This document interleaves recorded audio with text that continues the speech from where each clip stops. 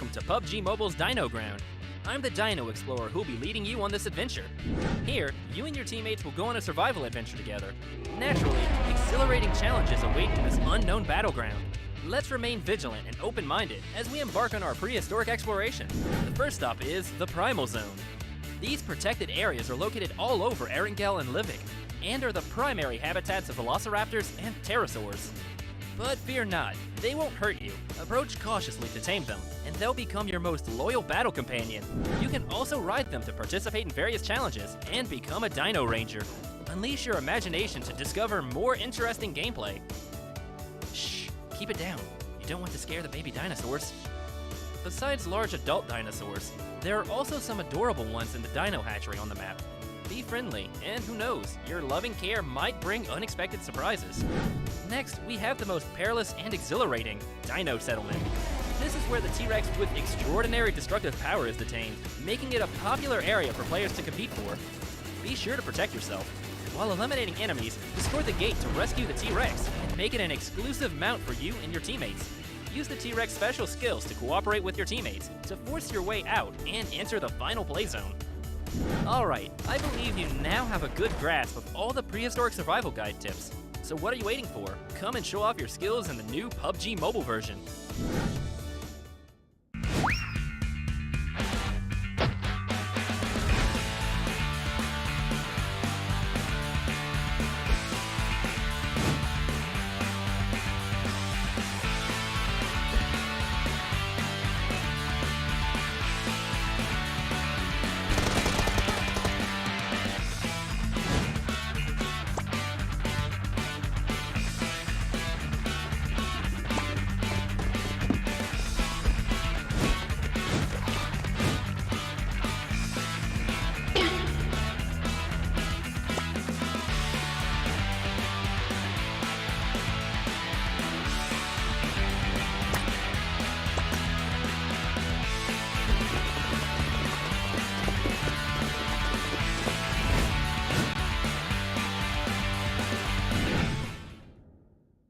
PUBG Mobile version 2.6 is coming soon. Let's take a look at all the new content. Welcome to the Dino Ground. Velociraptor, Pterosaur, T-Rex. The three prehistoric legends have arrived at the battleground. Let's see where they can be found. Primal zones are scattered throughout the map. We can find velociraptors and pterosaurs there, tame them, and become their friend and companion. Velociraptors and pterosaurs are loyal companions, but they can only carry one player on an adventure. Besides that, they have different strengths. Velociraptors are adept at jumping. They can easily jump onto a higher platform or roof, allowing for quick traversal and exploration. Pterosaurs are great at flying. They can dash a certain distance to quickly reposition. They can also grab teammates or enemies on the ground to help the team or disrupt enemies. There are loads of other interesting things in Primal Zones as well, such as the Pterosaur Hoops minigame, Dino Hatcheries, and more. Let's explore together. The Dino Settlement has quality supplies and a formidable T-Rex that needs rescuing. Once rescued, you can fight alongside it. The T-Rex can carry 4 players and traverse through river terrain. It also has 2 powerful skills, Roar and Dash. The T-Rex's roars can cause damage and screen shake, while its dash gives it a speed boost. For every match, a T-Rex will randomly spawn in a Dino Settlement. Fancy becoming the coolest team on the battleground? Then you've got to find it. In the latest version of World of Wonder, you can experience new gameplay devices, including the teleportation device, dinosaur spawn device, UAZ spawn device, and more. At the same time, we've also added new objects, such as the trampoline, launcher, conveyor belt, and boost belt, among others. You can get your creative juices flowing. At the same time, we'll also be introducing a new parkour gameplay type. You'll begin at a starting line, and go through various levels as you skillfully cross moving platforms and avoid large swinging hammers. The one who reaches the finish line first will be the winner. In World of Wonder, we've added a feature tab and simplified the process of using templates in order for you to create and discover new possibilities more easily than ever. You can now find a match for multiple creations at the same time to get playing as quickly as possible. In the new version, Classic Mode will be undergoing loads of updates. We've added a full auto mod attachment that gives some firearms a full auto firing mode. It's compatible with the M16A4 and the MK47. Not only that, but we've also tweaked some firearm specs and adjusted the locations of vehicle spawns and more. Furthermore, the new Cycle 4 Season 12 is coming soon. Please look forward to the new season rewards. There are some updates to the Metro Royale gameplay. Gather your friends and give it a try now. That's a wrap for the main content in this new version. For more information about Classic Mode updates, please follow our official PUBG mobile community. Winner, winner, chicken dinner. See you next time.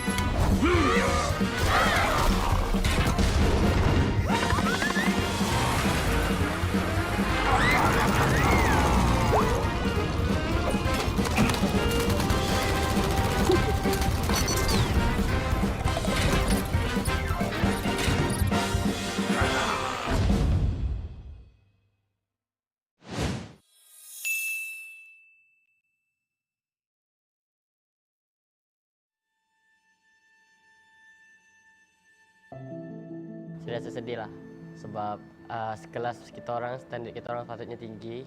Yang aku rasain bener-bener sedih sih. Kayak aku jujur, aku ngerasanya kita nggak lepas, nggak lolos. And kita orang tak lepas tu buat saya macam speechless.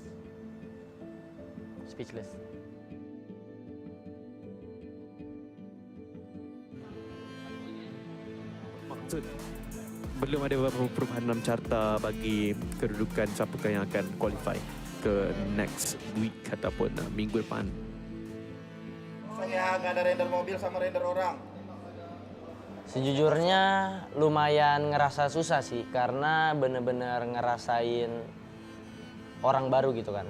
Kayak ya aku sama Yohai kan dibilang cukup udah lama, tapi sama yang lain kayak Swavel, Satar, itu kayak baru ya. Kita harus cari gameplay baru, layout baru, terus kita harus cari connection, chemistry gitu-gitu ya. Itu cukup makan waktu sih menurut aku. And kita orang start dari bawah balik, start from scratch.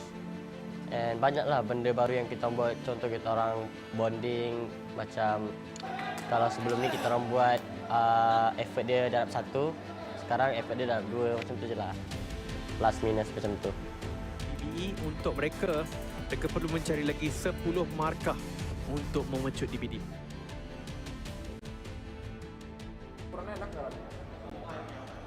Dekat Liga, masalah yang saya rasa cuma tak confidence kita orang tu macam kurang. Mungkin gara-gara kalah fight macam tu. Tapi kita orang berusaha balik untuk step up. Hilang rasa kepercayaan satu sama lain di saat kita udah kalah fight, di saat kita lagi down gitu. Belum kurang ada yang bisa nyemangatin balik gitu. Bisa, Gen. Pas lu di mana? Pas lu kena tadi. Bisa. Apa yang nggak bisa, Cok? Soalnya kan yang paling belakang aku bareng kalian, Cok. Yang tadi terjadi di Myanmar sebelumnya, mereka harus fight. Juga arah PBE. Timing. Dua pemain dari Bigetron, kita harapkan mereka bisa menang. Tinggal Ryzen yang tersisa di bagian tangga, bermain dengan menggunakan semua UAV dan gagal. Bigetron dipulangkan ke arah lobby, semakin mendebarkan situasi saat ini. Cuma Pak aku. Pas lap kah? Digunakan 3 peluru terakhir, tembakan di Nomor satu. satu bermain di dalam. Tapi PBE menang lagi. PBE menang lagi. PBE sudah mendapatkan 11 eliminasi. Ini mereka bisa balapan time loh malah. Santai dulu bos, santai dulu gak sih PBE, santai dulu. PBE pulang, Dipulangkan. Hashtag 3 tapi cok. 14 elim. Tangkap ring. Tapi udah direk mama tanya mga Indo. Apa kanannya? Sebab kita seberangan kan dengan PBE. Aku lihat reaction mereka, aku lihat mereka sampai last circle, dan kita dapat informasi kalau PB itu number 3 dan 14 kill kan. Dan di situ aku ngerasa kayak udah enough, kita udah nggak bisa lolos. Ternyata kita beda 1 poin, kita masih bisa lolos ya. Belum, kita pecat produsernya cok. Oh nggak bener. Wah, lolos, yeah, wow, beda 2 bonus poin. What do I feel? I cry lah. I feel like I rasa bersyukur lah, macam diberi kesempatan lah. Menurut aku ini kesempatan kita sih buat buktiin ke orang-orang kalau kita masih layak, dan kita harus bersyukur kita masih bisa lepas, bisa lolos gitu. and we learn from the league lah. So in the final, we hope we can do all out the best performance, the performance that we are waiting for so long. Kalau dari aku sendiri motivasinya yang pasti ya itu sih yang pertama. Kita masih diberi kesempatan buat membuktikan gitu. Dan aku rasa juga poin nggak jauh, semua masih bisa dikejar, nggak ada yang nggak mungkin. Nothing is impossible sih.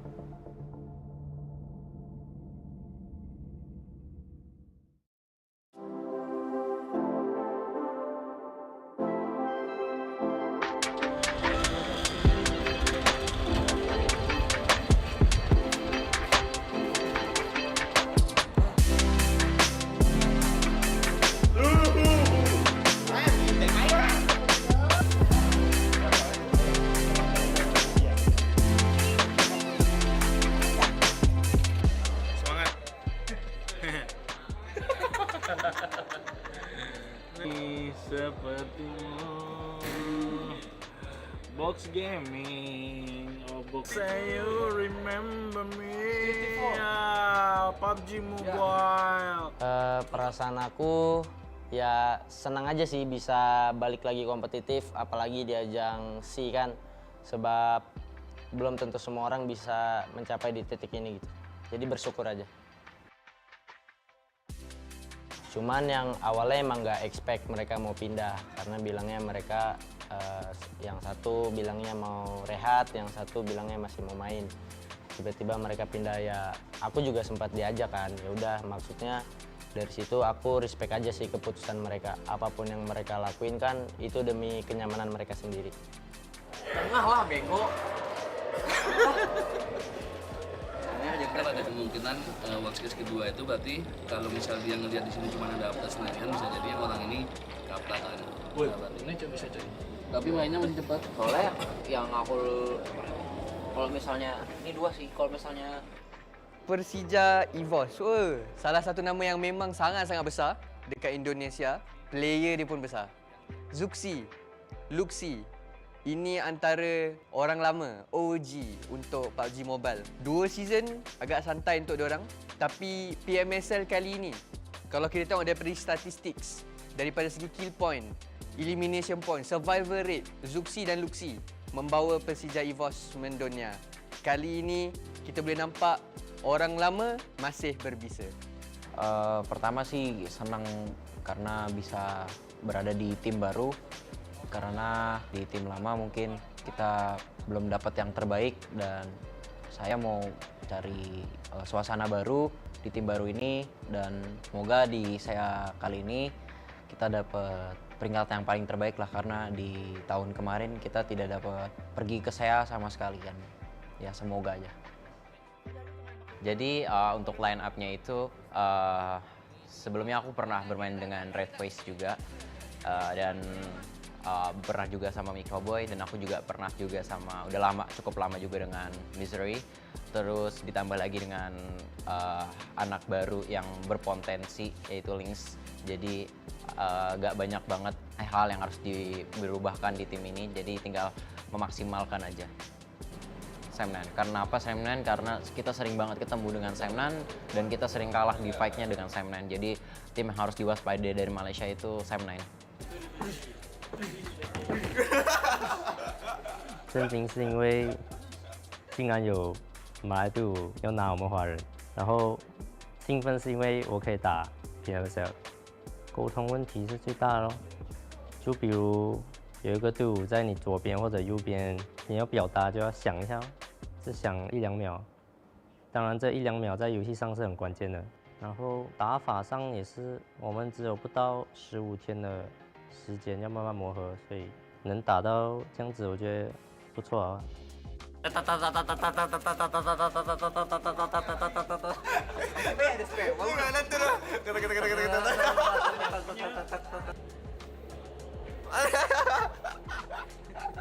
Perasaan saya, hopefully diorang dapat memberikan yang terbaik dan target top 2.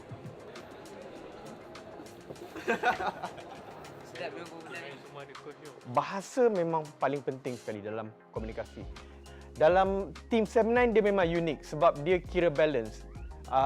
Ada player Putra, ada Adips, ataupun ada depth, and then dua daripada player ni akan main dengan Long dengan Loyu. So ini yang orang cakap kebimbangan dan main concern saya masa Sem9 announce roster ni. Bahasa apa dia nak pakai and will it work? Adakah ia akan berkesan? Tapi surprisingly diorang berjaya untuk adapt and jadikan komunikasi itu okey. Jayo. Jayo. Gambate. Gambari. Gambari. Mungkin dari Sem9 masuknya Loyu and Long dengan masuknya mereka berdua sangat impact banget. Bahkan aku sampai bakal bisa ditawarin tim PEL ya. Gila, aku kayak dua orang ini tuh impeccable banget. So saya rasa bangga dia cakap kita orang top team kat Malaysia. Saya tak tengok pun PMPL SEA tu sebab saya fokus study. Tapi saya tengoklah result dia. And adalah beberapa game saya tengok. Bolehlah mengecewakan lah. Diorang tak perform sebab saya tak ada je.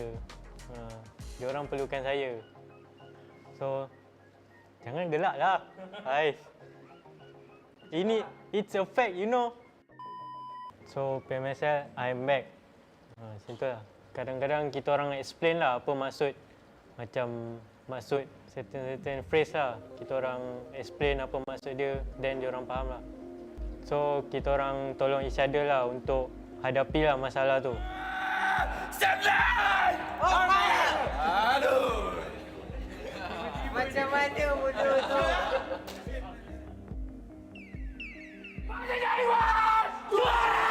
Selamat datang di Grand Final PMPL SEA 2023 dan tentunya ditemani sama kita berdua untuk hari ini bersama gue Junior dan juga inilah kesempatan mereka untuk membuktikan kualitas mereka. It is now or never. Loyu masih lagi akan hidup. Tiger X akan datang dekat ini sekali DBS. Dia makan lepas dalam kawasan semua. Dia cuba naikkan nyawa. Dia cuba berjaya naikkan nyawa. Dia lawan dengan dua orang. Dia dapat satu. Dia mencari yang kedua sekarang ini. Nyawanya lebih tinggi. Sem9 Loyu berjaya dan Long juga akan dipegang. Revival akan berjaya untuk dilakukan. Nyawa perlu dinaikkan secepat mungkin kerana player daripada face clan betul-betul depan muka. Di posisi ini dilakukan gantung. Mormon dapatkan Long dan Mormon akan mendapatkan Kenal kawasan kau tadi bila kau main kat warehouse tu. Satu kau main warehouse, kau main seorang. So sepatutnya kau ni private. Aku ingat aku dua orang. Aku ingat susah berapa kali tu yang nak kena ingat. Kalau kau tak boleh nak, kalau kau rasa kau tak boleh nak aware surrounding, sekarang ni kau ikut orang je. Kau jangan duduk seorang.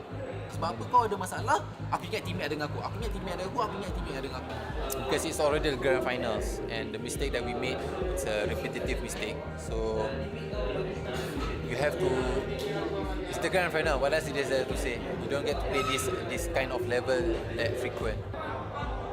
Coba cek depan ya. Kalian berhenti, gua cek depan, Cuk. Lihat belakang dan sama lain sangat tinggi. Sekarang ni RRQ maka ada kebangkitan dan juga lebih banyak majoriti mengakibatkan PJ Esports. Satu lagi depan gua. Begitu saja dan harus melawan Potato dan bener aja Exa. Ini udah top performance-nya Exa sih. Ini udah 100%-nya Red Quest sih. Ini benar-benar luar berbeda digunting mereka sekaligus dari pemain-pemain yang ada di low ground dan selesai. Bom yang masuk. Kalau gua ke kanan nih. Kalau gua ke kanan, ayo anjing sampai level. Gua udah bingung.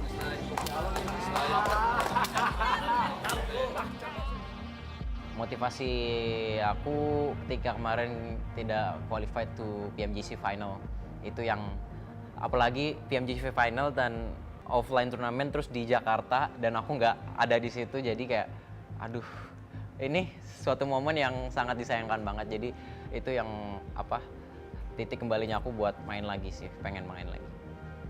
Sudah lama tidak mendapatkan piala dan saatnya ini waktu buat dapetin piala sih.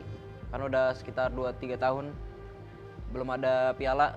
Jadi bangun tidur belum nggak lihat piala di rumah ya merasa kayak rasa ada yang kurang kan. Jadi hari ini kita harus dapet piala sih.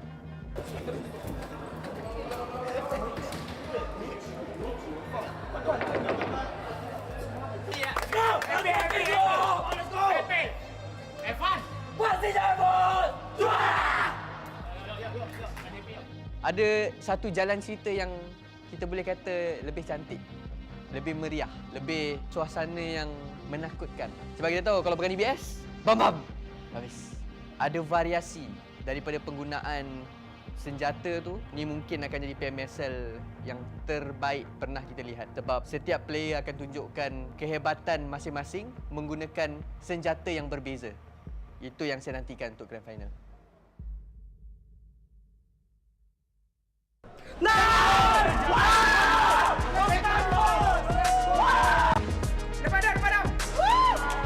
ไอ้เหี้ยมันเสี่ยงไงถ้ามันน็อกมันตายเลยถ้าเราไปแปะ ก็เริ่มตั้งแต่ PMPL แชมเปี้ยนครับ แล้วก็ทุกรายการที่แข่งขันต่อไป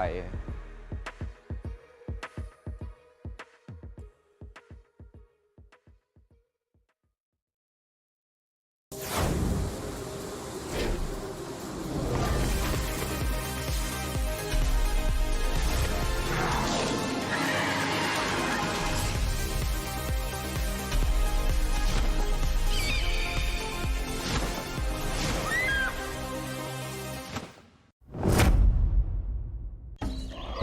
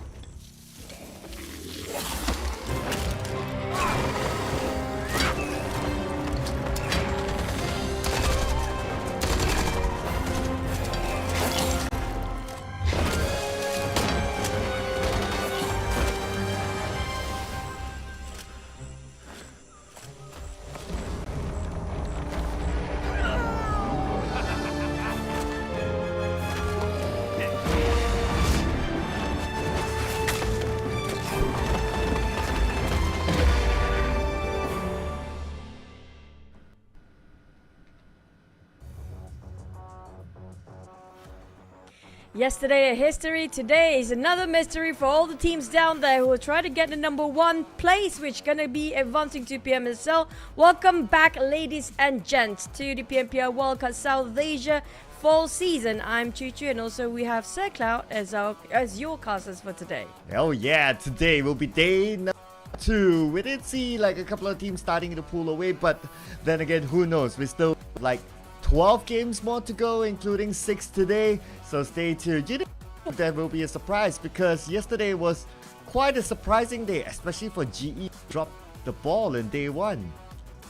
Speaking of dropping balls, not just that, some teams not even able to gain more than 10 points, including TJOA and Magna. Magna, I think they pretty much secured 10 points, so yesterday was pretty okay, I guess. But TJOA, on the other hand, I mean, like to catch up to 100 points, that's going to be 85 points of a difference from the first place to the last place. So speaking of surprises as well, yesterday we had 2 chickens come out from Sin. Oh yeah, Sin. I wouldn't say breaking the record, but it's only day 1, but they managed to get 2 chicken dinners. But what else you guys could get? You guys could get the new skins inside the game right now. The new Power series that's currently available. Do check it out inside the game and roar together with dinosaurs. I mean, if I kind of look at it again, I like the, I hope I call it right, Tyrannosaurus behind the left side. Yeah. I just call him Rhinosaurus, whatever it is, just add a Saurus at the back and you'll be fine for dinosaurs.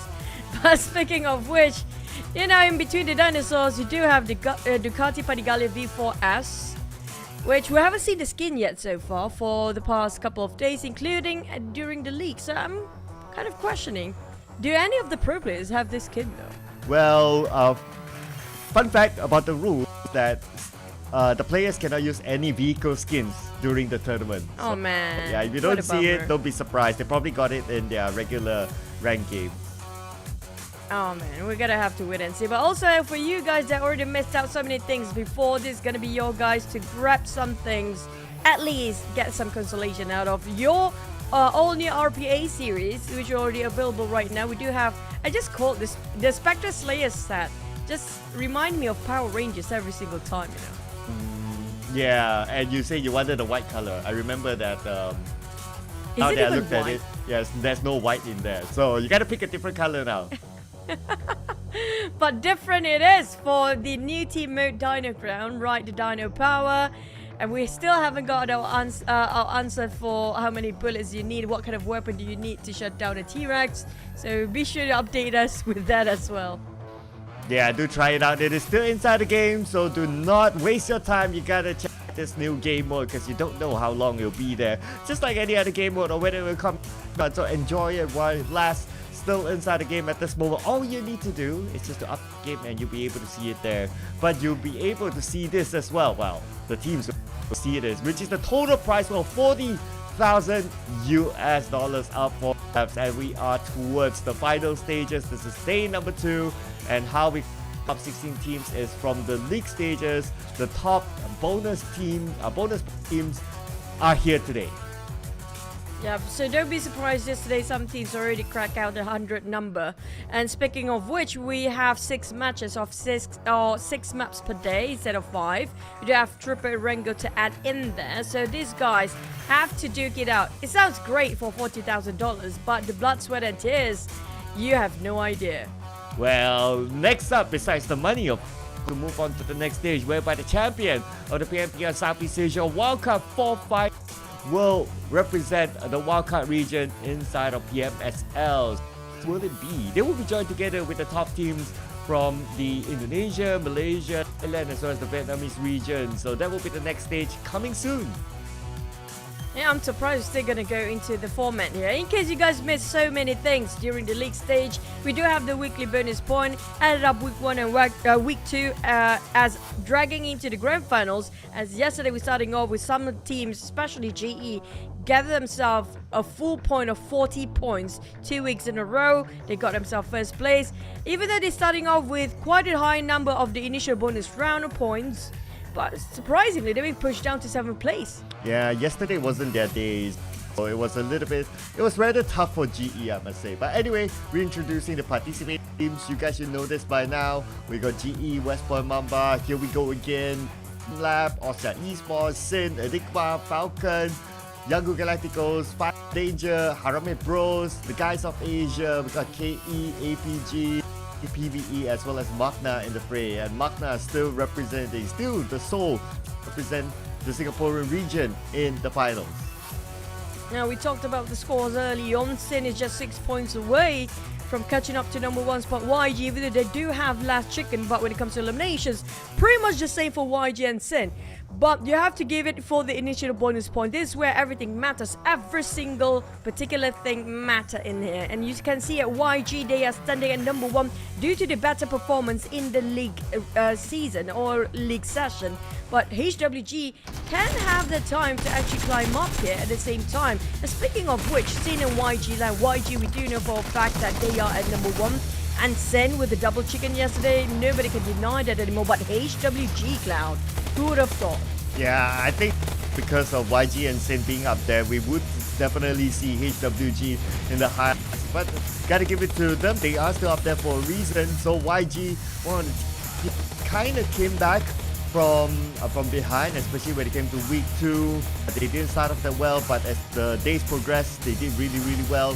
And then with Sin, with the double chicken dinner yesterday, they are still showing their level of performance that we have seen on the league as well. And the consistency is brought to the finals. So Sin, now I think they will be one of the scary teams based on also their elimination.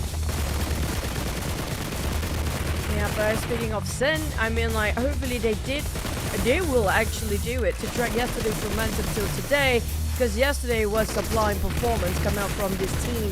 But also coming out from the side of YG, all they need to do is just maintain their spot at number 1 by doing what they have been doing since yesterday. That is, not going to get finished off early and make sure that they are top 5 in every single map. Sounds easy, right? Not so easy. You have so many targets behind your back and all these teams try to shut you down. Yeah, just like how inside of we see a lot of clashes from the outside of the circle till compounds that a lot of teams like to take, and it just became a party inside of Miramar, and that was actually the last 2 Miramas. Unfortunately, KE in the 2 Miramas, they didn't let go point. But here will be our today's matches. It's going to be the same sequence, and it's going to be the 16 teams throughout. Unlike the league stages, we had a rotation. It's going to be the same as yesterday. It's just that the results could be different today. That's kind of true. Yesterday we started off with Harame Bro getting the first Sunhawk chicken, if I'm not mistaken. Do correct me if I'm wrong. And it might be a different team again as the start of today, or maybe even them again once more. But speaking of which, Erangel will be the most crucial map that is, because we will be playing Erangel the most in this case. And yesterday, I mean, like, if though Sin did get the double chicken dinner, but it wasn't like entirely in the map of Erangel. They were having a different map entirely, which was Miramar at first. Now, speaking of a top performance team, now this is based on the league as well, not just during the grand finals. GE so far still standing up there in the top 4, but surprisingly, all these 4 teams right now being pushed down by the teams that not really popping off during the league season. Yeah, the big teams yesterday, they didn't do that well, so they'll be looking to climb back up, especially for GE. Again, in almost any map, the stats do favor GE. So as well, still the team with the highest elimination points and decent rank. It's not the highest of 4, but still decent. If you combine all of them, of course, they're doing well. And so their highest elimination points, they have the highest total damage as well. But if I were to see the average survival time, despite their rank points, it's not as much as the other teams, but they still have the highest average survival time as well. So we'll be looking to see if they can use this Sanhao as the trampoline to actually come back in the games. And hopefully they're gonna have a very fresh start, because yesterday we were waiting for the entire day for GE to start to warm up, but it feels like the entire day is not gonna be enough for them just yet, because day number 1 it has been a crash for GE. We were hoping and waiting in Murama. So today I'm gonna change things, because I feel like yesterday has been my curse that falling on towards all the teams that I called out yesterday. So I'm starting off with HWG, I'm sorry HWG, and also KE and Enigma. Due to their sublime performance yesterday, they were brilliant coming from HWG. Consistency, you name it. Eliminations, they got it in the back. But KE, they were everywhere. Enigma on the other hand was super aggressive. Yeah, for KE, only the last 2 maps really their map, but other than that, they did pretty decent. So I'm still gonna stick with a couple of familiar names here. So we got GE, West Point Mamba, and FOD. I think that a championship winning team, I guess they would have that mentality being able to come back. So I think GE will be my pick now. But nevertheless, Sandhawk is a iffy. We're going to stick with our predictions throughout. I don't know, Sandhawk is going to be kind of iffy. At least, if we have this in our names, we're hoping for them to score a chicken dinner today. It's all down to the circle, really, because yesterday's circle, if I'm not mistaken, they were in between Paradise Resort and around Camp Bravo, just in between there, a bit northern side, if you ask me, for the circle. But are we going to have a true island circle? That's going to be the biggest question. Also, maybe a hearted circle, which is quite frequent in this season's PMPL for Wildcard South Asia. So it's all down to the circle, and the flat part will favor the players, or will make it a catastrophic ending for most of these teams. Yeah, it's going to be a tough one, Sandhawk. It's always that iffy map. Good thing it's only played once every day for players. But for the record as well, so far we are still on track for every team to receive their dinner. So let's see. We have one extra slot though, but let's see who will get it. The Sandhawk.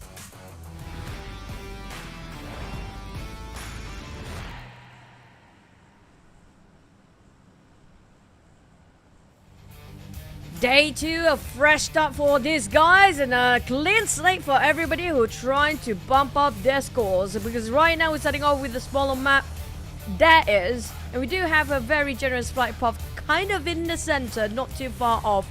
Didn't cross the boot camp, but going down to Nakam from Camp Bravo area. But at the same time, you do want to see, will there be any clashes here? Where anybody's trying to, change their initial drop spot just for the sake of disruption for the teams up there. Well, keep your eye on Camp Bravo. Looks like Young Ugaticos and dropping into the same area again. So that's one. Another one was the Mountains of Camp Alpha. We had two teams as well. So keep your eye on these two areas. Looks like the Camp Alpha Mountain will be okay. The guys of Asia is heading there. Doesn't seem to be challenged by another team, but Camp Bravo. Now we have a standoff. I feel like you have to take that back. Look at Chem Alpha, Esports and Falcon will be sandwiching TGOA, so it's just a matter of time right now. But speaking of Camp Bravo, we're starting off having a first contact between Magna and YG. Speaking of YG, they can take this into their advantage if they want to get more points. But at the same time, this is Magna we're talking about. They love those early fights, they love those early skirmishes, and the circle happened to be popped right on top of Pori to be the center of it. Maybe it will be shifted towards the right or the left. We have no clue in the future. But back to the side of TGOA, not so peaceful. And when we thought it's peaceful, I guess because they have the similar color scheme if you're on the map. But let's go. Easy knockdown for him because his opponent was kind of low. And here we go. Renza eliminated. The first blood will be given towards MH. And that will be it. First point for the Asia, who struggled yesterday. The only team with less than 20 points. 16 now. Even Skynin is on his knees right now. Esports not doing well at all, with one man knocked down, another being obliterated the moment they jumped down from flight path just now. And the side of Magna, surprisingly, is a bit peace and quiet for now, due to the territory they mark in between YG, but YG trying to wrap around them. And look at where they stand right now, playing it very smart, with Andrew relaying all the information back to the side of YG and reposition themselves in a space where Magna have no clue they will go in for the ambush. So that's another second position now. Skynin eliminated. So Osja Esports, not only that, Poff is on his knees now, taken up by Edward. Osja Esports, meaning that they only have player left, and that's going to be Astro X. Amura Chili spots out where he is.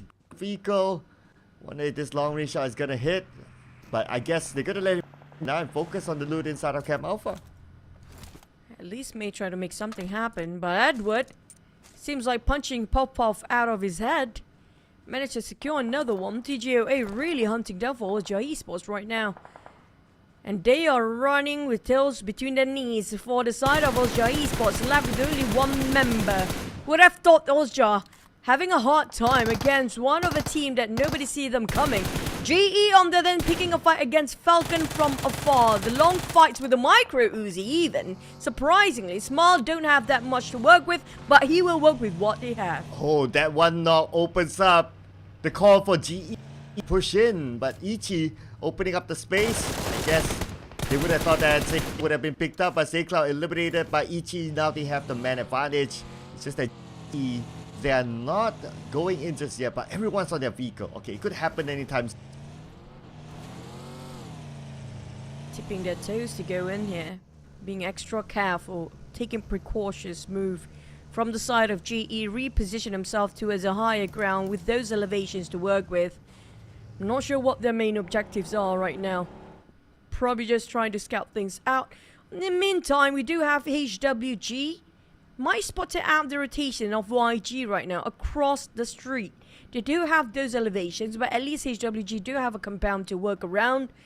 But I don't think they will try to engage for now. On top of Lakawi, Mewtwo just being alone here, not too far apart, but enough to give support at a distance. But so far, the only one that we've seen them fighting is going to be Falcon versus Ultra Esports and TGOA as the early fights going on. TGOA, like you mentioned before, this is a good start. This is what they needed. But hey, we got ourselves a boat for today. Yeah, the first boat ride inside the sign-up for the longest time. Ooh, it's going to be Sin. So since they take the boat ride, meaning that they avoid all these fights and get into the circle first, and I think that's okay since the circle is tucked to the right, and they will start fighting towards the later stages of the game. A little bit of blue, it's fine. It's still stage 1, but it's been a while since we saw a boat ride inside Sanhok. Usually it's going to be PBE's game with the boat, but this time it's going to be a different team entirely. For West Point Mamba on the other hand, taking Cave as their fortress for now. But we do want them to be extra careful because it's a very slippery slope down there, and once you drop yourself inside of Cave, you will hurt yourself as one thing. To get out is another problem. West Point Mamba spotted out APG, giving a bit of a pressure with those sprays, but Federales has replies from the side of APG, responded swiftly. APG do want to take a fight, but West Point Mamba a bit separated amongst each other, and they do have PBE behind their back, so they should be careful about picking the fight at this point for West Point Mamba. Yeah, I guess they're confident with their long range since PBE is on the other side as well, like right below the hill. But then again, this quarry hill, it's not that, it's also okay to kind of sneak them, but there's not enough teams close by. PBE, long range of the mix, okay, it's going to be a knock, but they'll pick him up easily. And PBE quite a distance for them, so I don't expect PBE to crash in at this point. Not like it's necessary with this kind of circle. And speaking of long-range confidence, you have to give it to PBE more than the side of West Point Mamba at this point. But APG is surrounding West Point Mamba, with Federal is still going on the low grounds, just around the compound area. And Michi and the rest of them decided, you know what, we're going to stay here for a bit much longer, just to see who are going where. They just want to gain intel in this position right now. Federal spotted out one of the APG players, which was Shroud, happened to be passing by. But no guns fired just yet, not willing to give away his position, but PB definitely knows West Point Mamba is here. With APG trying to scout them out, but this is a very interesting place to take as a checkpoint coming from West Point Mamba, really, because we have to wait and see for the next circle. Will it be comprised inside of Cave or not? Well, the circle should have shrunk, and seems like they still have the circle. Yes, it's still around the Cave, so a hardship circle went down, and we still have a couple of teams tanking the blue, especially in Camp Alpha Island, like 2 teams there. Sin, what a long circle for them. They are still on the boat. As long as they don't go to, at least for now, areas of Lakawi, they should be fine. I don't even see Sin in the map right now.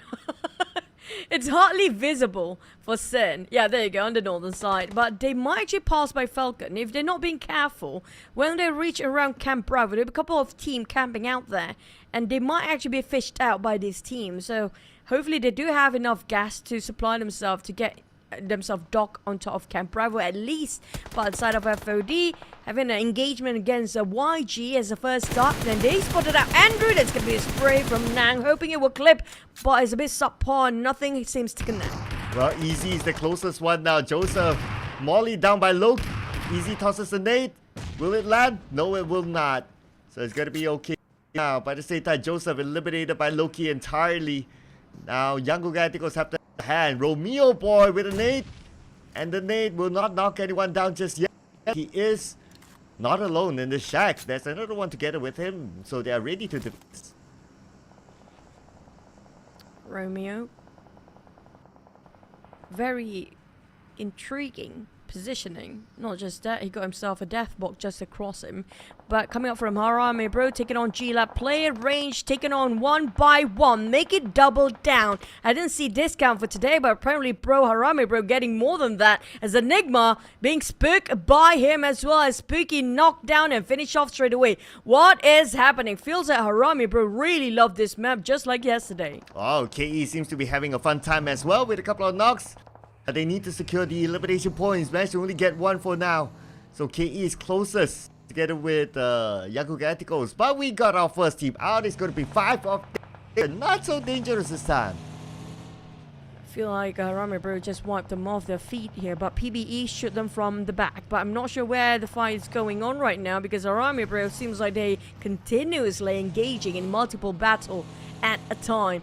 KE on the other hand reposition themselves, trying to get themselves in a better spot, and maybe just a sweet spot that they will not be engaged with other teams. This unnecessary fight as we speak of, because still in the second stage and 50 seconds to go for the circle to shrink again, as GE also trying to take those high grounds to work. Oh, okay. GE moving away, I guess because they're by the edge of the circle, so they're planning the next though, sending 2 scouts out just to make sure that every angle, the other angle is okay for now, and also to take care of their backs. But West is not letting go of just yet, still putting pressure onto them. I guess if they have the advantage, they might consider to go on to KE instead. Feels like the scout is actually just a diversion for these guys to shoot from the flank side. That's what Master Ichi has been doing alongside with West right now. Spotted out the entirety of KE and keeping the pressure on, while Smile will open up the angle wider, but they might just jump straight into YG's lair. They're waiting and being cornered up in the trap, and the Blues starts to shrink. GE have to move, and YG caught Smile in the process of repositioning. That's why we try to mention about how they are playing a dangerous game here for GE, and lost one man in a swift even. For YG, Romeo Boy will finish this off with a hand grenade, but the rest of GE is a bit too far to give him extra hand of support. Oh, it's already 4 elimination points. Younger Galacticos. What a start they have now, and still a full squad. Boy tries to get more out of GE through that long range, but it's not gonna land thanks to the rain. And GE, they're on their way to move as well, since now we are at stage 3 and this area is not in the circle. For side of YG, definitely hunting down GE from afar. Whisper Mumba start to shoot on APG, but they do have 2 knocks at the same time. Not sure about the distance, but it's going to be a DBS, so definitely it's close enough for them to start to engage. Left with exit, while the other will be revived by APG, 1 player at the back line. Going for 2 players, but a bit difficult for Sonic to be visualized on the side of Irma. So Bro, on the other hand, taking off Magna. We're having a bit of a rush game here between Magna and Harame Bro. Surprisingly eliminated this time after such a long kill feed just by them just now. Ooh, yeah. But now, looks like the fight's not over yet between Westport Mamba and APG. Michi is at health, revives his teammate, but lets it go for now. Irmas with the long range support. And they need to come in, they need to support even further, they need to support through the shot fight against APG. As APG exit now, has the high ground, Michi has the DBS, but it's going to under less from afar, knocking down exit. Here comes the muscle, a high toss on that hand grenade just now. Hoping will clip onto the side of Marcus, but APG defying his death here. Marcus hanging on his life, trying to fight back to his Master Ichi, who's happened to be right across Megs as well. It's back to the side of Michi, going for another push with those hand grenade, finally taking down on Sonic. But Marcus still running and gunning people down, giving back the fight that they need for West Point Mamba. But APG in the brink of death. Ooh, right now, West Point Mamba still has the advantage, though still have mixed down, but the cavalry is on its way. Irma's beautiful shot. Shroud left with only 1 player left. It's going to be Marcos.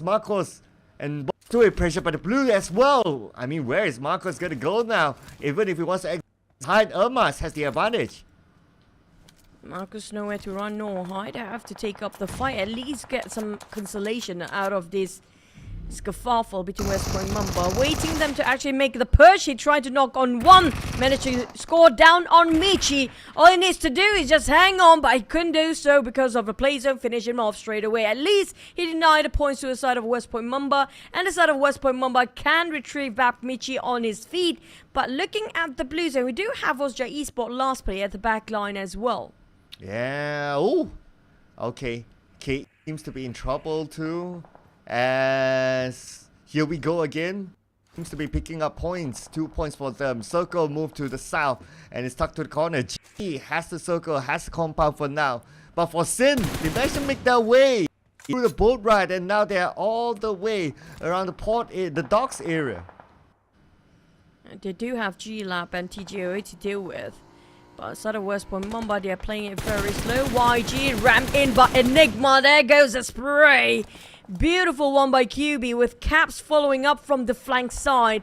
A bit of a trading done with Cooper knocked down on his knees, but it's going to be QB saving the life of his teammate. We're looking at YG scouted out by Caps on the flank side, but knocked down by them instead. That's surprising and very good flick coming up from the side of YG. Oh yeah, absolutely beautiful. I mean, YG, they're still on the roll. 5 elimination points now. Though not squad, but it's not too bad coming in from them. They have the highest eliminations as of now.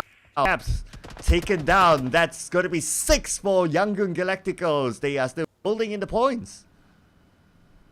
Back to the side of Monk 9 TGO. They still have a full squad, including Sin, who happen to be Doc themselves around Doc's area. But on the side of Enigma, trying to secure their spot here, nobody else behind. But Cooper spotted out Romeo Boy once more. Enigma having a good day against YG, who happens to be 6 points elimination on YG's side. They are dominating over this round right now. Oh yeah, Enigma as well. Not too bad. I'm waiting for Sin to really get into action because the last we saw Dogs they clear. Like most of the teams they left, they are somewhere within the circle, towards the north side. So I think Sin is just waiting for action to happen. Now we got like a couple of other players now currently in the water. I don't think there's a circle there, so you need to get out. But Enigma now losing the fight against Young Galacticos. Galacticos already got themselves 7. QB comes in, but QB, wait a second. Ichi stole it away.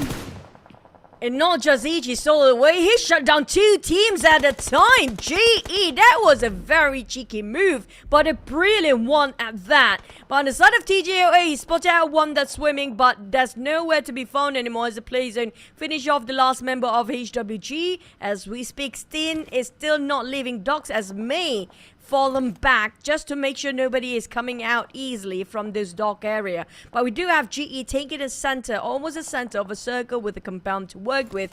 Manette, well, good luck going solo for this one because HWG, never mind, they're still alive. And Falcon D2Y will be the last remaining member of Falcon at the same time. That's going to be 2 teams having 1 last player remaining, but we do have 7 teams still alive. Oh, GE still has a circle and compound.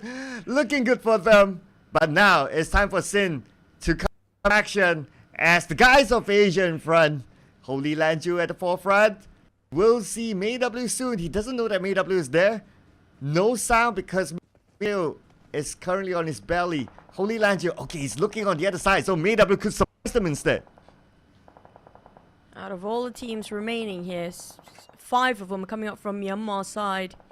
1 from Philippines, another coming up from the Singaporean side, but it's going to be Falcon going down first as the Blues are pressuring them to run away, but they don't have enough time. We do have 2 teams back-to-back going down from the play zone and also from the shots from afar. But for now, TGOA and Sen having a full squad advantage, while the rest of them and Magna still taking the blue zone. This is going to hurt them quite a bit here, while GE taking advantage of everybody else's unfortunate moments. Okay, speaking about taking advantage, he's trying to take advantage of HWG on the other side. But till now, they still don't know someone's behind them. Mayw is still creeping onto Sin. But Mayw, he doesn't have a circle, so Zone is going to put pressure on him very, very soon. Holy Legend surprised by Mayw. This is something that we kind of expected. He was creeping onto them for the longest time. And now with that knockdown, Mayw still tanking out the blue. MayW, he's not the last, but his teammates are somewhere else. Definitely got himself 3 first aid, but I don't think that's going to work at this point. But TGOA MH remains with those bandages to work around. And Sin have to sacrifice their teammates to the side of a blue zone because they have no luxury to pick them up right now as the blue zone burning them off alive. And Mewtwo finish off Moy from the back line while we're looking at Edward trying to spot out the players of Magna. At the same time, they are spreading wide for TGOA just to make sure they got every angle covered. But Sin, on the other hand, well, they were quite far, but feels like they're losing right now, even though they had a full squad before. Yeah, not the most activity from Sin, it seems, as Mewtwo takes advantage, takes out Moy. It's another point in the back, HWG.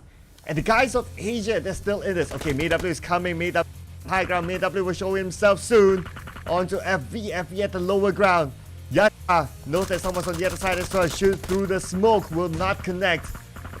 Magda, ooh, 5 eliminations this time. Magda looking good as well. Outside of HWG, Mewtwo shutting down on May. Yatka and the rest of HWG, can they take this one away for HWG? They got one yesterday for their chicken dinner. And now Alpha 7, one of the main fragger, coming out from the here we go again. Trying to spot on FV, but spot out May instead, tapping him out. But the Blues are winning him faster, they can tap them out. But Alpha repositioned himself, tried to advance forward with those vehicles. Yatka on the other end, keeping the pressure and eye on to the side of TGOA. But FV in between, if they're not being careful, they might just blast it out by those DBS. It seems like they don't know that FV is there. FV surprises Mewtwo, finishes him off with the DBS. And now FV exposes him. It's going to be Alpha against FV, and the Molly will take him out. Plus a shot from afar by Yatka. That's going to be it for Sin with only 2 elimination points. And now HWG, they got them 9, but they're only playing the rest of the round as a duo. Back towards our last few circles there. Down to the 8th stage we go with 30 seconds on the clock for these guys to make a decision whether to go in or not. TGOA, this might be their best performance just yet, because we hardly see them in the top 5 and they are making it happen on day number 2 with HWG remaining with 2 players. But hey, for the Myanmar players, they definitely are happy with all the Myanmar teams remaining at the top 3, with May trying to shut down on Yako, happen to be rushing in, but close enough to getting those knocked down. Oh, TGOA still survive. Right, okay, it's not MayW, he's the only man standing for now. 60% of health, but shot from afar by GE. With that, GE will claim the chicken dinner, and I will claim my prediction. Yeah, but good for you, good for you, brother. But at the same time, I mean, like, at least mine is not too bad, right? HWG maintain at the top 3, so it's fine for me. But coming up from GE, welcome back to the PMPL Wildcard South Asia Grand Final.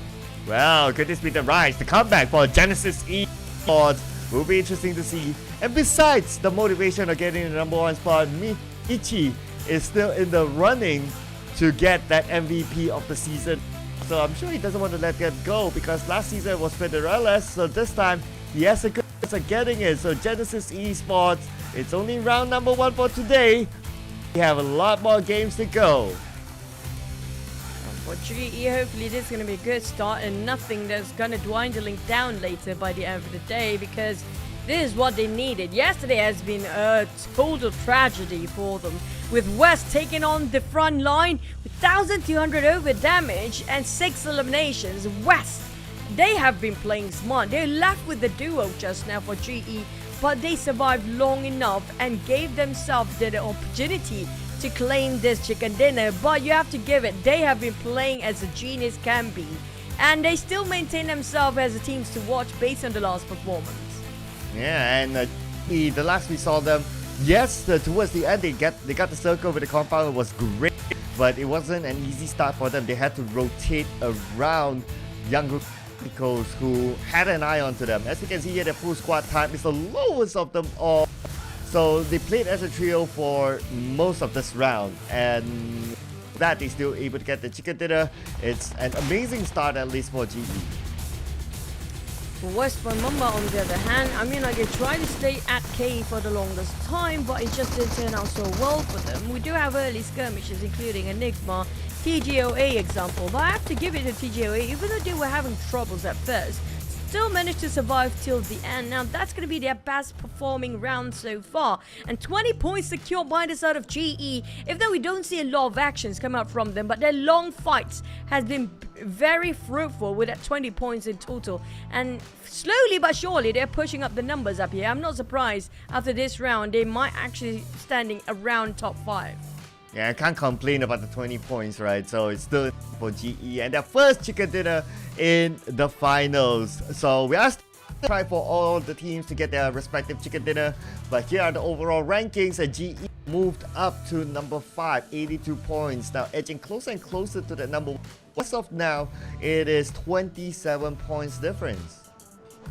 Still a lot of catching up to do, but maybe between 2 maps or even 1 map, if they got ridiculous amount of kill volume, GE can easily climb up to top 3 at this state.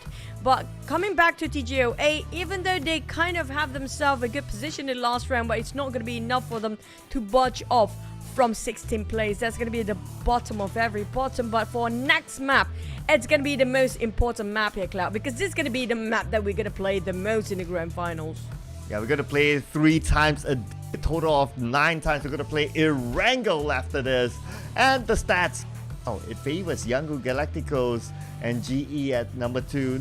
Not too far. But then again, stats is still stats. It favors Yangon Galacticos, who is currently still the number 1 team.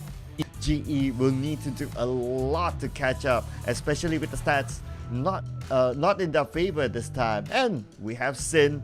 They might come back this, because last time they got the record of 23 eliminations in a single round. It wasn't it.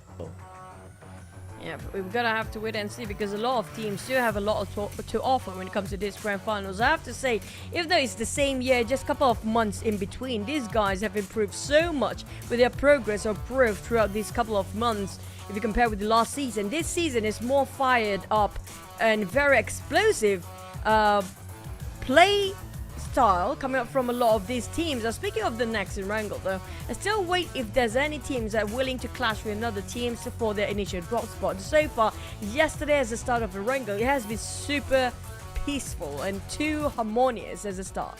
Yeah, the only clash that we saw yesterday was when teams tried to get vehicles, and that's about it, but not really like jump into a drop spot and really clashing, just like Camp Bravo earlier on as an example. So we see that fight happening in Sandhawk, but in Erangel, not as yesterday. But we'll see if anything changes today, because I would think that some they start to like, oh, okay, if we want to get that sort of placement, we need to out that team. So maybe they might want to try to challenge that team. So yeah, that could happen. But if not, I would guess that it would normally happen, say, in the last day or the last few games, and we'll see a lot more challenge at the start. Now, if the teams are not warming up just yet, and we're talking about the second day of the grand finals, yeah, and speaking of which, they don't have the league anymore. If they want to put everything up, it's going to be here today, especially the teams in the middle pack. The middle pack are the ones that's really thirsty enough to get those points up. And speaking of YG, on the other hand, it's kind of shaky up there, because they do have a couple of teams that close enough to be one of the contenders that we do know for a fact if they are being eliminated early on, they definitely lost their spot in number 1.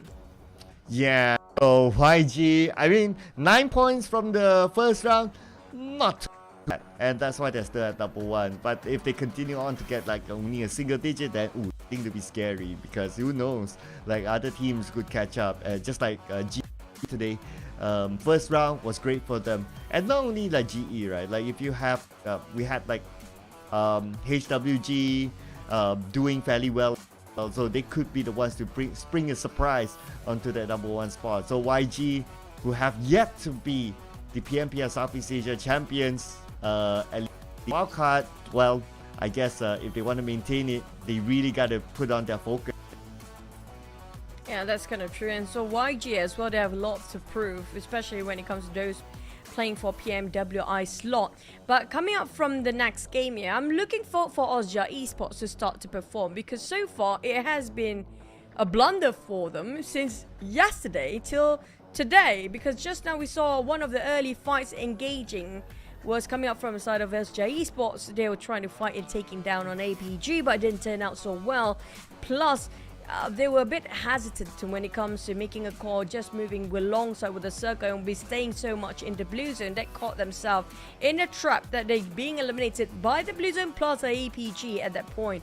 So we do see a lot of very smart plays coming from GE example. They've been playing as cheeky as they can get as a third party. So I'm assuming that's going to be their whole plan for today for GE. But for Asia Esports, I am not liking this at all because I'm waiting for them to bring up their most animal instinct, what you call it, the beastly manner of them trying to take all the teams out there, because they used to do that during the league season.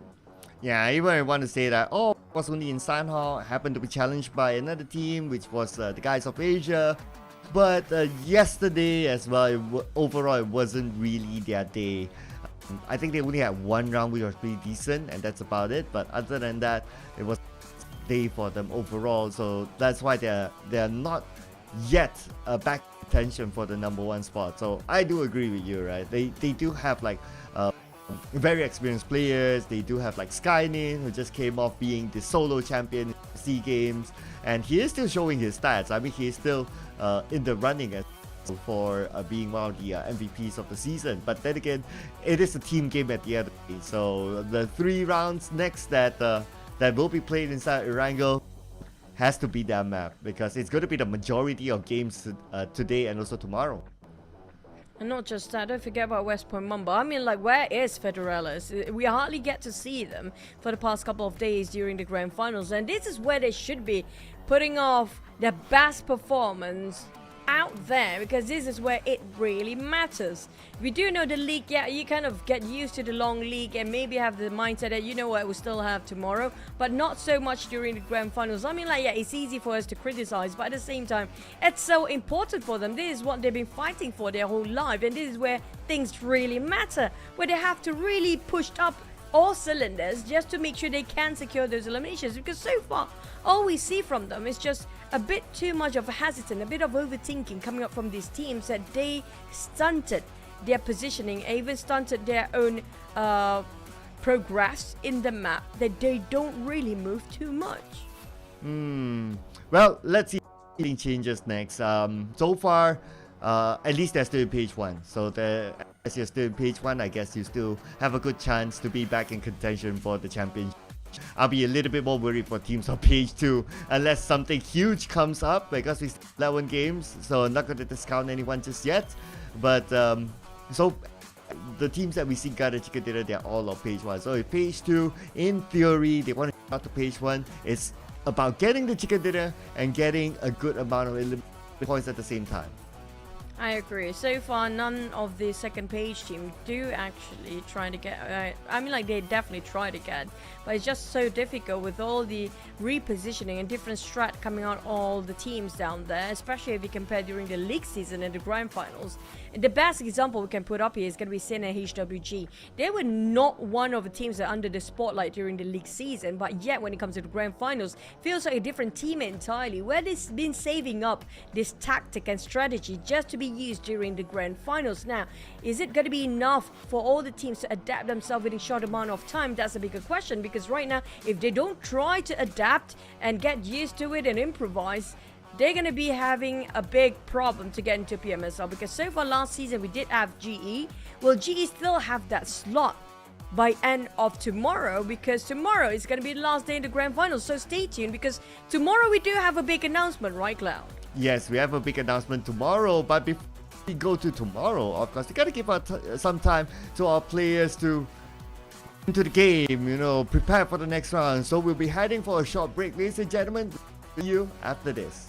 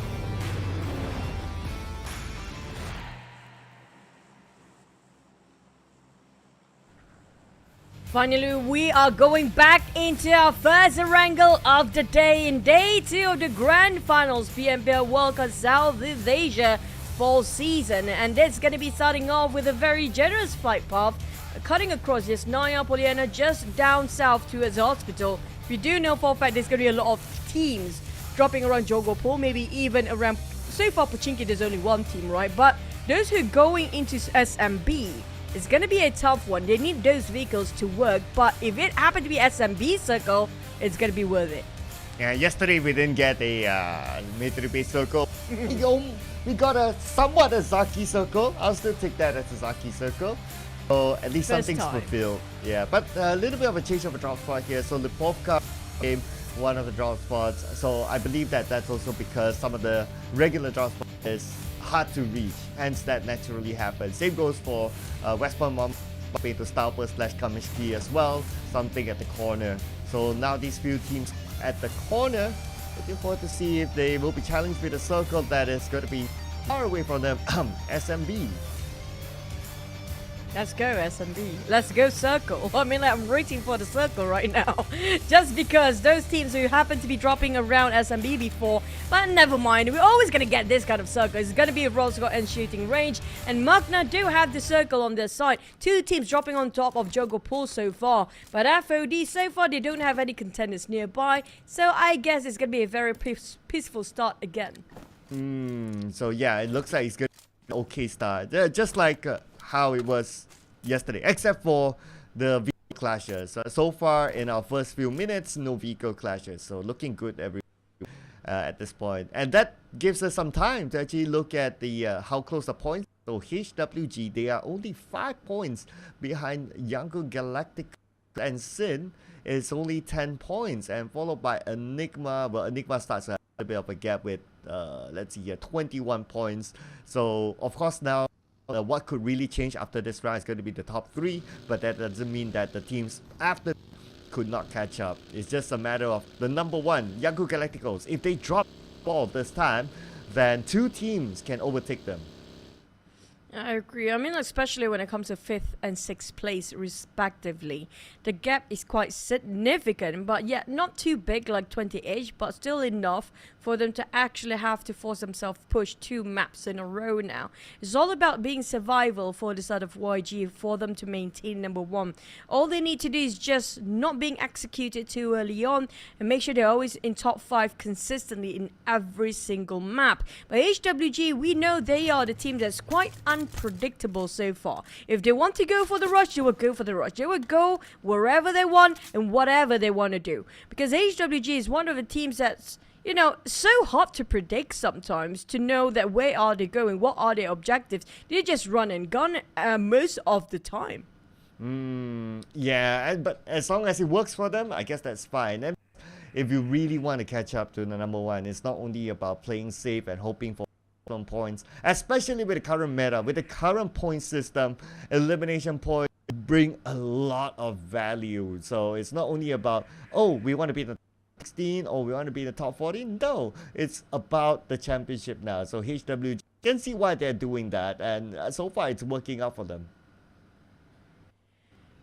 But you mentioned about the second page teams. Yeah, I do worry about them as well. The gap is just too significant. We're talking about a huge gap in between. If you compare it with maybe even the 9th place, literally the start of the second page, almost 50 points in difference. That's going to be half of what YG already gained. But can they close things up when it comes to second day? Because today is going to be the judgment day for them. If they can at least gain around 30 points by end of today, or maybe more than that, it would be incredible. Yes, but if the least they should be getting is around 30 points for the teams down the second page across the entire day. If not, when it comes to the final day tomorrow, pretty much gone for them, the chances of getting themselves in the top 3. Well, because we got still so many games, so I guess it also depends on what happens to the other teams too. I'll be more worried about like how far can like teams at page 2 really, or can we see a surprise from page 2 teams, like let's say PB onwards, the teams without 60 points onwards now, because like who's down there, right? So PBE, FOD, KE, teams that have done well in the past. So it's also surprising to see them still down there after 7 games. I'll be looking forward to see if they can actually pull up a rise and a Cinderella story for us to tell by tomorrow. I agree, especially when it comes to Falcon and APG. Who would have thought they are the one that actually being in the middle pack this time? Because APG, last time I remember them during the league itself, they're having a bombastic entrance. They definitely have their grand entrance coming up very big, very strong, with Marcus and Exit playing in this season. It feels like everything for APG being toned down to the level where they've been too quiet for now. I don't know if there's something wrong internally or just they need to work something out when it comes to rotation of all the other teams. Aside of YG on the other hand, definitely they have a secret recipe final formulated, because they are working so well right now as a unit. And Andrew, especially Andrew, has been doing such a brilliant scouting work. He's been giving so much information from the last map into this map as well, and having his trigger discipline, not opening any fire, gives so much value for the side of YG right now. Speaking of trigger discipline, Dale seems to be having it now. I guess he does know that YG is on the other side, but he's like, okay, no, I'm not going to shoot since he's alone now. But both Dale as well as Young Galacticos left the mountain. So I guess their first objective of getting up to there is just to gather information and to see the rotation of the other teams. But the moment they see that, okay, we don't get much out of it, like not many teams are passing by, so it's like, fine, we'll just move to somewhere else. Seems to be the plan that they move towards the ruins area, which is somewhat in the circle. Hence, stage 2 circle will still be theirs. It feels like a yesterday circle, honestly speaking. Yeah, I do agree with that. I mean, like, based on yesterday's rotations by the teams, not many teams are actually passing through Gakam Mountains anymore. And you know what, they decided it's not going to be that much of a value and not much worth waiting for on top of that mountain. Even though, yes, it got itself a very clear white view and a vintage spot at that. But if there's nobody passing by, what's the point in the first place? So Ruins, yesterday, we saw quite a hefty amount of team just passing by there. So maybe that's the plan to come out from these teams. Enigma, on the other hand, on top of school, will be having school circle again, because that's what happened yesterday. Yeah, infiltrated, I believe it was KE, inside of Pachinki. And then they kind of like shoo KE away from Pachinki, and then they got a couple of locations in the process. So it looks like it's pretty similar to what they did yesterday, but around the only difference is that KE is not inside of Pachinki.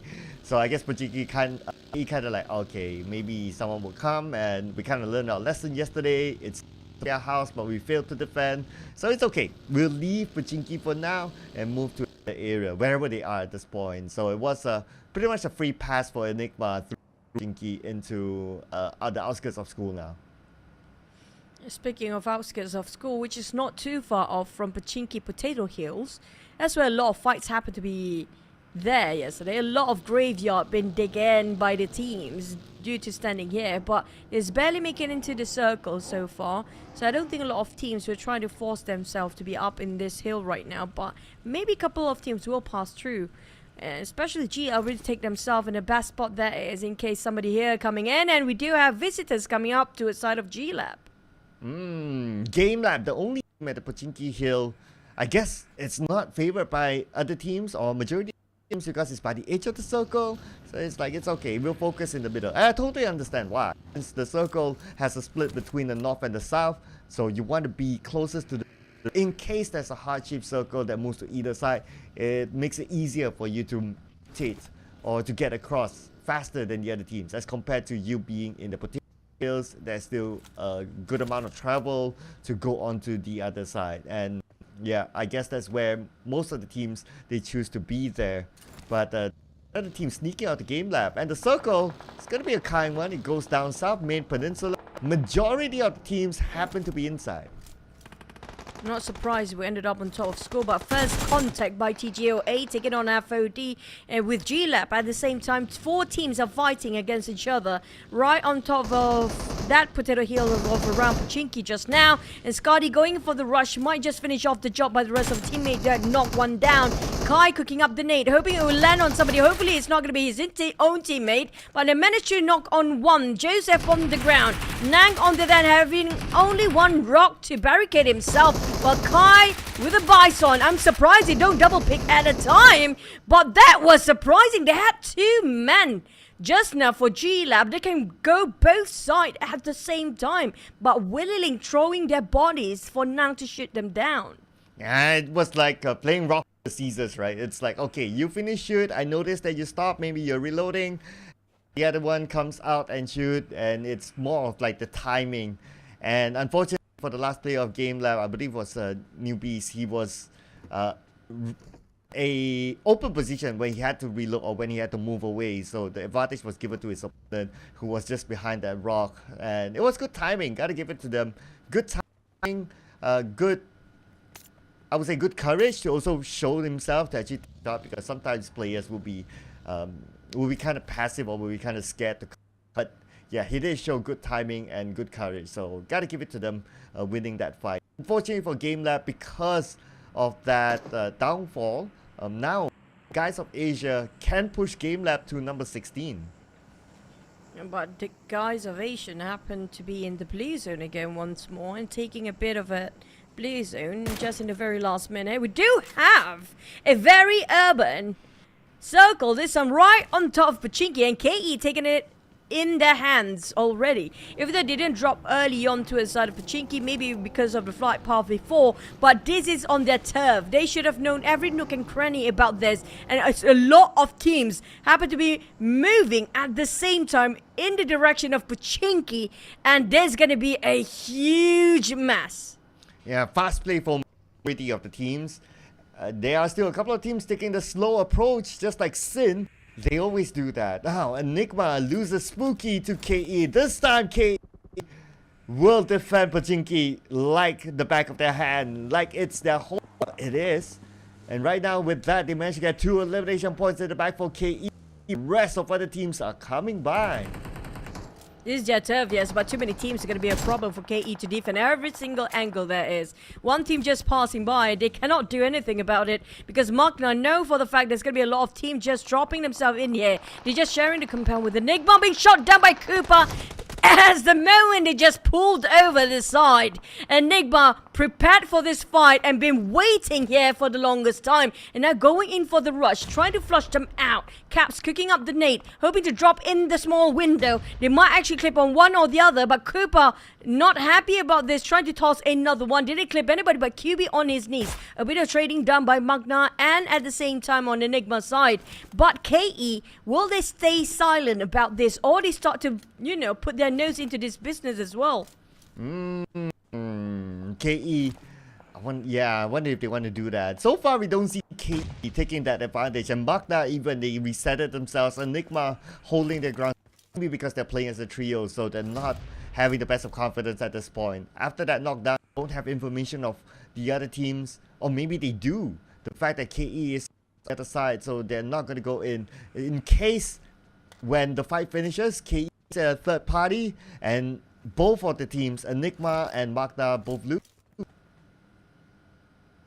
Honestly, I have a feeling that those actually rotating very late will gain the biggest advantage out of this. They don't want to be part of this battlefield right now. Sin is actually making a very intelligent move by coming in very slowly, because look at how concentrated it is on top of Pachinki.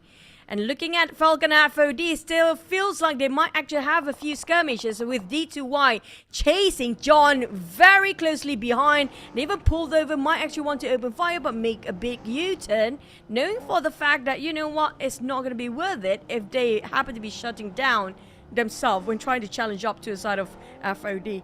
Falcon still trying to, you know, scout things out. But the circle will shift again. We do have Sin barely making it in. GE on the northern side, while YG and Bro, Harame Bro, might actually clash or bump into each other. But TGOA also taking a very slow approach. But look at the southern side. There's only going to be one team coming up from there. Osja Esports, on the other hand, we gatekeep by West Point Mamba. Oh, and KE has the church area. It's going to be a prime position for now.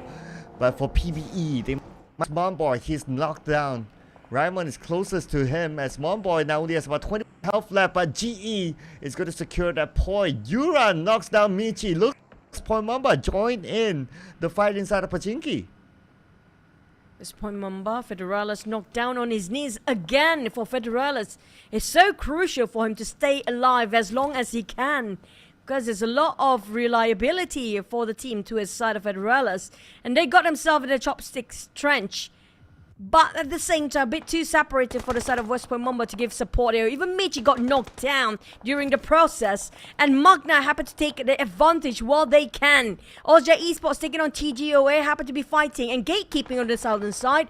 Enigma are going to stay this quiet because they do know for a fact if they open fire now, it's going to be exploiting their own position. Ooh, Ozja Esports, you want to see more from them. Now they are showing it. Ozja Esports, 2 knockdowns now, back to back. Can they find a third one? Of the guys of Asia, they're quite spread out. One of them at the lower ground, currently in the critical position. Ozja Esports, they have the upper hand now. Ranzer, the only one down, be able to be picked up as Edward is moving towards Astro X. Astro X down by Edward with the deep. Skynin comes and knocks down Edward. And that means guys of Asia down to the final person. MH were trying to reposition himself on those elevations a bit too late when he was riding towards his vehicle just now and just flee the crime scene, knowing from the fact he cannot do anything more than just surviving for the sake of the team here. Have to sacrifice Amura in the process, but Skynin definitely will not give him a way and exit out. But he's trying to find him in the least. But he just managed to squeeze into the last circle just now, making sure he will wait on the other end inside of inner circle.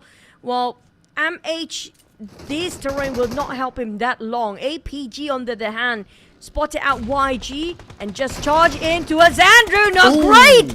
A Shroud running him down, but at least he still got quite a damage from that grenade just now. Ooh, that was a close one for Shroud.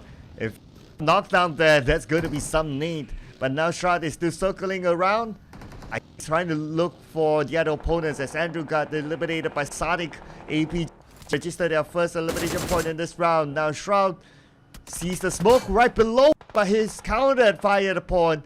And Shroud will be knocked down. Now his teammates will need to... good thing is that his teammates not too far, but Exit knocked as well. Marcus taken out. Oh, Marcus, is he still alive? Okay, last stick of hell. Whew, that was a close one for Marcus. Barely alive right now. Hopefully he got enough first aid for that to just reset himself. But for the side of GE, feels like they're fighting a three-way war at the same time. PBE taking down on GE, while GE taking down on Harami Pro, who's left with only one player. A lot of players seem to be knocked down from afar, including in APG Marcus' case. That's exactly what's happening. And he has no clue where the fires came from. It's going to be Harami Bro from the back line and the circle. Nobody coming up from the northern side except for PBE. They got those elevations. It's going to be a prime spot for these guys, but the only one that's stopping them is going to be GE. Well, YG and APG fighting inside of the blue zone with Ozja Esports happen to be just passing by. It might just make a big U-turn and go back into this fray. Oh, APG now in trouble as Ozja Esports approaching. A pop-up, gonna let them go for now, I guess, because of the timing, the circle. But, oh, they spot out Shroud now. Shroud, oh no, surrounded as Shroud will be taken out by Pop. There's another one behind. Sonic knocked down by Skynin. They're still finding their opponent. Skynin knocked down. Now Exit can finish off Skynin. Can he secure the elimination point in time? Will put pressure to him as well. Astro X sees the pros just right below him as Astro X, but the counter fire from the pros will knock down Astro X. At the same time, Skynin barely make it in here, hoping for help. Ozja Esports becoming the cleaning crew for both teams. Harami Bro, another team just now, happens to be fighting against YG at the same time. Now YG given this spot for HWG to take them over, and they were less than 10 points of difference, and this is going to be the biggest opportunity for HWG to push them up. Oh, Sky knocked by Kaya with a minute 14. That's a long range. All the from the areas of Pachinki to secure that elimination point. And now GE will need to fight against PBE. PBE has the compound. GE on the outside. PBE they're not really favored by the circle. They're playing by the edge of it. At least GE is slightly within it. As been knocked out by Kaya as well. Again, it's going to be KE butting in from inside of Monkey. Cole trying to scout things out on top of his rooftop, hoping to see something that moving. Definitely spotted out a couple of smokes from afar, relaying back those information towards the rest of the roster. Enigma Cooper taking out on Sen, who happened to be knocked down from afar as well. Sen, we have no clue where they're at right now. H2R trying to tap out on Puff Puff. It's going to be the M416 putting up to work. APG taking on Mach9. It's going to be APG eliminated next. On a different story, we do have PBE still eyeing out all the teams. They're picking fight whenever they can against two teams. And Raimon just having a flying car climbing up these small hills, just trying to visualize what is happening on the other side of a mountain. Well, Raimon, okay, he's going in for it. Okay, he'll be at the forefront. He's trying to go in for the rep onto GE, getting information. He sees the smoke. He's definitely going to go in for the scope onto the smoke. But before that, he secures the elimination onto Ichi. The rest of GE eliminated by PBE. Long range fights end up with PBE winning this. It's going to be detrimental for GE. The moment they got themselves the momentum, the last chicken dinner, now have to bow out quite early again. We're left with only 10 teams here with 33 players alive, but only a couple of teams. Make it like around 5 teams having a full squad, the rest not so much. TGOA with one last player. We do have the circle shifted upwards this time. On the outskirts of Pachiki, where KE already placed himself on those elevations. It's going to be a huge advantage for them. Oh yeah, they're up on the old church. Big there for KE. Plus, teams that come out of Pachinki might go that direction, and that's where KE farm from that area. So this is going to be great for KE. I wonder how many elimination points they have at this moment, but looking at their current position, they can definitely add to that. Back to a side inside of a Pachinki urban area. Is going to be urban warfare here. Magna might actually spotted out by Davan, who's happened to be the flanker of KE. Enigma a bit distracted with Magna pushing towards their side, going straight in the direction of Koopa with an AKM. He whiffed it and he missed the spot and the chance to take him down. Now that also giving away the rest of Enigma's position. At the same time, they are positioned in jeopardy, so they have to either leave, pull back, or just fight it off, and they decided to take up the challenge. Now cooking up the nade, hoping to drop the projectile exactly as around the corner, but we do have a new contender in the fray. Sin happened to be passing by. Will they pull over and just park themselves in between this battle zone? Whoa, the latecomer Sin is in the battleground now. Osha Esports on the other side, but still being put pressure by multiple teams who are currently inside of Pachinki. Now Sin gonna go. Even Magna's putting pressure onto them. Huyura tries to land the shot. So far Magna 4 elimination. Not too bad for them. By the edge of the circle, everyone inside Pachinki is now really by the edge of it. It's too much crowding done on the southern part of the circle, and Yura trying to figure out which one is his teammate, which one is the enemy, because all fire is being shot. And FAD and Falcon have been going on a warfare for the longest time. They happen to be fated to fight against each other again from the outskirts of Pachinki, now inside of Pachinki. Chanlong trying to open up a couple of smokes, going around towards the side of FOD, wrapping things out and trying to flush them out at the same time. Well, one of his teammates, the last teammate that you have to save right now is going to be Say Cloud, bleeding out. Not sure there's any time. No, Kaya from KE. Stealing that from afar. 5 elimination points now for KE, and they can add more to it.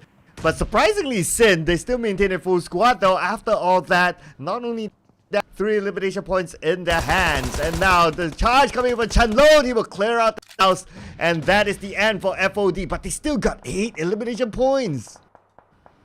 On the side of KE, on the other hand, they might should catch up to that 8 or 9 elimination at this stage. Nobody giving them enough attention, and they're just shooting people from afar. And they got the upper hand in this case. And nobody's coming up from behind their back as well. Magna still having his eyes to the side of Enigma. Try to wrap things around, but Chanlong coming up from Falcon will be the change for this team's performance. He will backstep them if needed as well. But on the side of Magna, how to pass through this. It's not going to be just one team, it's more than one. Come out from the northern side, there's only 2 teams still fighting up there, and that's it. That's what KE have to be worried about. But on the side of Magna, they still have too much to think about with mollies, grenades everywhere, and have to force a fight against Enigma to cut across to the side of KE, and at least they secure themselves another elimination. 6 in the bag for now. Wow, 6 for Magna. They are rolling. But they gotta roll because the circle moved away. And the next challenger will be Sen before they go on to KE. KE's high guy advantage. HWG coming in from the other side as well. HWG on the outside of the circle.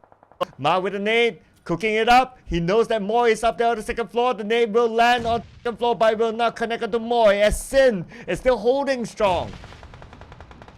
Trying to get themselves on top of those abandoned church, but HWG taking dominance over that place. Magna Mal, after one fight to the other, there's no resting at all for these teams. After one fight to another, and now Holy Lunge making sure they cannot even make an entry with those DBS, but it's a bit of a trading done between these 2 teams. HWG now taking a fight against KE, who's been trying to sneak all these kill steals from afar, but for instead of Magna, Sen Moy just open up the space for Kayla to just revive FV back. But Magna, they still have the time to recuperate themselves and working out as a unit again. Four players all up and alive with full squad going, but the blue zone is against them. Oh, but the nade to Labo will knock him back down on his knees. Would there be enough time for Magna to reset?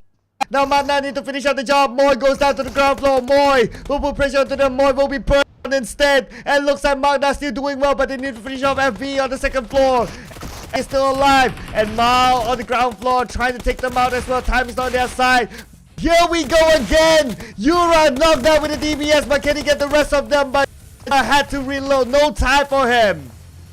Magna pressured by the blue, nowhere to run. It's going to be a huge hike with a steep cliff at that. HWG taking advantage, and now HWG might just take this home run away. But PBE still left with 2 players. They do have the numbers for HWG, even those elevations, even the circle. They're shutting down on KE, and that was the prime spot they were fighting for. On the side of Alpha, reviving Mewtwo. The moment they will stand up, they do have Fizz 8s to occupy inside of Yadka as well as Mewtwo right now to reset themselves. But the rest of team of HWG have to open up their angle. They have to spread out to find the remainings of PBE. At the same time, taking time to reset themselves, looting a little bit here and there, just to restock. And right now, at the same time, they are circling around to find their final 2 targets. PBE at the lower ground, not spotted out yet by their opponent. So I guess this will be a you come towards me sort of moment. But next stage, the circle will close entirely and teams just by the edge of it. So I guess HWG will be the first one to make the move before the and closes fully by stage 9. Yahiko, unsure about the players of PBE where they at, force himself, Alpha, to just go and not running down his own teammate. Raimon and Cool knowing for the fact they don't have those advantage of structures and elevations, so they play alongside with the slope of the hill, knowing the terrain will help them to see if anybody try to pick out from this mountain, they will try to shoot it down in an instant. Yakari positioned towards the side of flank. They know exactly where PBE is. It's not behind them, it's definitely in front of them. But how to get there safely? Cool and the rest of PBE, Raimon will play this as safe as possible, trying to confuse HWG, not even popping up any smoke down there where they don't have any troubles anymore. But all they need to do is just wait. For Cool, at least he still got 3 hand grenades to work. I wonder when he will toss it out. I guess his best just to like toss out the nade, hope it lands onto someone, gets a knock, gets a 2, then they can go. But the spread of HWG is going to be quite tough for PBE to land the nade. Now they do have the terrain advantage as well, as the terrain is rougher on the side of HWG, meaning that it's tougher for PBE. And we saw that. They are having a good time now. They are really confident of wrapping this up. Hopefully they're confident enough not to make a mistake here. Definitely they pop a couple of smokes building the bridge just to go the other side. Alpha 7 tried to bait them out with the audio queue coming out from vehicles. Raimon agitated right now. One side of Cool just waiting for the right time to drop those nades. He's throwing it away, hoping it will clip onto Alpha 7, and it did. Down to 40 or 30% of HP left. Raimon still managed to take down on Yahiko. He's on his knees now. And this is going to be a problem if Alpha 7 being spotted out. They will equal out the playing field if they spotted out Alpha. But lucky enough for Alpha, managed to reset himself back to full HP. Now PBE, they're giving away the position. Now all they need to do is just trying to shoot them down. Or maybe that's what HWG wanted. They wanted them to take 8. And now Raimon exposing himself. They're starting to move. Raimon is now super duper low. This coming from Yaka, and HWG will gain the chicken dinner. Here we go again. Hey, at least my curse is not real this time. And this time I got it right for me, Cloud. HWG, since yesterday and today, taking such a great liberty and performance, pushing so much, and just giving us a wow performance since day one of Grand Finals. Maybe they can be our champions for Wildcard here. Yeah, they could be the surprise team. I mean, they were on the rise, especially on week number 2, and bringing the momentum so far. And if they can, I mean, maybe these black shirts will turn into jerseys by next season. But here we go again. They are going and going again. I'm not surprised if next season they're here again. It'll be picked up by another org in the future. But for the side of Alpha, I've mentioned this guy supposed to be under the limelight a bit more often because he's such a great mastermind for HWG. 600 over damage, 4 eliminations, 200 over damage taken. Just shows it. He's always the front liner for the team. He knows exactly how to occupy the spaces that can be used towards their advantage, and he just paid so well. HWG Magna this time, even them pushing up. I'm loving this. The teams from the second page now starting to move forward. Yeah, even for PBE as well. So this time around, it's great to see names up on the teams to watch.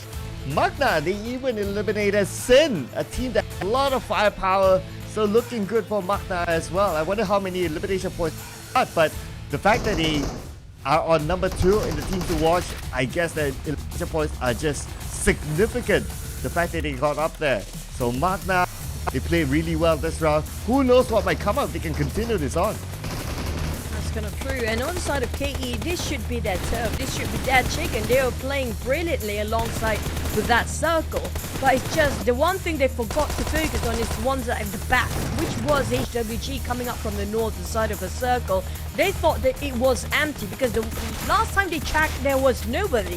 Because all the teams down there were right on the southern side of Pochinki just now. But because of that, because of how HWG coming up from the northern side, fought one team and taking over KE's position, they deserving this chicken dinner. They have fought a long way for this. Oh, yes, absolutely. And then overtook the high ground that was held by KE, the church area. So this is great coming for HWG.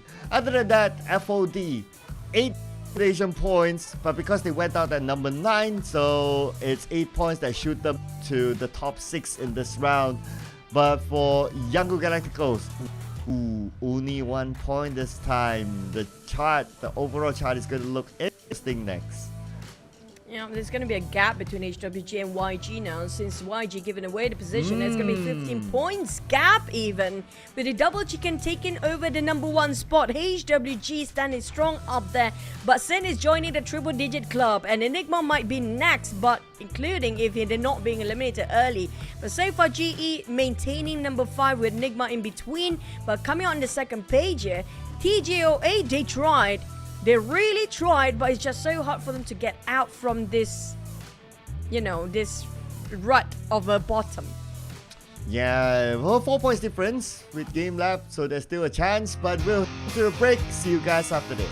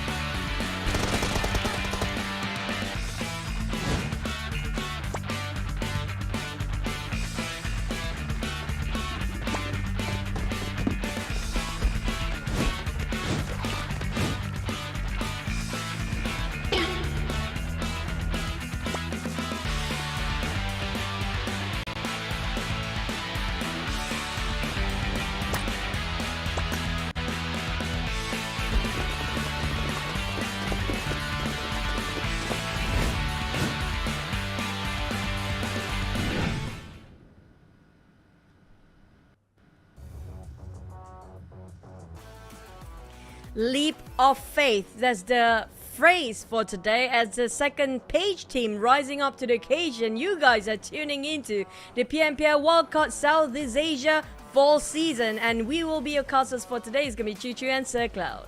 Oh yeah, two teams. And okay, just to point out as well, the fact that HWG got data, meaning that there's no more room for if we want all the teams to get the chicken dinner. So everyone else has to get the chicken dinner now. No more room, sorry. But HWG, number 1, yay! They got chicken yesterday, they got another today, and yesterday, even though they didn't get any chicken in some of the maps, they maintaining themselves at the top 5. Consistency is always the key. Even though all the other constants, including like the circle, the fly path, will never be the same, but they managed to secure another chicken for the day. And HWG not even popping off during the league stage, where they were in the middle pack instead of the top 3. Where did all the top 3 teams in the league season gone? I know, right? It's a big surprise there. But you know what's in store? Yeah, this surprise as well. So the new Power Crew series available now. I'm trying to make out what dinosaur is the female character. It's a pony. It does look like the, you know, happy ponies or something like that. But I just realized the T-Rex, the you know, the swagging T-Rex in the middle is actually wearing out an eye patch. Oh yeah! Now I can't unsee it. Right. I let you process that for a bit. Yeah, I had to like take a good look. But you're right. I mean, speaking of mafia dinosaurs, that's a bit cute with pink color mafias, but something red and daring for you guys is going to be the Ducati Panigale V4S. I mean, like, I want to get a Ducati myself, but real life is just too expensive. Do you know how it costs of Ducati in real life, Cloud? I have no idea. It costs a lot of Hundreds money. of thousands. Wow. Wow, okay. Okay, I gotta win multiple PMPLs then to afford that. But you know what else? At least this is affordable.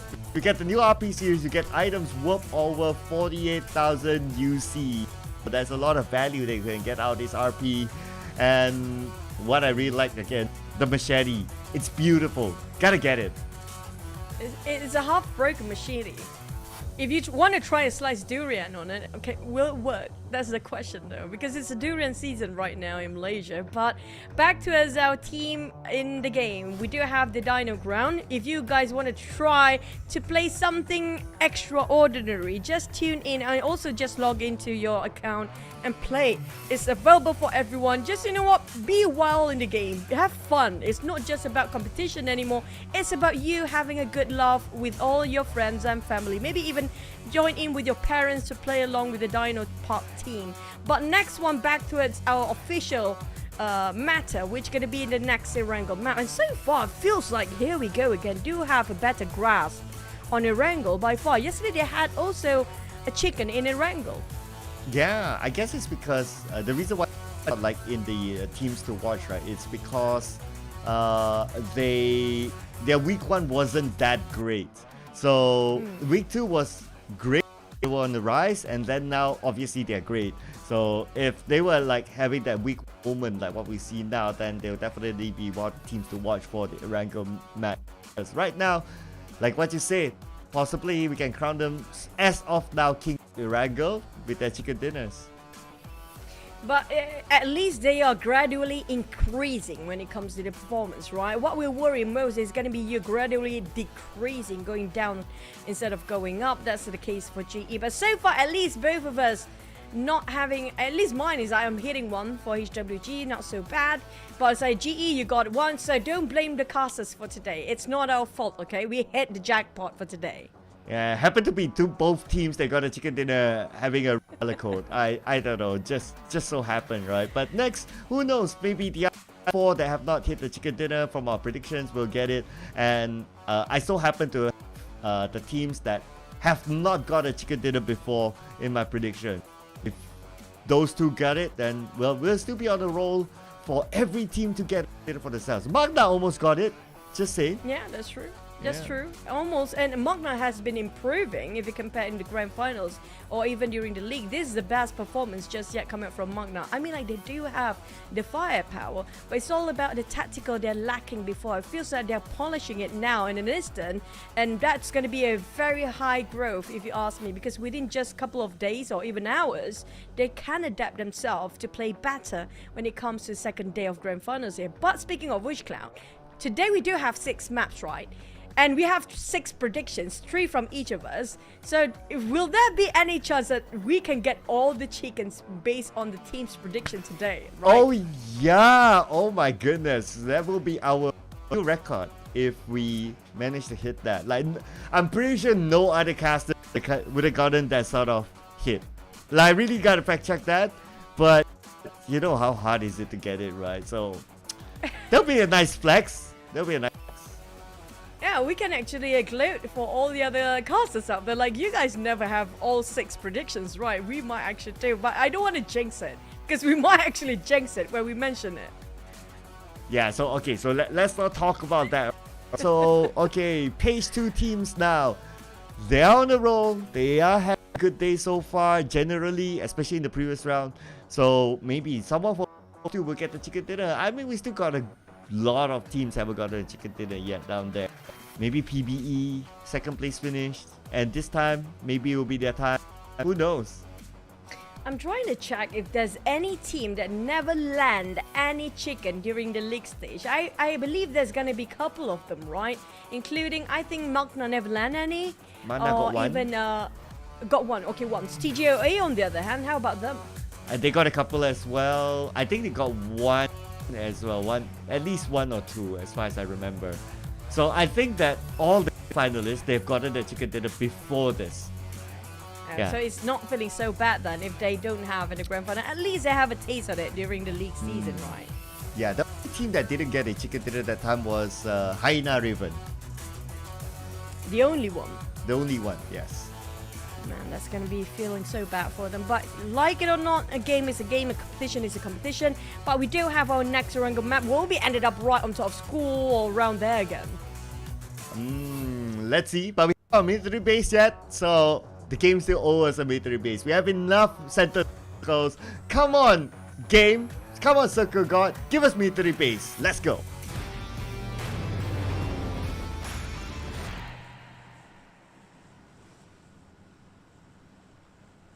Feels like the casters today are very demanding of a tall order of SMB, which never gonna happen, but hey, surprises sometimes. We do have the flight path coming up from the west towards the north, all the way, coming up from Quarry up to Severny. I don't think it's gonna be SMB circle, but yeah, fingers crossed. We're still hoping that's gonna happen, just to make a bit of a difficulty for the players. It's gonna be entertaining for us, but we do know for a fact those teams that love to drop around Milta used to be PB Esports, right? It's going to be a hard time journey for them to cut across from hard left of the circle towards the hard right. If it goes there, then maybe it's somewhere around Medusa intersection. Very common spot. But I won't if it goes towards Milta Power. Like, let's go all the way to the right. Might as well. Only challenge our players, but also give us something different to see, especially when the ending. So we have different terrains to see how our pro players overcome the challenge. I mean, like, pure evil is one thing, but Satan is you, Cloud. You are that devil, you know. Always. Just to make it difficult for the players who's running for their life here, but at the same time, we're waiting for the circle to pop. At least it's still Medusa intersection, not all the way to Lipovka, right? Close enough. But I'm glad this happened. But we might end up on top of a Medusa intersection. But first contact between Michi and MH of TJOA now. Okay. Alright, so we have an AK there versus Micro Uzi, MH and Michi. If this have fight, weapon? Yeah, both have weapons. Micro Uzi. So if it takes too long, then I guess backup will come.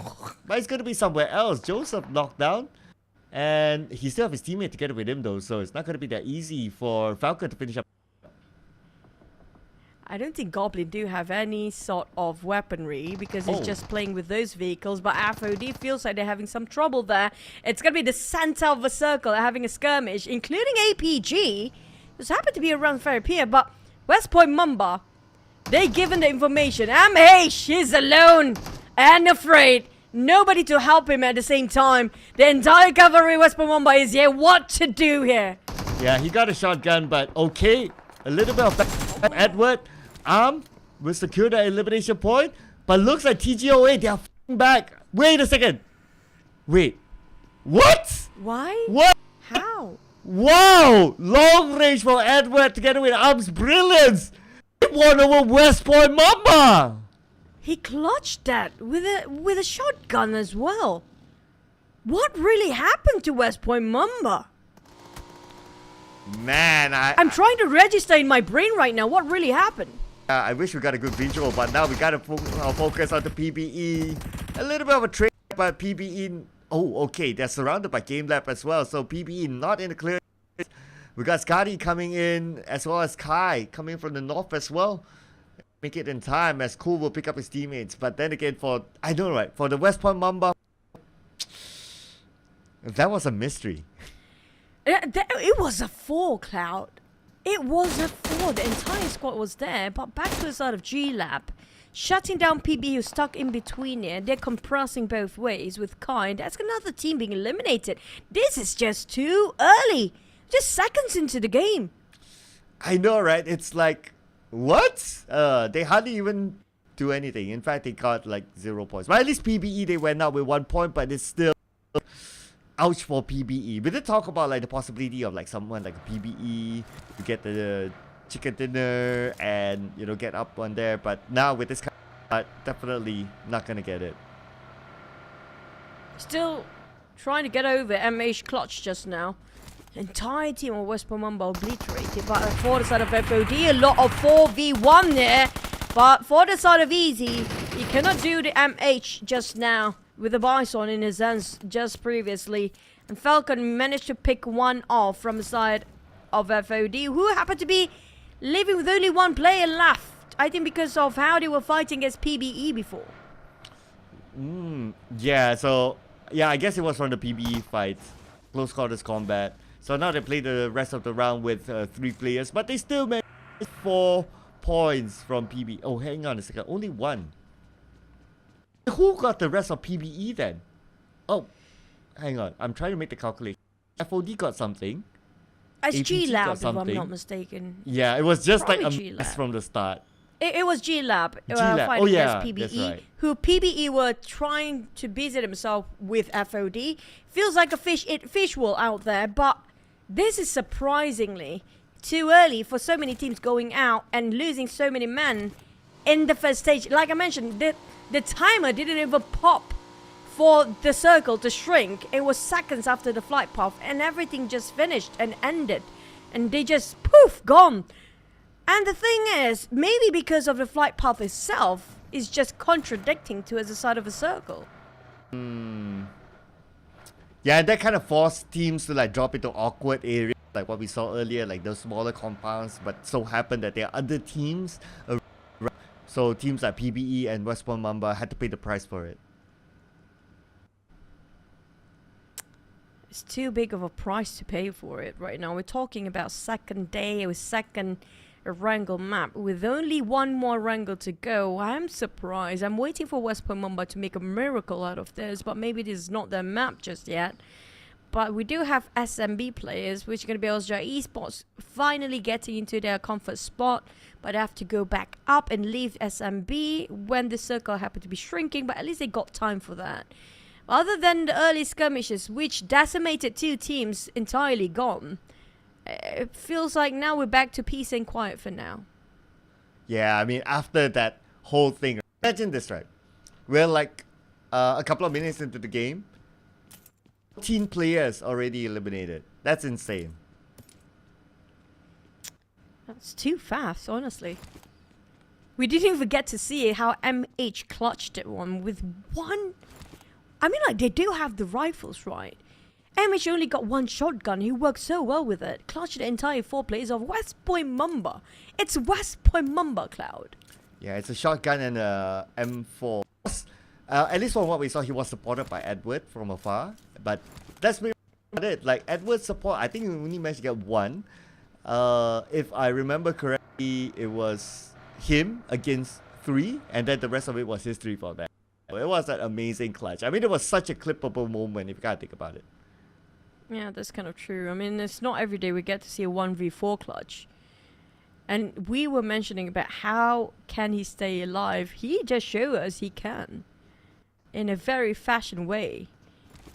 Back to the side of YG on the other hand, I feel like YG want to play it a bit safer than per usual because of last map just now.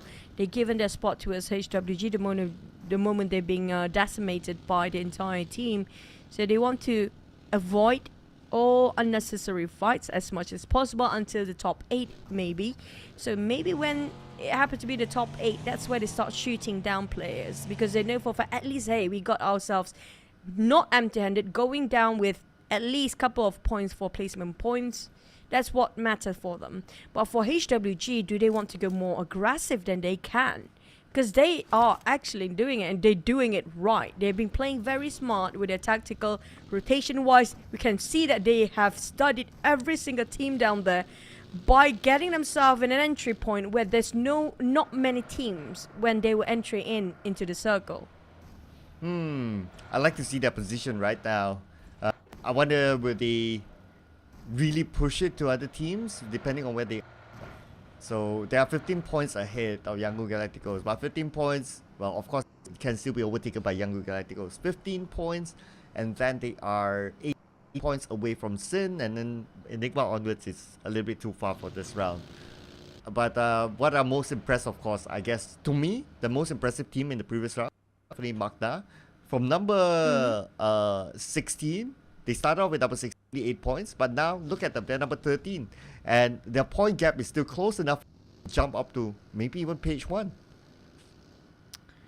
Another team that surprises us other than Magna was yesterday's Arami Pro, but today is not doing so well for them as APG managed to knock on one, finish them off straight away. But Arami Pro decided, you know what, we want to make sure that we can stay alive for the next couple of minutes, so they just leave it be and sacrifice a man for that. But yeah, I mean, like Magna back in the league stage during week 1, they were super aggressive. I love this team so much because of how they bring themselves into fight after fight. But when during week 2, it feels like they're being a bit quiet. And I'm loving they're showing back their true self in the grand finals here. And speaking of which, true self for Sin, Moi will be eliminated. A lot of pick-off here and there, surprisingly, in this map. And the fact that Sin got eliminated by previous round. This round they didn't start off well. I mean, they're starting to lose their grip. Of course, 3 players, it could still happen. Still, the chicken dinner could come to them, but it's going to be a lot for them this time. Now, KE and GE, the 2 teams with only 1 letter difference in team abbreviation. Again, fighting against each other. I think it's quite common that these 2 teams happen to meet. KE. But for Harami Pro, they scouted out and knocked on another player of APG now, trying to get a sweet revenge after Imam being finished off by the hands of APG. At least they got themselves some redemption after lost one of the members and bailed him out. But aside of Harami Bro, they cannot stay here anymore longer because the rest of APG might seek out for revenge. So I feel like the moment they re-loot themselves with the death box, they might actually try to jump into a different compound entirely. But on top of Shelter, that's going to be an interesting place if we happen to have that last circle there. Yeah, Shelter will be interesting because there are multiple levels to it. You have the underground area. And if the final fight is like, okay, inside of that underground area, that'll be pretty awesome as well. We don't get to see that many of that. Now let's see, the circle goes there. Shifted a little bit to the left. So we might not see a Shelter unless it shifts hard back onto the right. But we do have Medusa intersection where YG and Sin happen to be sharing just next to each other with FOD and GLab waiting on the right side. HWG, on the other hand, things have been working out well for them, coming in very late, while the rest of the teammate of HWG a bit too far, might cutting across Pachinki at first, and TGOA decided they're going to come in very late as well from the northern side, cutting across Ruins instead. But GE now, this is a team that always under the spotlight.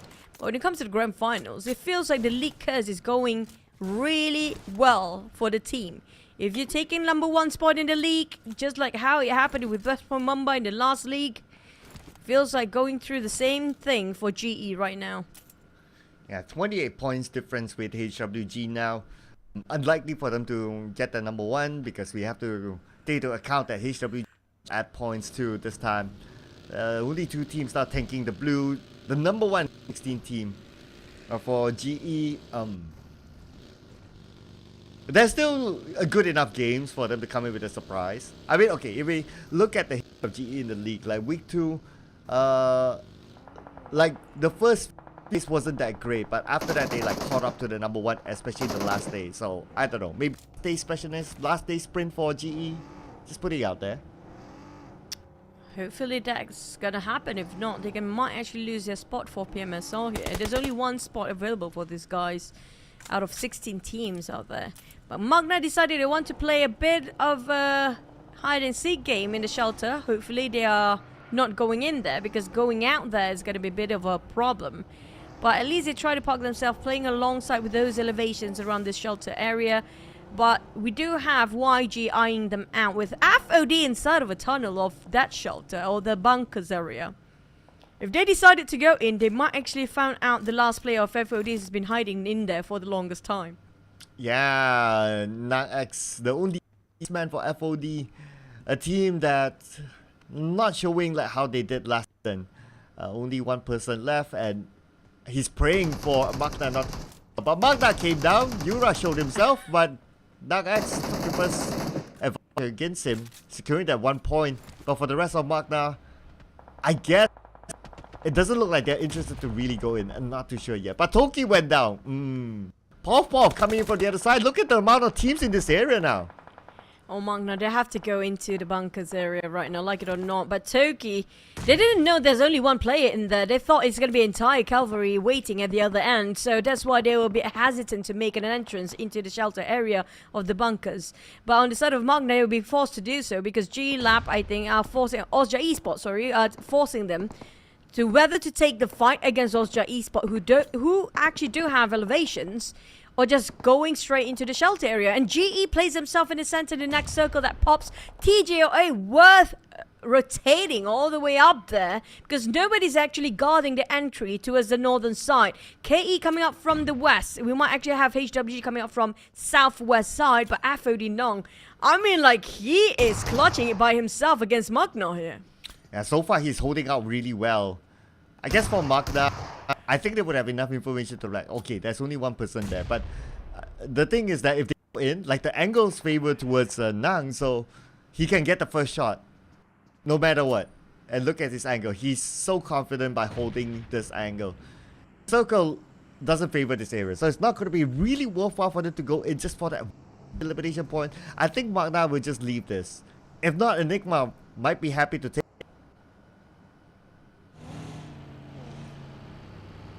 On the side of Enigma, they're leaving this, knowing for a fact it's not worth investing too much resources on top of shelter since it's not even in the circle.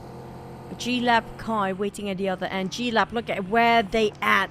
And Kai just spots out, almost got run down, but Enigma pulled over in an instant. Greeted by that by the hand grenade just now, but Enigma clipped off quite a number because YG is in the crate as well. No way, 3 teams happen to be landing at the same spot at the same time, where Enigma barely make it alive just now. Oh, full trade by Enigma. Somewhat helped by YG, as YG was the one who took out Skadi.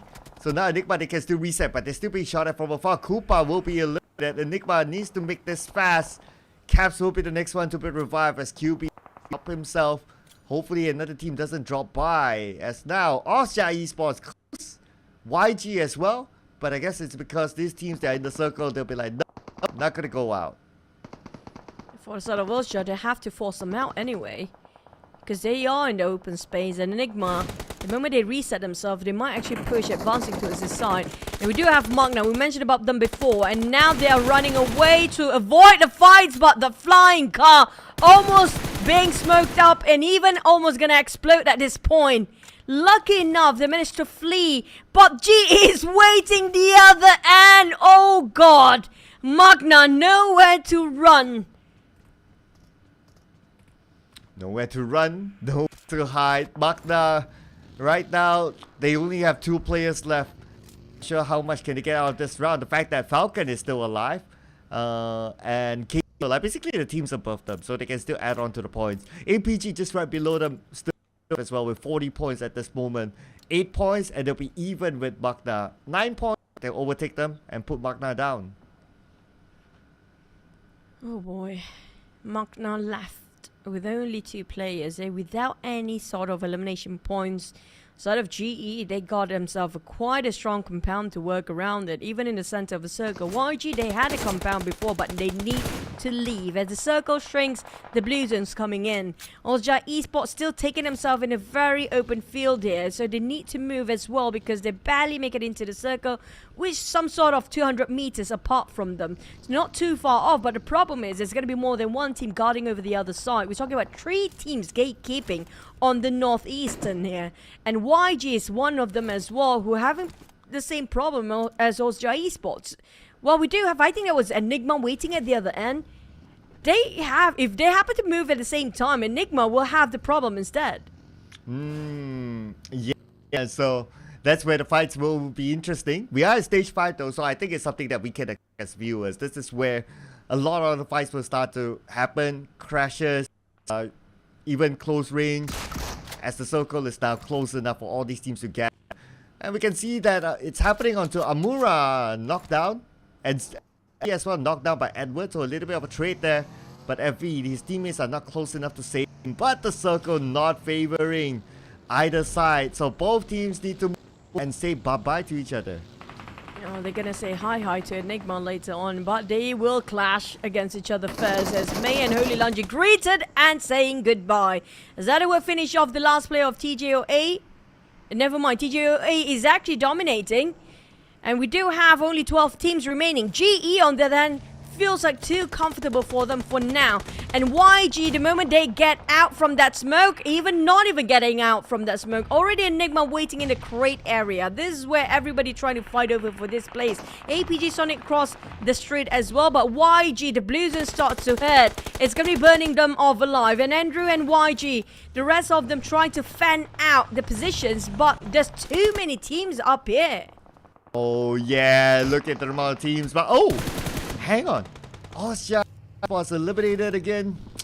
Man, tough round for them. But YG, okay, they want to take back their #1 spot. They managed to get 5 elimination points for now and looking forward to add more. Outside the circle, they will crash it onto Enigma. Romeo Boy, the forefront. Romeo Boy, but as the shoots at the capsule, it will not connect. That's Romeo Boy will be counter fire upon, and Romeo Boy, it's help. I don't think the shotgun works in that distance, but Andrew coming in for the support. But Andrew finished off one of Caps who being knocked out early on, trying to take down QB as well. Ring around the Rosie with the vehicle, even got himself a drift. Manad on the other hand coming up from the back line, but finished off by the Blues and Spooky at the same time. Enigma still holding their ground here. But we do have a next contender, which is going to be TJOA. On the side of Falcon playing the high grounds against HWG. But I want to see back what happened to Enigma just now, because it happened to be TJOA moving forward towards their side, and GE taking advantage towards TJOA reposition as well. Yeah. Ooh, wow, beautiful. If I say Cloud, but the shot from the side will knock him down. That's going to be from Yaka. And WG tries to find more elimination points. D2Y from the high ground. Beautifully done. And Yaka will be eliminated by the nade. But it still will not save Yaka. But Mewtwo will secure that point for their team. The circle shrinks. QB and Caps will be left by Spooky here because they are too deep into the Blue Zone. TGOA still remaining with 3 players here, whilst GE having a full squad. KE coming up from the left side with no contenders at all, except for 1 player of Magna, left with only Labo there. Harami Bro and HWG might actually having a go against each other, which they are doing it right now. Now, whoever wins this one will actually get an entry towards the southern side of a circle, while Range reposition himself, trying to have a clear view. They're going through the smoke, and they saw one. down. They tried to run down, but he barely missed it. Dale's on the ground. As Alpha being shot by Few from those elevations. Few going through the smoke, trying to find Mewtwo with a DBS. I don't think DBS worked from that distance, but Few repositioned himself. Both taking the DBS to work. As Mewtwo found out Few, it's going to be 1-to-1 trade for both teams. Okay, now range against Mewtwo. Mewtwo needs to win this. The name from Mewtwo, he will keep it back. Opens up the DBS, lands a shot. Can he land a second shot onto Rage? Rage now is Rage dancing, but Mewtwo wins the fight. The DBS gameplay for him. 6 elimination points now for Here We Go Again. 5 just by Mewtwo alone. Now he can pick his teammate up with so many loot to upgrade himself. Now back to the side of GE, the untouchable squad in the center. But here comes APG rushing into the compound, and KE try to open up the angles. Spotted out Sonic at the back line, and now Zai tried to take him down at the same time. Spotted out HWG on those elevations, and Master Ichi just try to pick out from his comfort zone while they're placing each player of GE on a different angle entirely. They try to hold the fortress as a squad. Aha, look at this. He's out, Sin is out, HWG, they're basically adding points to pull away from the competition. At the same time, APG out at number 7 with 2 elimination points. GE, K, the only 2 teams with a full squad. We might see a new team getting a winner unless GE can spoil the party. But KE still in this a full team. Devon trying to see anybody coming up from the back, just in case they need to clear out any sort of security reason, just for the insurance, to make sure there's nobody following up behind. But there's going to be HWG on their right side there. Not aware of this just yet, and GE definitely been taken advantage towards TGOA if he happens to be wanting to cross the street. But that audio cue coming up from those vehicles, given the KE a bit of restlessness, and smart shot down Alpha from afar, but KE want to take advantage of this and finish them off straight away. The top managed to knock down on Mewtwo, and that's gonna be HWG eliminated at 6, but at least they got themselves quite a number of eliminations. Yeah, and not only that, there are competitions eliminated before them, so definitely pull away. But we'll tabulate the scores later on, as now we'll be served with the next circle in about 10 more seconds. GE still with the circle, still with the compound. This will be the fortress. They're going to stop TGOA from coming in, and they're in the where the majority of the road is at. But I guess the circle will determine if they're still good. And yes, they will be still in a good position with the circle and the compound. This is just their conditions all in their win for GE. We got themselves an AWM to work with. Magna take it on TGOA. Amurachi Labo trying to finish off the last player of TGOA. Amurachi is still there, firing back to a side of Labo, who barely got any structures in between, hoping that small rock will be his covers temporarily, and barely got himself any more utilities to work around. Only worked with those couple of bandages. Still spraying over the side of TGOA. Edward left here with another player, Maze, a bit too far off from Edward. Edward need to reposition himself, but there's going to be one player in between. That's going to be Enigma. If they want to open fire, they can. KE taking the backline of Magna. Magna is restless right now. Compressed 2 sides, and Labo have to pick his poison. Ooh, here we go. Will Labo pick his poison onto Magna? Now, Boy knockdown. Oh no, not the player that they want to lose. But GE with this compound, they are looking really good at this point. Boyshaw will be eliminated by Ichi. It's going to be 9 elimination. GE, could they get another chicken dinner on their rise to catch the number 1? They got the compound, they got the circle, everything is on their side for GE. All they need to do is just the closing towards all the other teams down there. And Master Ichi is reckless, but definitely intrigue his interest, trying to finish off TGO across them. GE side taking advantage of those smokes being popped up just now, randomly tapped in the smoke, while Edward casually, just the big swing from Zai, taking him down. Labo know for the fact that he barely make it into the circle, now have to move due to the blue zone starts to shrink, and he's slowly advancing towards the center. But spotted out KE players who try to revive themselves along the process, but GE is across the street. Nobody trying to take them down except for KE for now. Ooh, Labo has to move, but they finally see him, and KE will be happy to pick up the point. Eliminator number 5. No elimination this time around. Bakda, GE. Look at this compound. It seems like no team want to challenge them. But the next stage of the circle, there will still be a ring. And the circle, will it favor? Yes! The compound that GE is at is still in the circle. No way! This feels like they got it just in their palm for GE. Back-to-back circle right on top of this compound. And for KE, they have no choice than just playing it on the outside. And Spooky, on the other hand, tried to spot outside. He definitely saw Zai just now. He doesn't want to open fire just yet. He knows for a fact he's waiting for the right time to open fire, waiting for KE to go down first. But he's very tempted to just open fire to Zai. It's just such a clear shot from his distance with that Scar L. But waiting for anything to happen, Master Ichi managed to finish off the top in an instant, leaving KE with only 2 players left. Oh man, definitely GE's chicken dinner in the back now. I mean, all the other opponents are doing outside circle. Circle will close, and they have eyes on the KE. Yes, they don't have eye onto the last member of Enigma, but it's not going to be a big factor now. As they can only focus on the KE, they take them out, and that's basically it. KE eliminated next, down to last player. Spooky spotted out Master Ichi, but it's pretty low with only 17 bullets left in the magazine. Oh. He got himself a consolation before he goes down, but GE getting another chicken in a day really shows they are coming back into the grand finals pretty strong this day. Well, could GE be the surprise team, the comeback team, day 2 onwards? So far, another chicken dinner in the back, 2 chicken dinners day for GE, Genesis Esports. But with them getting a chicken dinner, that means that we will not see all the teams getting their own chicken dinner at all.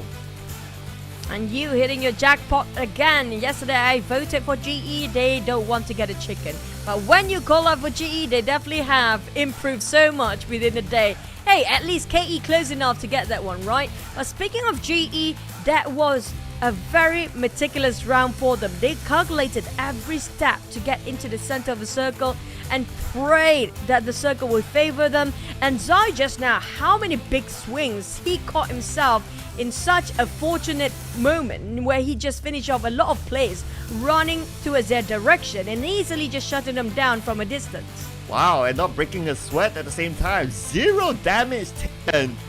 And he got himself like 7 eliminations. 740 damage, pretty much like the average of like, when you shoot, you get it. Pretty much that. And without a sweat. Wow. GE didn't need to travel that much because the circle did favor.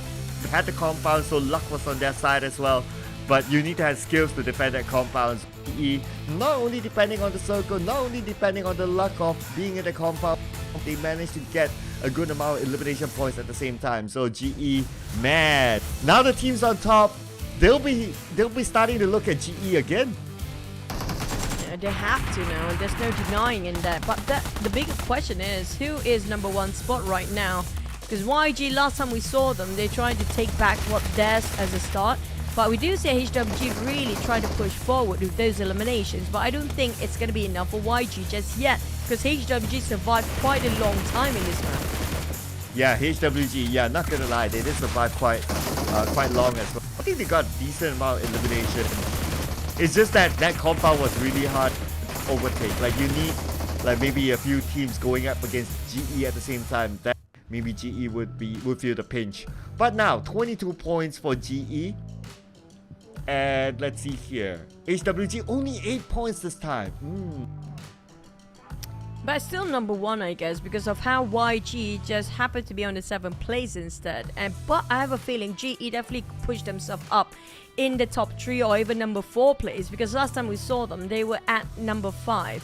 So it's either 3rd place or even the 4th place coming up from GE. But I have a feeling for HWG, the gap is real. And they're still maintaining the gap with getting themselves some points still in this map. And in 133, that's more than 15 points now against YG where we had early on. But GE having a tie with Sin. The difference is going to be the initial bonus point and also their rank points, including elimination, still favoring GE as a whole. Yeah, GE. Sorry, KE. Sin, sorry. Sin and GE, they have the same points, so it's still 26 points difference with HWG. Still needs a couple more rounds, logically. But for GE, yeah, they are significantly rising at this point. And we are still at our pattern of a team with the red color logo gets a chicken dinner. And the same flag. Yeah, but same flag as well. Yeah, the Myanmar team. Wow, it's a day for Myanmar. Yeah, I agree. I mean, like, Myanmar team is really strong when it comes to day number 2 here. We barely get to see any Philippine team survive long enough, including any Cambodian team so far, and they have not been popping off. We only have one Singaporean teams coming up from Magna, but Magna, I am proud of them. I mean, like, even though they are not up there, but it just shows how much they've been growing the past 2 days. And when it comes to the last Erangel, I'm hoping to see they are driven enough to push themselves to be as aggressive as possible, because this is going to be the last Erangel map to be played for day number 2. Yep, the final Erangel. Could it be another Myanmar team getting dinner? This will be interesting to see, because so far the first 3 games owned by the Myanmar team. So yeah, but I'll be keeping my eye on what's going to happen to YG, to HWG as well, because so far today, okay, but it's also because other teams catching up. That's where they're sweating. That's kind of true. I mean, like, it was kind of safe just now how HWG played themselves. They try to avoid unnecessary fights, but so far we haven't seen too much coming up from Enigma. They tried, they really did, but FOD on the other hand, they always happen to be facing Falcon quite early on, and FOD, they always being the one that being eliminated during the Great Migration in the 5th or the 4th circle, and they used to be one of the most fearsome team when it comes to fragging. Yeah, it's a very different FOD there. It's not as dangerous as before, not gonna lie. Same goes for West Point Mamba. West Point Mamba last season, if I'm correctly, they were league champions as well. West Point Mamba, they did super well that time, but with us it was like kind of iffy. But it still shows that they are a good team. But around West Point Mamba, like what we saw, they started off being the first team to be eliminated. And it was a surprising, like what, 4v1, 3v1, something like that. They still lost the fight. It was 4, definitely 4v1 against 1 MH. So I guess the poison for West Point Mamba is just going to be coming up from MH. He is the bane for West Point Mamba right now, and they should avoid MH for whatever the cost is. But coming back into the overall ranking, right, we're talking about the second page team rising up to the occasion. But so far, I'm liking what I see, even though we don't see a lot when it comes to the top league teams going up there. But HWG, how long can they stay in number 1 spot? Let's see. If it's the same level of performance, maybe one more round, and then maybe a team will overtake them. So they have like 18-point gap. So I would say that that's somewhat worth 1 round. Yeah, that's about it. Unless they can, of course, continue doing well. But we do know when it comes to the last day, right, Cloud? I feel like this is a trend right now for the grand finals. Usually, when it comes, the gap is quite significant, especially the top 3, right? When it comes to the final day, the top 3 teams will be eliminated early on, so there's no budge of points when it comes to the last day. I hope that's not the case here. That's why I want the gap is very minuscule between the teams, so there might be a change even though the top 3 teams being eliminated quite early. But in this case right now, we do see the gap between the 4th and 5th place and so on, especially coming up from 9th place. The gap is quite big if you ask me, but coming up from top 3 and GE is on the rise. I mean, like, GE, if they keep performing like this for the next map, I have a feeling they might actually get into top 3, maybe even finish in top 1 if they got themselves a hat-trick by end of the day.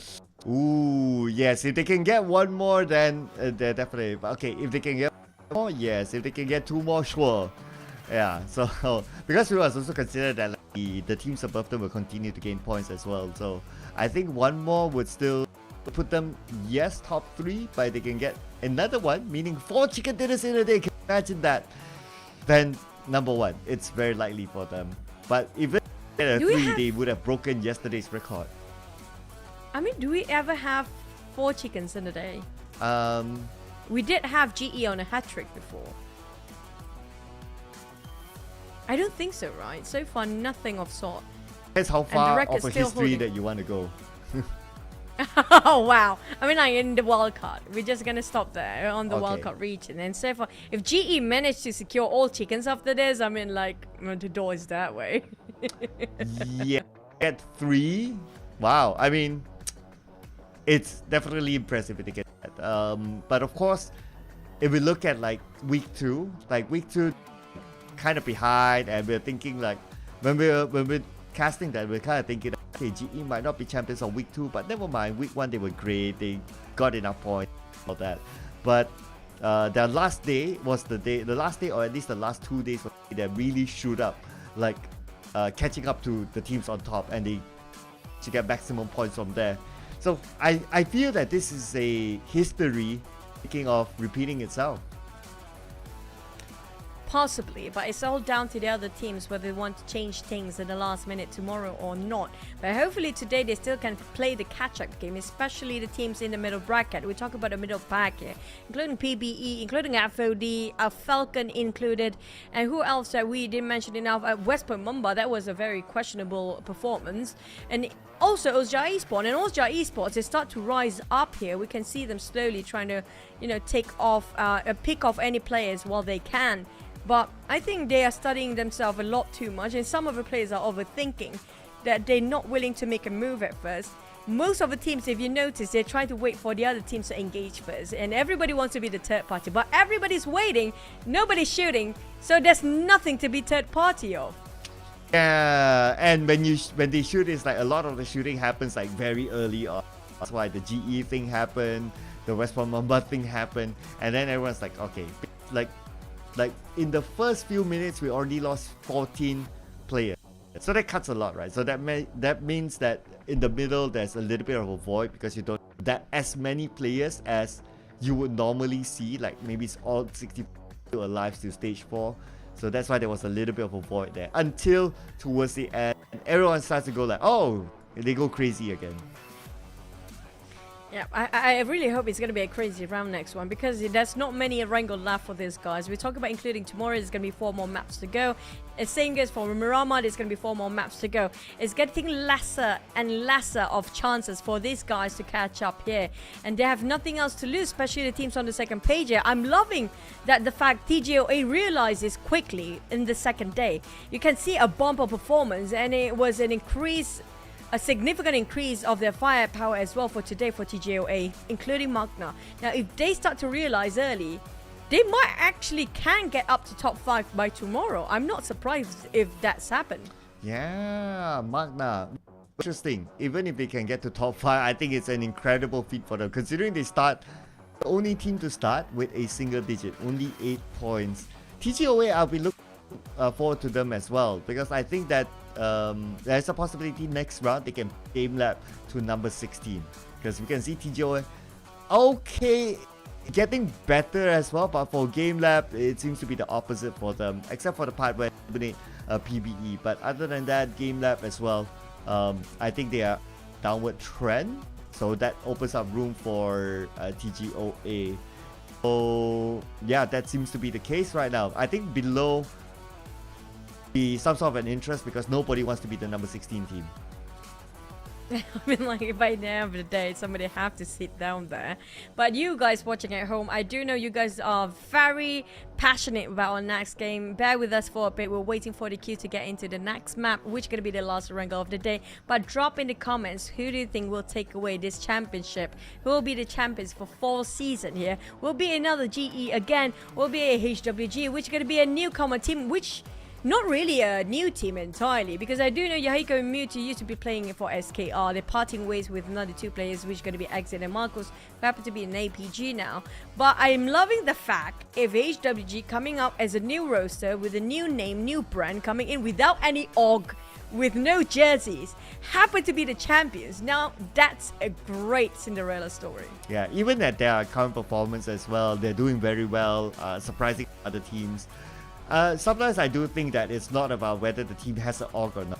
It's more of like how driven the players are and how much they want to prove themselves, whether it's to themselves or to other people, or to really prove themselves for whatever future collaborations that they might get in the future.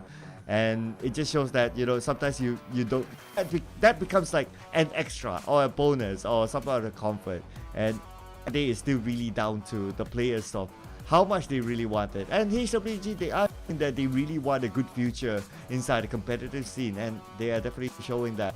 So HWG, I mean, it will make a great story as well if they can get it. But if they get the pass on to PMSL, meaning that there is almost no chance for GE to get a slot into PMGC. Looking a little bit forward, since you already got the enough how it is going to be.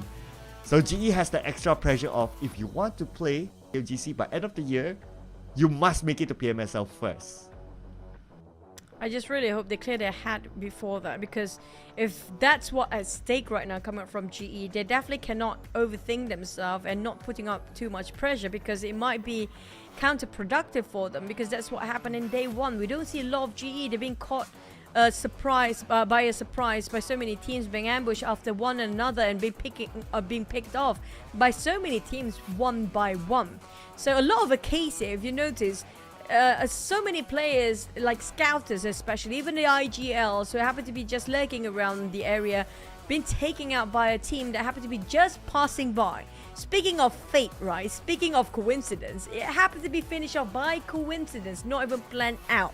So maybe the flight path and a lot of Northern Circle these days, we do have a lot of area in school, Rostock, shooting range. So that kind of circle kind of emphasizes that so many teams quite know how the rotation for all the other teams. So I just hope for this circle, come on, give us a sort of an SMB circle just one time, I'm asking just one time. Yes, we cannot have a final without the SMB circle, you know. I think remember that one time where we got too many SMB circles that, okay, we're happy now. I think it was PMSL, right? Yeah, that was the day. I mean, up to the point where it's like, come on, we want to be nice people. We want to be the nice people saying no more Southern Side Circle. But in this case, we are literally begging for it. They're not even giving us once. Yes, we cannot have final without an SMB circle. We only have 4 Durango maps here, so please give it to us, SMB circle. But I can't think about it like it's been a long time since we saw Bridge Circle. If we never have Bridge Circle this year, never for once, never once. Even though they rework on the platform, it should be considered as LAN, right? Because you have the platform now. Yeah, to me it makes sense. So please, okay, if we get a Bridge Circle, that would be a big. If we get an SMB Circle, I'm happy now. I'm not going to demand too much, but hopefully we get that. But what will we get after this? Will GE continue to be on the rise and challenge the number 1 spot? Let's see our final wrangle for day number 2. Here we go.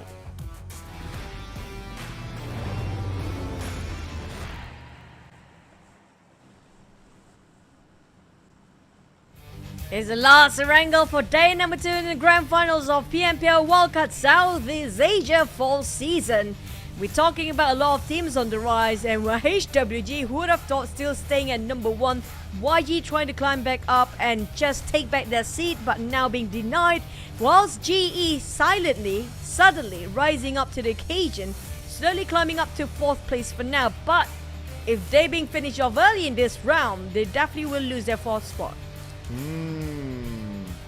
Yeah, we gotta keep up with that, because so far we can see from the first wrangle, no early, but the second wrangle, oh wow, first few minutes 14 players got eliminated, 2 teams got eliminated, so it was a big one there. So based on, I think drop spot wise, we might not see that kind of fight, but the fight or the scuffle might happen when they get vehicles. But because the flight path is kind of okay-ish, maybe it's going to be like the first game. Well, if the flight path contradicting the circle, it will be SMB.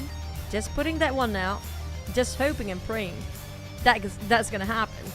But on the side of PBE, they dropped. This is gonna be a very generous flight path, like you mentioned, and everybody just drop wherever they fancy, and it's within their region. Oh, thank you, This is gonna be interesting. But hey, we're gonna start off with a bang. Game Lab and West Point West Point Mamba want to redeem themselves for the previous round, but Federal is down. Taken out by Newbie to get the first blood in this round right now. Sorry for the shout, guys. I'm just super excited right now. And speaking of West Point Mamba, they definitely don't want the deja vu here, but it feels like it will end up that again. But G-Lab, Newbie, pretty low right now with those rifles. And now Michi do have the A-cam to work, but Meg's at least taking on Newbie with those guns work with M16. But where are the rest of G-Lab though? They still have a tree. I'm surprised they're spreading out too wide, too thin between themselves, because they can just finish off West Point Mamba just now. Now it's a bit too late because West Point Mamba did manage to get a reset. At least both teams get themselves 1 point, right? So it's equal fair play for both teams. They got something out of it. Yeah, so it's a 1-for-1 trade there. But I noticed that KE also lost Boyshon, so it's that player that we talk about, like, you don't want KE to not have Boyshon. So unfortunately he was the first one to go out. But now we're going to see Game Lab again. Okay, they're not going to like, oh, this the Philippine connection now. It's like, they want to be the best in Philippines, but now it's going to be Kai alone. Oh, man. It's going really tough for G-Lab, willingly giving the bodies away in the side of West Point Mumbai. And Michi easily just pinned them down. It's a clear sight, that is. They didn't even try to hide themselves to just push into West Point Mamba's lair. And speaking of the Philippines, right, I think I know why the reason they're not in the top 5. They've been tailing each other and been fighting each other way early on because of how they get used to their rotation. But Mix made it happen. G-Lab eliminated and they are stuck in the last place.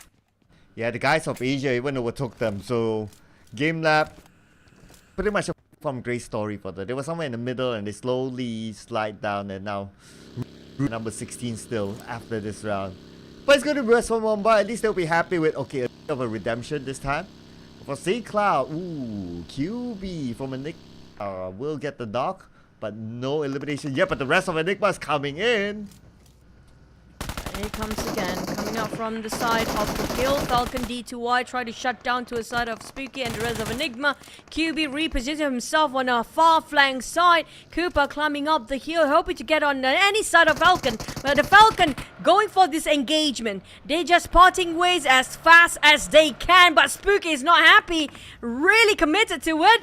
But Cooper still taking on Say Cloud in the same time. Oh boy, a lot of early skirmishes here due to the flight path plus the circle just too far from each other. But FOD and West Point Mamba. Now this can be a really tricky one for West Point Mamba to open fire since they only have 2 players left. Ooh, okay. So if they open fire onto FOD will... Okay, there's someone there, but looks like they're just going to ignore it. Since it's going to be a military base circle, the objective is just to get onto the island first. Okay, Irma's having a good time there. But they are also hoping that no other team crashes in onto them. And they'll be playing a bit of a gatekeeping. But I'm sure if they had like a full squad, they can do a lot more gatekeeping than this. Yeah, that's kind of true.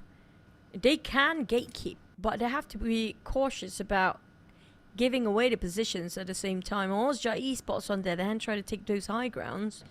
And they are definitely in there already, while the rest of them still lurking around the main peninsula just to get themselves any loot before they cross over to its SMB. It's entirely 100% SMB circle, no way out before that. I mean, if it happened to be shifting on the northern side, we ended up on top of a bridge, which is going to be more great as an ending.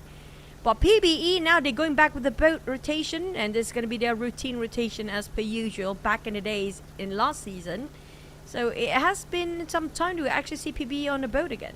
Except for Ryan, he's not with them. So I wonder where he is. Maybe he's the one that's like, okay, I'll do your bags, you guys go, I'll join you guys later. But that means that he needs to have another maybe. Or he's going to take the land route into military base. Not too sure. We haven't got visual, but we get a confirmation later on. As Magna still in Severny. And Severny is like the other end of the circle. Oh boy, Magna taking this very slow, as long as they need, at their own sweet time. We do have another boat rotators, which are going to be Sin.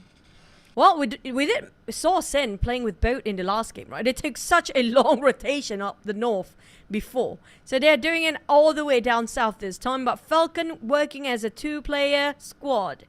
Going against Esports. I mean, like, I don't feel like they will start to engage.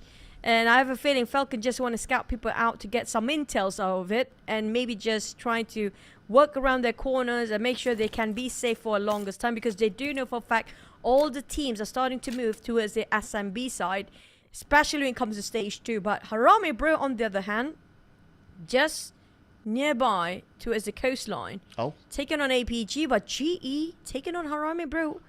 Where is that happening right now? Yeah, the other 2 members of Harame Bro knocked down and eliminated by GE. GE is going to be happy that they got the point, but for the now only left with 3. Okay, Phil, he was shot at. And looks like this is the area of military base. Oh, 2 of them inside military base, while the other 2 still on the main peninsula. That's surprising how far apart they are. Maybe there's some sort of having some insurance policy, you know, just to have another 2 in case the other 2 happen to be fighting another team. At least the other 2 remains in the circle just to play for position ranking. But PBE will be visited by the side of GE here. 2, 3 players possibly in this car right now. While the other one is going to be lurking around the area and taking another vehicle. So Loki, what is happening? And somebody got to get their license checked. Edward, on the other hand, knocked out by Exit with a Bison. Oh, TGOA now in as APG crashing in. Mayw still alive. And Mayw, we have seen it before. Can he pull it off again? As Amura Chili will be taken down.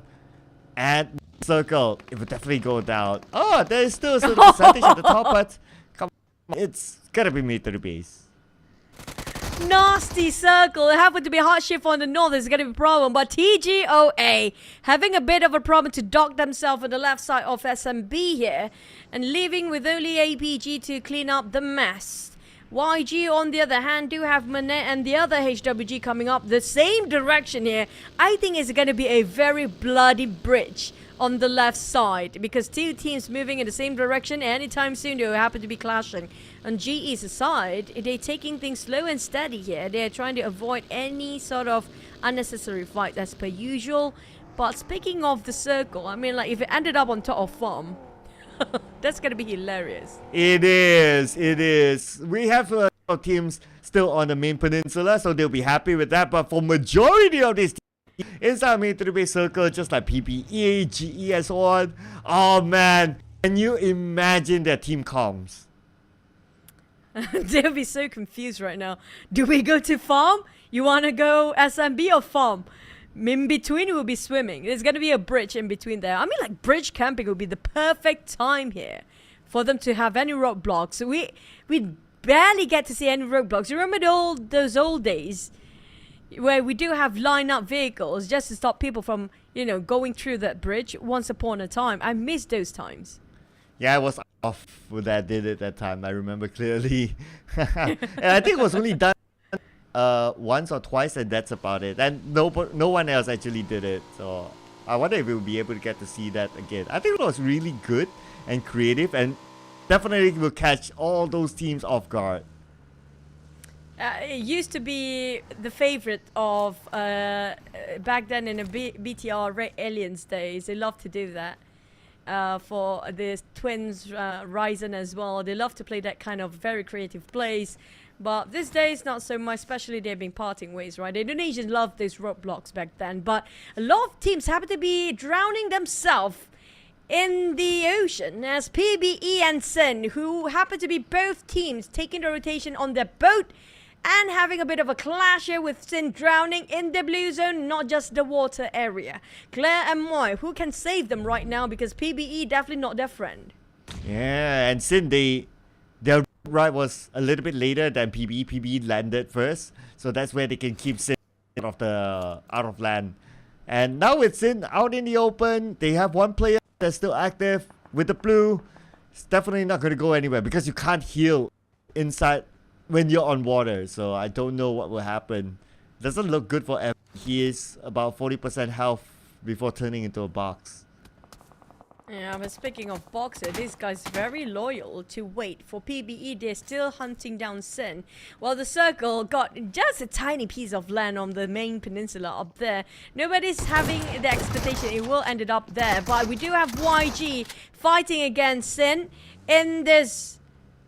Oh, sorry, it's HWG in this very small compound inside of a blue zone. Like we mentioned before, on the left side of a bridge is going to be a bloody one. It's not even on top of a bridge. They're just at the pier of it. But the rest of the teams that already land themselves at SMB now all fighting to be in the center, the coastline in between the main peninsula and SMB. And nobody, I'm surprised, nobody gatekeeping those coming up from the bridge side as well.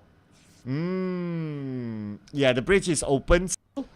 So I guess teams just want to focus on getting into the circle this time. Okay, never mind about the bridge. And plus, majority of them in the military base island already. So I guess that's where they feel that it's not going to be worth it. But anyway, I'm so surprised that Sin is somehow still alive. I think he went to the boat, he healed, and that's why he's holding himself there.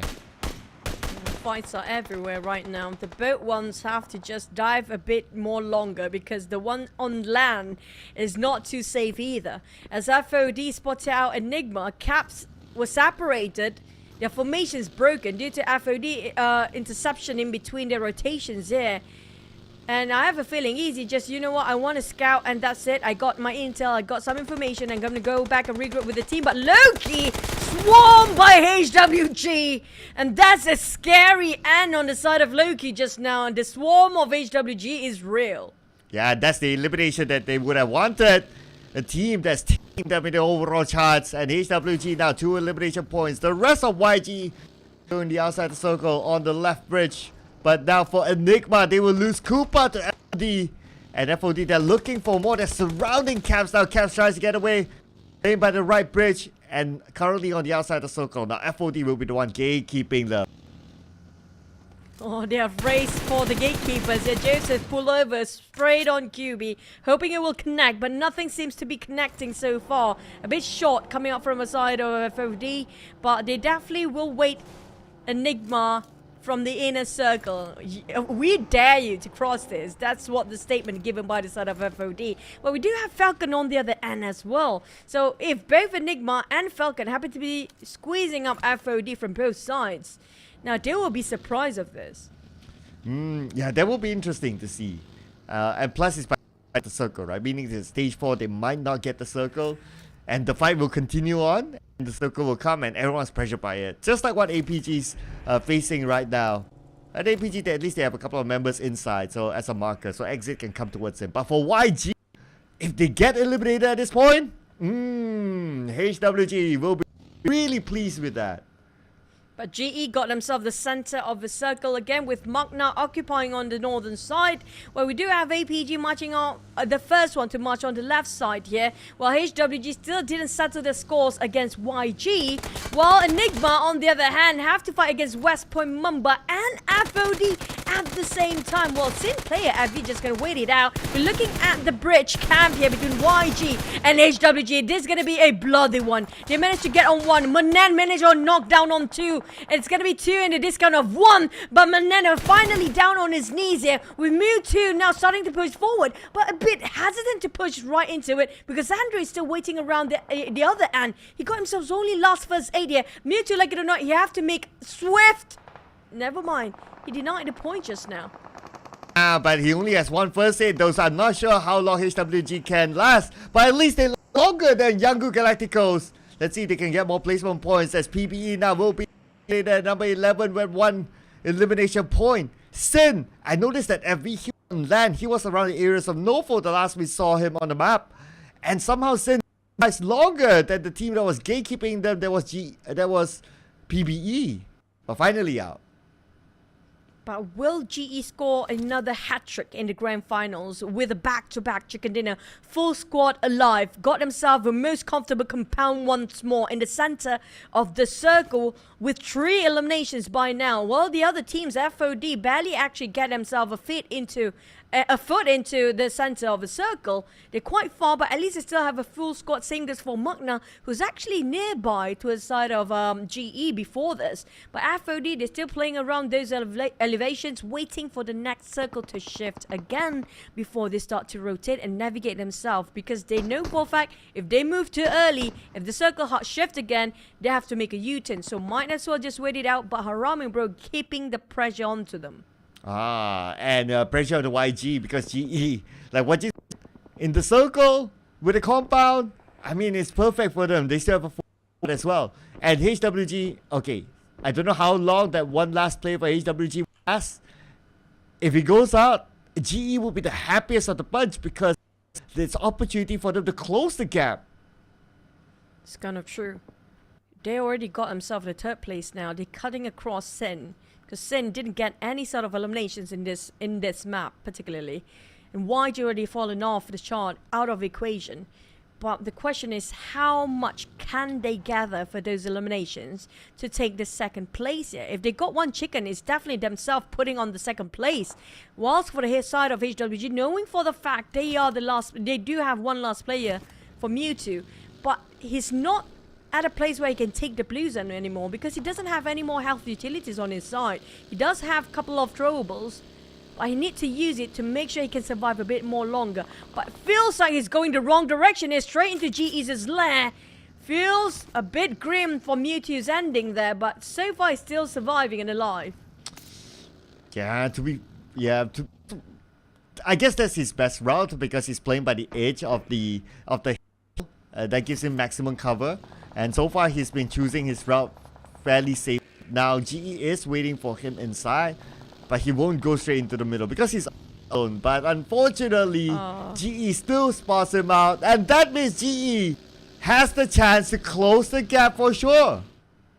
That's kind of true. All they need to do is cross the street and get to where the players, they will not be spotted out just yet. But also Esports, the moment they climb up those hills, there's going to be high elevations working and see through GE right across them. Harame Bro, fortunately, Harame Bro is actually distracting Osja Esports at the current moment, so they have no intention to advance towards GE's direction.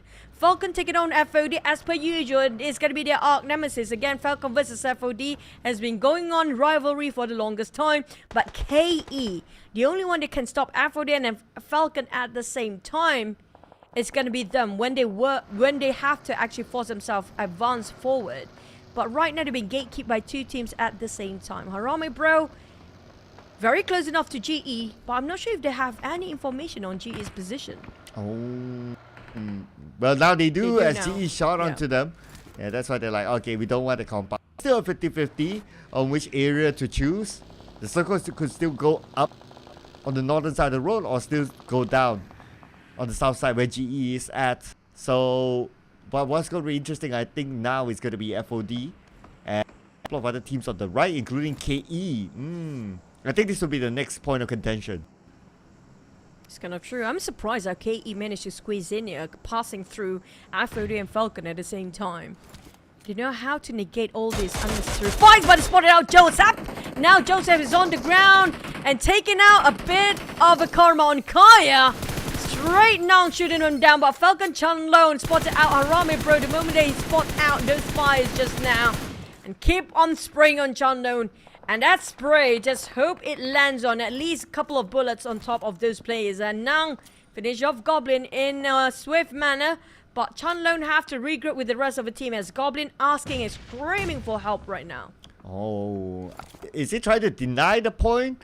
Okay, I have a feeling that, yeah, he's trying to deny the point. He's trying to take out Goblin. Save him. Okay, that's a smoke. Alright, because the first few was a frag grenade. But now it's a smoke, so he can go in for the save. But he has to do it fast.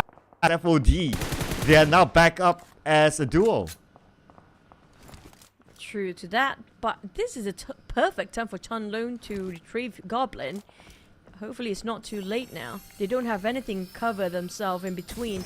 The moment the smoke dissipates, it's going to be gone for them. GE, on the other hand, might actually be favored by the circle again. I feel like the god of circles definitely love GE for today, but when the circle shifts, we have no clue where it will end up on here. But KE taking out FOD again with Falcon fighting a 3-way war. Harame Bro, they are agitating. They want to be part of those fights, but Magna will gatekeep APG in the meantime. Osja Esports having the clearest path entry into the circle, and the circle shift. Not entirely on the GE, but they're not too far away as Magna gets a knockdown out. They're looking for more right now. Marcus is in trouble. He's on the lower ground. Yura has the DBS and that one DBS shot will not land onto Marcos. Marcos has a UM. The name from Yura will be cooked up. Toss on to his opponent. Marcos evaded. But Marcos super duper low right now. Magna can finish up the job. But the DBS will not gonna exit is here. But exit goes down to Yura instead. That's a mid-range shotgun, I gave you that with that DBS, but it worked for Mel for the second time as they are fighting back. Magna trying to eliminate APG out of the equation, but there comes Labo dropping out a big nade, might actually shutting down on APG, and that does the job. Well done. They seal off the deal, but they need to reset because Austria Esports is on the hunt. Well, GE got themselves 5 elimination points now. They might close the gap against Yangon Galacticos to get the second place finish. But now Yangon Galacticos, they are sweating their pants now. They might lose that second place. Now for Austria Esports, still a full squad without a single elimination point. Looking to find back the momentum. They play by the edge of the circle. Now they need to be on Magna next. They want to do the fight. They want to find eliminations. But nobody happened to be passing by them for Austria Esports. Even Skynet have to rotate back just in case there's somebody else there. But definitely got shot from afar. He knows where the shot came from. So he will relay back to the rest of Austria Esports exactly where Magna is. And now they're going to go and take the fight. They know for a fact this is the time for them to really gain those eliminations with only 6 teams remaining. Toki now scoping out to the side of Chanlone, driving in with a very fast manner, but they won't go down easily. Taking and switching over to DBS. Labo taking on Chanlone, but at the same time, Labo is just too low, but he survived. Wow, Magna, 5 eliminations now in the top 4. Really well so far. FOD out as well with 6 elimination points. Now Magna against Esports. This will be their big challenge. Magna now. They are on the lower ground. Nate beautifully tossed out by Mal onto Ranzan. This could be their opening to wipe out us.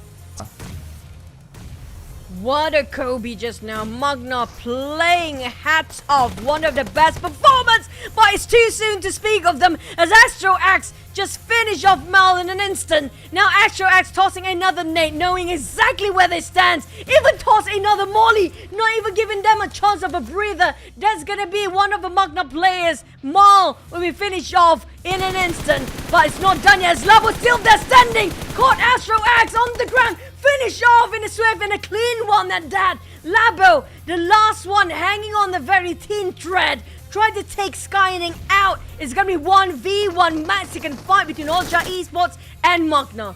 Oh, but the pros are right behind Austria Esports, taking them out. And now it's going to be the pros doing Magna a favor. But Magna now only 2 men left. The pros might want to try to find where exactly he is. But look at the movement for G as well. They want to come here as the third party. Labo tries to defend this area, but Labo eliminated.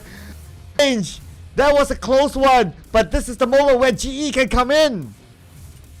What a performance by Magna today, but GE, will they get a hat trick? Will they get a triple chicken in a day? And a back-to-back one at that for their third chicken of the day based on the last performance. If they do, second place is definitely theirs. And heck, maybe they even got themselves the first by the end of the day. But back to Harame Bro, they are back in the zone for their focus is back to the side of GE. 3v4. GE do have the numbers. They got themselves the compound. They even got themselves the center. What else there is? Harame Bro have to figure out how to distract them, how to separate them from each other so they can pick off one by one. Right now, GE having the advantage of covering multiple angles as well. So, GE pushing Harame Bros back. Okay, Harame Bros now making their move for you on the vehicle. Where to go now? Is he going to go towards GE? I'm not sure if he knows exactly where GE is at, but I think now he does after hearing the footsteps. So he's taking it slow and steady. Oh, not so much! as he hopped onto that vehicle, giving away his position with the start of an engine. And that's a Kobe drop, a big one by the start of GE. Now they're going in for the push, finish off few. But Rage, he's panicking. Same goes for MM, knowing that they're not safe anymore. They're popping off all the smokes they can. And GE hunting them down for every angle there is, compressing in any way possible, trying to find the last two players of Harame Bro, who's barely living right now and being hunted down. Like there's no more space for them to run. And look at the discipline for GE. No, they have the numbers, but they are not charging it. They're closing down the angles first. They will send one out right and smile. Just pulling out a handgun just for kicks. And now the pros still moving around, but there's pretty much no exit for them. No way out. They are surrounded right now by GE. Look at the nades here. Everywhere there's mollies. There's going to be hand grenade. Explosions everywhere. Imam also, they're not being favored by the zone. They slowly start to close in here. Imam just going to heal himself up and try to find at least one consolation before they're going to go down and facing the inevitable. But Rage spotted out one Zai. Almost took the entire down. He got one. Rage managed to just make it 2v3, but it's too low right now. While Small trying to find the positions, trying to get those information to work things around, reposition himself on the flank side. But the zone is closing on the side of Harame Bro. First GE in the center still.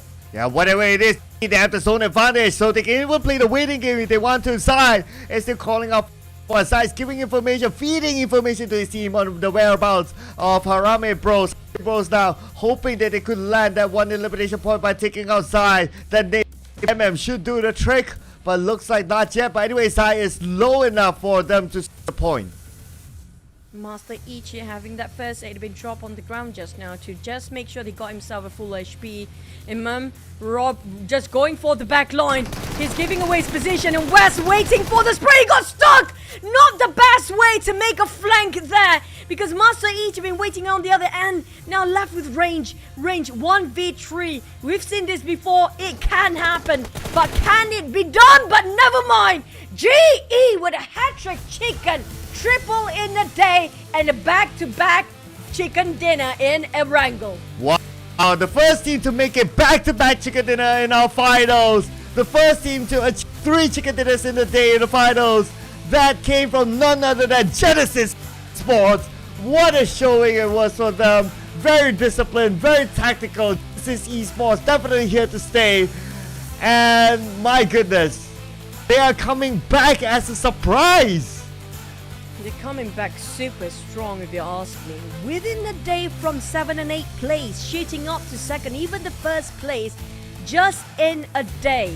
We still have Miramar map, which is going to be their forte, which is going to be their strongest map there is. GE, they've been quiet in the first day. We thought they lost the spark. But now they are a ticking bomb, exploding everywhere they go. Looks like the league curse only lasted for 1 day on the GE, and now they're back just like the GE we know from the... And this time it's going to be West, 4 elimination points with 90 damage. Pretty much everyone he shoots, everyone he gets, and with very minimal damage taken as well, only 37. I mean, the entire team worked so well this time. It is great to see GE back performing like this, just like how they lead. What a clean game by GE here, back to back, working as a unit like a well-machined oil here. All 4 of them almost survived till the end. But you look at how they just, the way they adapt themselves towards the circle was remarkable. And Magna, I mean, like, this is their best day yet. I love this Magna right now. I wish they have been playing like this since the start in day 1 because they are the ones having the least initial bonus point into the grand finals. But it is not too late to change things here. And having a start here, West Point Mamba do initiate too many early skirmishes since the start. But it's not too much. Coming up from GE, they have been keeping quiet. You don't see any GE highlights in the start. Yeah, they were... I think they were one of the earlier teams to get into the military base, and that's a really good call. And the moment they went there, I think they went into like the military base itself before coming to the compound that we last saw them. So because they were early, everyone else came a little bit later, so everyone else fought with each other. And for GE, it's like, oh, and see the elimination feed. The moment they saw elimination feed that YG was up, that HWG was out. Oh, that's their time to party and collect those, close up the gap with the number 1, number 2. Wow,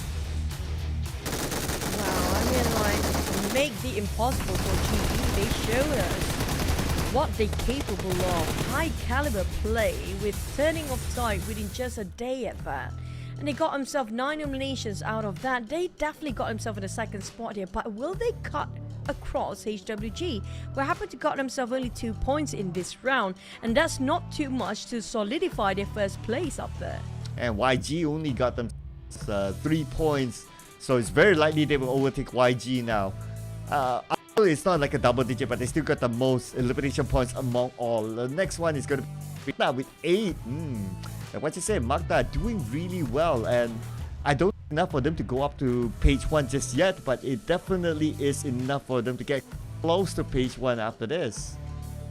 I hope so, because right now this is where everything matters. GE already got themselves second place, and not just that, Cloud. 9 points different. They were 20-ish or almost 30 points at the start of the day. Maybe even more than that, because they were in 7th as the start of the day, but they're now placing at second. That's just a huge leap here we're having on second place for GE, and next one maybe number 1. But for the side of Magna, slowly climbing up now in the second place. I mean, this is the best Cinderella story ever for Magna. From down there up here, now maybe under 9th place very soon. Yeah, with 9 points difference between GE and HWG. One more round and they will be back on their throne. The throne of the league will be back onto GE. And they even got themselves 3 chicken dinners, meaning tiebreaker would still favor onto GE, assuming that they get the same points as HWG. So GE, I mean, this is the GE that we know from the league. And yeah, I mean, they're back. So far, GE, what a surprise. I mean, you definitely hit yourself a jackpot. I mean, like, your prediction got GE on top of it. So you got triple GE as your prediction. So I guess that's going to be triple jackpot for you. But for the other teams, I feel like they might actually climb up back after this game. Yeah, but speaking about after this game, we'll be heading on to a break before we come back. Rama, let's see you guys in a bit.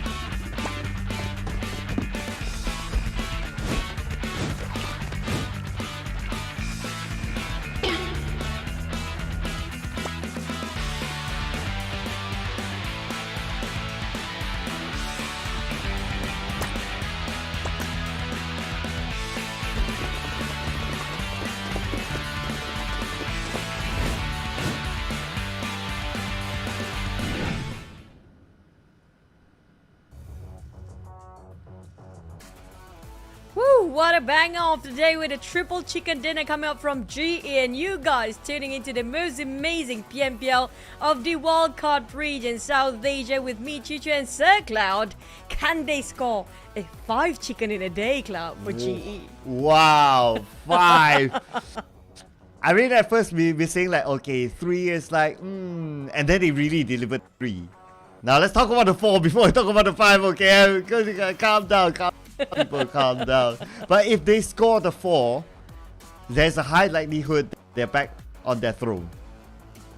I mean, that's definitely true. And speaking of which, that was a difficult circle to start with. We're talking about SMB, we got it. Now we're talking about 5 chicken, maybe we're gonna get it. I mean, like, feels like everything that we say, we have the power of it now. Yes. So 5 just to make it exciting, but that means that HWG and YG, they'll be like, no, don't give them the 5, no, but give them this instead. Give them skins. This is what GE looks like right now with a hat trick. Definitely smiling with the golden tooth out of his teeth, and even an eye patch, you know, after they're being injured on the first day. And I'm not sure which is the lady version of GE's player, but definitely they are swagging right now with this kind of outfit they have in the game. Oh yeah, absolutely. I can imagine them with that gold chains, you know, sunglasses, walking down, getting onto their new bike, a Ducati, and just racing down, like chasing down top number 1. I mean, they were blending in with their pink color skin and with the red Ducati. They were blending with the bike in this case. But hey, it's going to be a bling bling day for them, because right now they're scoring up there really high. But Ducati Panigale V4S, do tell us if there's any difference when you feel like driving this bike or riding this bike in the game. And speaking of which, we also have an all new RPA series, which we do have more than just one skin. It's so many, and you can form an entire squad with the Spectre Slayer set. How cool is that, you know? Yeah, entire squad with also substitutions with the whole Spectre manager. set. Manager, your coach, maybe wear the orange one, you know, just because. Why? Why do you hate orange? Like, why does it have to be with the manager with the orange? Well, you gotta meme the manager, you know. The manager's the one that, on tournaments, that's the person you always meme. Just like how you meme the manager and you send him to a dino ground and you let him being chased by a T-Rex. Yeah, like that. I feel bad for managers out there, but you guys are awesome. Without you guys, no teams can stick together. I mean, like, if the teams with no managers still survive, I mean, if you have manager, you're definitely going to solidify yourself. But the ride of the dino power is real, okay? And speaking of what's more realistic, it's going to be GE. Can they score another? I'm super excited if they score a 4th chicken, because we don't have a 4th chicken yet. Ooh, it's not a 4 definitely in a single day, for sure. So GE, the stats in Miramar, it still favors them. I mean, okay, so Irango favored them, right? So they proved it. So now Miramar, it favors them again. I mean, seems to be aligned for GE right now. They are hot in pursuit for 1. Man, GE. But I'll be looking forward to see what kind of surprise Mana can pull off, right? Because they are doing very well today.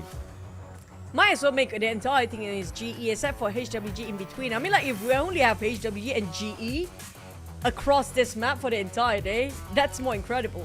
But speaking of which, you know what? I feel like the bar or the standard in our wildcard region is another level. It feels like since the league days and the league stage up to the grand finals, a hat trick is a must. Like, we had GE back then in week 1, they scored a triple chicken, and then we do have Whisper Mamba in week 2 scored another triple chicken. Make a new record, go for a 4th. Oh yeah, why not, right? Or maybe another new record, right? Like, all the chickens come from a single region, all from Myanmar. That would be pretty cool as well. I don't think we have seen, like, maybe we have? Okay, maybe we have like PMSL, like the Thais just go crazy, but for wildcard, I don't think we have seen it yet. Yeah, but we do have, so far, speaking of coming up from Myanmar, right, Cambodian team have been struggling in this grand finals, including the Philippines. I'm talking about the Philippine teams. I do realize they happen to be, maybe because they've been screaming a lot together, so they've been rotating in the same direction and happen to be bumping into each other way early on. But other than that, Cambodian team, they have been quite lost in the grand finals. Yeah, let's see. You have E there. You have Enigma there. So teams from Cambodia. Just putting it out there. Just putting it out there. You know, unless because change map and we get a different result, different outcome. So. You're just flexing your GE triple chicken with that prediction. Of course, right? That's the reason why. Of course, I can even show it again. Yeah. It's flexing again. My God. Yeah, I'm just gonna leave it here. Okay, just leave it there. All right, like GE. At least I score one HWG. So all the reds, all the red teams, or the teams with a red color as their team here, definitely winning a lot. So maybe because of the Ducati Panigale team that we have here. So all the red teams are winning? I don't know. It's a conspiracy theory. Don't think we have another red team. Yeah, we don't. Only Sin. these two. Sin, yeah. Sin. Okay. Falcon. Yeah, we can take Falcon. Yeah, that's fine. I But think that's it. That's going to be the 4 teams. But Sin today is Falcon today is as well. Unless it's a map problem, you know. Speaking of map, we do have SMB just now. I mean, I'm super happy about that. But even though, if you're taking into equation like, oh, GE just gotten themselves a big luck in the first Erangel map they scored themselves, then the last one was really difficult because it was SMB.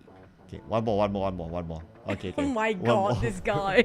one more. I hate you so much right now. You have to just shove it in my face, don't you? Okay, that's where we'll close it off and don't show your face anymore. As we're going to Myanmar. That's the advantage of having the power, you know, to control. Oh man, now I hate you even more. I'm so scared right now. Don't cancel me. But speaking of which, next Miramar map, we had a lot of El Pozo before, some Los Leones, so not so much on certain particular spot when it comes to the circle. So we haven't got ourselves Minas de Sol, which you requested yesterday. Ooh. It's about time, you know, it's about time. We got a lot of good ones. It's about time. If we don't get that, then give me an Oasis. It's been forever since we saw an Oasis. That was like back in PMPL Season 2 or something. That was like way back. But let's see if we're granted our wishes, just like GE wishing for a chicken dinner.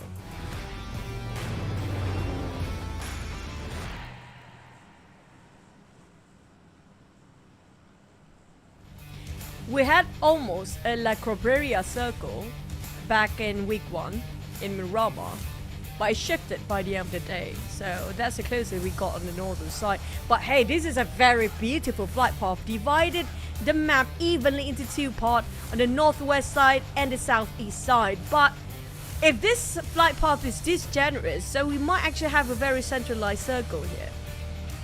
Ooh, not that I would want it. I want something different. I want it to be like, you know, Take or something. Menace del Sur, Prison, Oasis. Come on. Do we ever have sort of a circle in ruins or trailer park? I think there's one trailer park. That was ancient times ago. Yeah, I think that was like 8 times as well. We don't get to see many ruins. Or maybe not. Okay, maybe like forever. It's like there's so many circles we've seen in our lifetime. If not, the circle will be like the island just beside Impala. That'd be nice. But northern side we have very crowded Torre Ahumada and Campo Militar, as well as for moment TDOA happen to be both dropping at the same place, same time here. I'm not sure how close they are, but MH definitely a bit separated. But it feels like, wow, wait a second. Okay, I'll take that. Not gonna lie. I mean, if really if nice. a hard shift to its Los Leones, it will be urban warfare. But I just wish it will go down south all the way, though. Ooh, yeah. If it's Lost Learners, there's like, we don't like final circles. You know, the only person who likes urban final circles is No. Contra. Who? Is Contra. He likes urban. Something is wrong with that Yeah. guy, Yeah. honestly speaking. Yeah, there's a reason why we're not friends anymore, you know, after conversation. Something wrong with that guy. I mean, like, who likes urban warfare? I mean, like, we miss Vikendi, yes, but there are too many urban warfare in Vikendi back in the days. Everybody just hugging a corner. I'm so glad we don't have that anymore. But back in that sort of a circle, if it happens to be on the southern part of Los Leones, there's so many high grounds and valleys in between. It's a tricky circle to play along. Yeah, the grounds is tricky. So normally teams who get the high ground advantage, like whoever goes up first, they will have a good day, a good life. So I think teams would want to race to that. And we can see GE is like they like to race to those key positions, like okay, whether it's a compound. So far the compounds have been the key one. So I think that they'll be one of those teams like really want to get onto the high first. We may see like they make a fast move there. Based on their position, San Martin, it might take them quite a bit. So I guess it's a challenging circle for GE. How fast can they get into that circle? That's a bigger question. How many teams in between before they even get there? Will they take another rotation on top of Chumacero, or just going out all the way down to Los Eagles and going back up onto the higher grounds of South Los Leones? There's also a chance they are doing that. I'm not surprised if Sin actually do that, because they do love this longer or further navigations just to get into the circle. So I assume that Sin or maybe TGOA try to go down south all the way from the long rotation at the side of a map. But on the side of KE, they always got themselves nearby GE. KE, their problem is always about maintaining their survivability when it comes to the top 5. That's it. KE is always close to getting the top 3. But due to the migration of all the teams at the same time, they happen to be compressed both sides. Well, Magna, I have to say, this is the most improved team across this season of PMPL SEA Wildcard. But yeah, I do agree. I think that they are somewhat in contention for the most improved team with HWG. Like HWG week 1 was also meh. But Magna, both weeks they were like really down there. And yeah, I gotta give them as well. They are really, really improving now. And in fact, they are above like teams that have a lot of experience, like Falcon.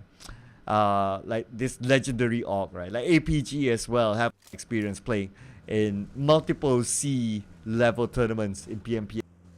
And they are above them. Can you imagine that? Like Magna is up there. It's a great story to the Singapore region. And that's kind of true. And the only Singapore region in this wildcard as well that survived after the relegations. But speaking of Falcon not doing great again, trapped themselves in a very small compound, and Enigma will surround them and red things around them, while Spooky repositioned himself across the street just on those high elevations while they're trying to scout for any vehicles. In the meantime, Falcon trapped inside. I'm not sure where are the other 2 players though. Yeah, I guess they're still out. But good thing for them is that no big moves from it. Interestingly, I thought they would have done that, but maybe they're like, okay, never mind. Let's get the compound, because the compound seems to have given a GE more success in previous round. I think Enigma is just trying to avoid mistakes like how they did early on. Maybe they were too aggressive, a bit reckless when it comes to pushing into the compound to take the fight on. So this time they want to change things a bit more with this different map, which we're going to Miramar. Now, with the Harame Pro, close enough. Well, I haven't seen a last playing, so I guess he's just going to be the sub, or maybe analyst on that side for now for Harame Bro.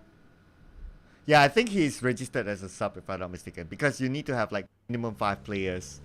So he's taking a back seat for now. But for Harame Bros, they'll knock. FOD coming in. This is not the Enigma, this is the FOD, so they'll take the fight. Yeah, but Enigma already made a U-turn, and for Nang on the other hand, he doesn't know backwards or, on the reverse gear. There's always going to be, we call it, if in the keyboard, it's going to be W gaming, which he just moved forward, and Nang making sure he will try to confuse them and keeping the pressure on while waiting for Joseph to arrive. Dale on the other hand pretty low on the outside, but they have 1-to-1 trade between Joseph FOD now. They got Joseph, a full cavalry is here, but Rage is holding on. Where is Few? He's too far. Joseph! Coming in. Unfortunately for Nang, he's been taken out. So it's going to be Rage versus Joseph. Now with the hand. Cooks it up again for the second time around. John will revive his teammates. So now they're as a trio with Easy up back on his feet. Few on the way. finally arrived. Wow, that's solid. Wow! Okay. What an entrance! Incredible flying motorbike. FOD on the other hand took their time to finish off the rest of the planes, while Range on the other hand taking on the back seat there. Finally got shot down by the side of Easy. Now Few arriving a bit too late now. That's gonna be the first team out. And it's gonna be Harami, bro. They starting off really strong yesterday, but what happened in day number 2? Ooh, the bros out means FOD can overtake them in the charts. Ouch. I mean, the bros yesterday, they were looking like one of the teams like, oh, they have potential to go up and maybe challenge the number 1, but today is like, just not their day. Probably gonna pull off another GE performance tomorrow, where they're coming up from 8th spot, maybe up to 2nd place by tomorrow. Hopefully that's the case though. But so far, dominating over this PMPL Wildcard Grand Finals, you have to give it to the Myanmar region. All top 3 coming up from Myanmar team. YG, GE, HWG, and then we got the Philippines, Sin, Enigma, and West Point Mama. Then we only got Cambodia. Surprisingly, they are alternating between their flags down there in a row. But FOD on the other hand, taking a fight with PBE possibly, very close enough. They definitely heard the audio cue. But John, I don't think the DBS will work in this sort of a distance. Switching over to rifles, waiting for them to maybe walk in here, but PBE will part ways. They're not interested in this. Yeah, PBE not taking the fight though. Okay, but APG, but as Austria Esports scouts them out, but they have hold of the compound, so not gonna look on this yet. This area is the prime position. It's the high ground, it's the compound, it's perfect for PUBG. I can understand why PBE was scouting this compound, but the moment they saw that, okay, there's another there, maybe they're like, okay, maybe not for now. For Esports, well, they'll be leaving this area. I mean, there's still a lot of high grounds to play with, so it's okay. There's plenty of high grounds, because we didn't see the second stage yet. So if it happens right on the southern side of Los Leones, then there's definitely abundance of high grounds. There you go, we got it. And it's nearby Los Eagles. We take this any day, because we still have some, like, what, 10% of water in there and a bridge in between. If we just hot shift towards south after this, now that's going to be a messy one. Surprisingly, nobody wants to land themselves in Los Eagles. But coming up from Magna, they're coming in late. Same goes for TJOA. Like I mentioned before, Sin will go for the longer rotation. But surprisingly, 3 teams having the same mindset of Sin, and if Sin actually enter into the circle first, they can gatekeep the other 2 teams before entering. And that's where Sin normally is the team that likes to come in a little bit later, so I don't know if they'll change their play style around, but maybe they should, because the past few rounds wasn't their round, so to come in a little bit just to switch things up a little bit, I think might be the good choice for Sin. And like what you say, if they can do that, they can gatekeep other teams and collect points. Kind of true, but a lot of teams prefer to play in the center instead of playing in the blue zone because it's too risky, like how Falcon right now running just to avoid the burn of the blue zone, which quite painful by now. They barely got themselves any first 8s at the same time. At least Cloud do have Mac Kit. I mean, like, this is not the caster Cloud, it's Say Cloud for the player. But we do have Andrew, brother from another mother, you know. Yeah, another Andrew is in there as well, so it's going to be another brother. I'm very confused now. It's like I gave my playing ability to them, and that's why they're playing instead of me. Yeah, you got their mouth at least, so you can talk more. Yeah, I mean, like, social-wise, you're better, so I guess that's it. Well, I don't know them in person, so who knows? Maybe you should. Maybe they are your distant relatives. Who knows? Wow, maybe. But maybe they can, they can cast as well one day, because we got a few like ex-players out there casters. Stalker from Cambodia, he's casting, and from Philippines is casting. So yeah, sure. Yeah, the next stage of their career. Even Reem used to play a semi-professional as well. So he's casting as well from the side of Cambodia, if I'm not mistaken. But when it comes to the circle, though, if we ended up on top of that bridge, I mean, like, this is going to be what a day for the players. That'll be fun. Then that's where we'll get the bridge circle that we've asked for. I wouldn't mind in Miramar, I'm not gonna lie. As long as it's a bridge circle, it's great. Where it's in. Looks like they're still sticking to their guns, but oh, hang that thought for a second. Speaking about guns, White gunning down. Game lap, one more to go. They should be able to pick up their fourth. Scotty tries to get away. Romeo boy goes down. That's a counter there by Scotty. The rest of YG, not only them, FOD as well. Oh, left with Andrew. Your twin brother here, Cloud. Try to make do with what he has. And Andrew will pick up one of the members. APG coming in and just ram it in and cross their face. But PBE happened to be shooting from afar as well. Loki been taking out from the long range of PBE players. KE on the then going a very clear day. But I want to go back into the fight just now. But we're not looking there. Okay. Okay. I wonder if Okay. the last two players of YG, they are okay, like us, like okay. I guess they are since, you know, no one's knocked yet. No, the thing is, they are in the haystack shack, in that very small shack, and they're being surrounded for YG at the same time. So I don't know how they can get out from there. Well, I guess that question is on to Enigma, as the guys of Asia is currently in the same compound as them. Enigma has the better of the circle though. But there's another player on the other side. I wonder who that is. But the guys of Asia interested to take this fight.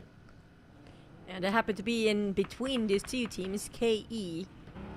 Enigma and TGOA will be engaging towards the side of Enigma first. But GE is on the other side. And they are scattered for GE right now. So they definitely don't want to open fire yet. But they heard the shots coming from TGOA and Enigma. But never mind, I take that back as TGOA and Asia on the ground as Wes. Take him out first. But Enigma, they're just waiting for the right time to butting into this business. Well, Wes taking another one down. Edward Wes is doing so much work on the side of GE. And now they're going in for the rush. Oh, GE on the roll right now. Not the team that you want to beat.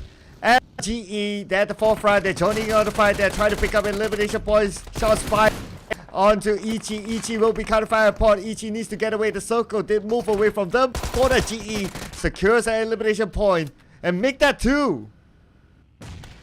Oh, West. What an incredible player as always. Finding an opening is actually his expertise. The side of Master Ichi spotted out Koopa. But Enigma, the hills in between them kind of block their vision to the side of GE right now. Whilst for the side of GE, they always play the center of a circle. But this time, they're being stopped for the entry. Denied the entrance by the side of TGOA and at the same time Enigma. And not just that, in the inner circle, they have one gatekeeper as well. The side of TGOA, on the other hand, they had a really good run today. Suddenly, when it comes to Myanmar, not doing so great as a start. Ooh, yeah, TGOA... actually crashing onto Enigma's compound, but the one that actually took them down is GE. So, I mean, it's a tough start for them. As for YG, they managed to get 4 elimination points so far, but to catch up to GE, they definitely need more than that. HWG still not making a move yet. So now the point difference between the two of them are 7 points, with GE just behind by 7 points. I'm waiting for HWG doing something here because they're being surrounded by so many teams at the same time. Speaking of which, one is too nearby, which is going to be Enigma, hoping to force them out of their compound. They're crashing into it while Caps knocking on their door. Mewtwo and the others, how did they respond to this? Yaka saw them coming. One of the players being knocked down. It's a bit of a trade. Alpha taking on one with Yahiko as well. They are taken by surprise. Enigma, shocked by this. They're shook. And the entire team of Enigma gone. Poof. Yeah, take it out just like that. 4 points away to HWG, but they will lose Yaka in the process though. That is still 4 points in the bag, and that's what matters. And for FOD, by the edge of the circle, Boyshon knocked out. Oh no, KE and APG fighting each other. It's not done yet for the teams who's barely making themselves into the circle. KE taking on Sonic. Boyshon got finished off by the blue zone instead. On side of APG, only left with a couple of players. For KE, they do have 2, but being shot from afar, trying to avoid those fights. But now there's going to be another contender nearby, which is going to be GE, cleaning up the mess between these two teams. APG and KE both are losing in this fight. Oh, KE now secures the elimination point, but GE is just right behind them. Against GE and KE. And GE will be happy to pick up those points. They're going out now, finding elimination points across the map. Cleaning up crew. GE just sweeping the floor clean. Whenever there's two teams fighting, they will be there as a third party. They're playing it very smart and playing it very safe as well. Now GE trying to scout out the rest of KE, who are being separated into two different angles here. Kaya hoping to drop those nades in case they rush into his corner. And Top slowly climbing up here, hoping he's not being discovered by GE. But they definitely know where he's at. He knocks on Master Ichi, and never mind at that. Both players of KE being eliminated at the same time. Well, 4 elimination points now in the hands of GE. Even up with HWG now, bringing back to a 9-point gap for both of them. Now GE, they're really okay. They rotate to the right, and now they're on the left side of the circle. It's like they're just going around fighting. Okay, who wants to give me points? Come on, show yourself. And that's where GE just gets the points. Yeah, GE has been adapting towards the circle no matter what the circumstances are. They couldn't get into the center of the circle, being stopped by so many teams in the early fights. And they decided, you know what, since we cannot get to the center on time, might as well just scout around the rim of a circle and try to find for those eliminations. And they did it pretty well. A very clean and neat performance so far.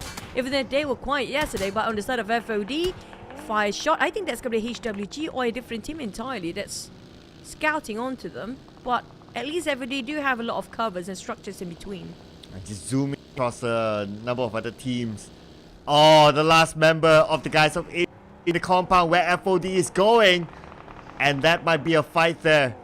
I think for the last member of TGOA, got better pray hard. But now John is praying as well. His vehicle is being shot at, smoked up. But he should be safe now. You go on to his team. Not really. But he should be on the clear now. I don't think any other team will have a good view to him yet. And he decided to stop himself on side. But hey, Sin. Esports spotted out John just now. And not just that, there's Smug now across it. And there's also Sen. We're talking about so many teams in the same compound here. Make it around 6 or 5 teams around this area only. And Esports has been gunning down John after the explosion of that vehicle and finish him off straight away. On the side of Sin, they reposition themselves, knowing for the fact there's so many teams gatekeeping on the inner circle. That's kind of smart out of Sin players. But West Point Mamba, if they're distracted right now, they're quite in the center and the center of attention of all the other teams surrounding them. We're talking about 4 teams surrounding West Point Mamba. In the meantime, Sin will wait and try to take advantage out of it. And speaking of Sin, they spotted out West Point Mamba first. Ooh, okay. This could be the fight that they cannot evade because Circle might move away. Now West Point Mamba holding their ground still. One of them knocked down. Needs to be revived. And Gerald is there to pick him up. Looks like Sin will get shot down by Michi. Michi opens up the fight. But no big moves yet. But we can see that Angie is moving in onto the right side. But there's another member from West Point Mamba waiting for him. Falcon spot out West Point Mamba is just in a trench. Talking about being sandwiched, this is being hammed down and hammered by those grenades. Sen keep tossing it out to West Point Mamba. There's no way they can get out of this dicey, incredible situation. And West Point Mamba just trapped in between these giants right now. Sen, FOD, you name it. And now they try to save each other out, but there's another Sin player out the end. Where do West Point Mamba can go? They have no place to run. Holy Lunge waiting at the corner. While we're looking at the circle shrinks even further, GE is still in there. Yeah, and will be unchallenged as they have the high ground advantage against Austria Esports below them. Most of the fights might happen on the right as Falcon is starting to come in as well. Sen and West Point Mamba might be the next target for the Falcon. Sen slowly, limb by limb of West Point Mamba being eliminated out of that equation, leaving with only 1 player or 2 players left here. Federales tried to make miraculous run by himself in an open space, but not gonna be enough. Left with Jaren, that's it. One more time, West Point Mamba being eliminated way early on for the entire day 2 of the grand finals. Oh, just like that. But Sin is still in this after that fight though, so they can still climb back up to their top 3. But next challenge for them will be Falcon. No, Falcon coming in next. But on the other side, we got PBE coming into the circle. But PBE, my challenge Sin is in front of them. Looks like TGOA, the guys of Asia, number 10. No points in this round. Surprising, even though they're trying to go for a longer rotation, it didn't work out for them in this big map. But PBE happened to be sharing the same place. Falcon wreck a bit slower than the side of PBE. PBE wreck as fast as they can, knowing for the fact that Falcon's right across them and Sin as well. They need to wrap things up as quickly as possible because right now they're not safe either. PBE trying to reposition himself with the vehicles and hop onto it and trying to just march in forward, try to get a buggy on and maybe just trying to get into the compound of where HWG's at, who's gatekeeping them very tightly across this small hills. But HWG is playing 2-2 formation. The other two is actually playing the outer circle.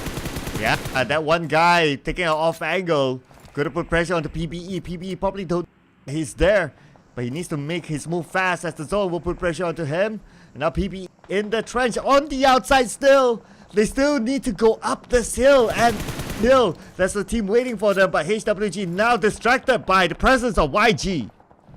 A bit too occupied for HWG. Too many teams they have to focus on, and at the same time the blue zone just starts to squeeze their life out of them. Mewtwo repositioning himself at the back line. Might spot out PBE while he's trying to go for the run, but PBE is just too close to comfort. YG on the other hand now distracted towards GE and not going to focus on HWG anymore. Yahiko just behind Andrew as we see. But on the side of GE repositioning into the place where they do have a safe distance, but there's going to be Ozja coming up from the left side. Mewtwo spotted out Momboy. HWG, they will respond to this in a swift manner. H2R just across and Mewtwo got stuck himself in a rock and will have to give away his position with this buggy right now. Might actually get shot down if that buggy exploded, but lucky enough, he made it just in the nick of time. Mewtwo with his psychic power saved him. Going down on the outside. Ichi knocks down Andrew from afar. That is where GE started in there. And now GE, they're ready for long range as well. So that means that they're ready to steal away launches, but they set one out. And here it is. West, but West shot down by Romeo Boy. That was clear as it can be in a straight line of sight for the side of Romeo Boy. GE lost one man in vain right now, since they don't have any trade done towards all the other teams, and the Blues is just closing by. They need to move, but where to go? Everywhere they want to go, there's going to be somebody occupying certain compounds or certain space there. Kayla repositioned himself in a very small shack, knowing for the fact that the rest of the other teams are a bit too far. And they do have to fight against another team right across them, which is going to be Mukna, who have to climb up this very steep hill right now. And with a smoked up buggy, he doesn't have a choice. He probably needs to go on foot. He got about 5 more seconds before the zone closes.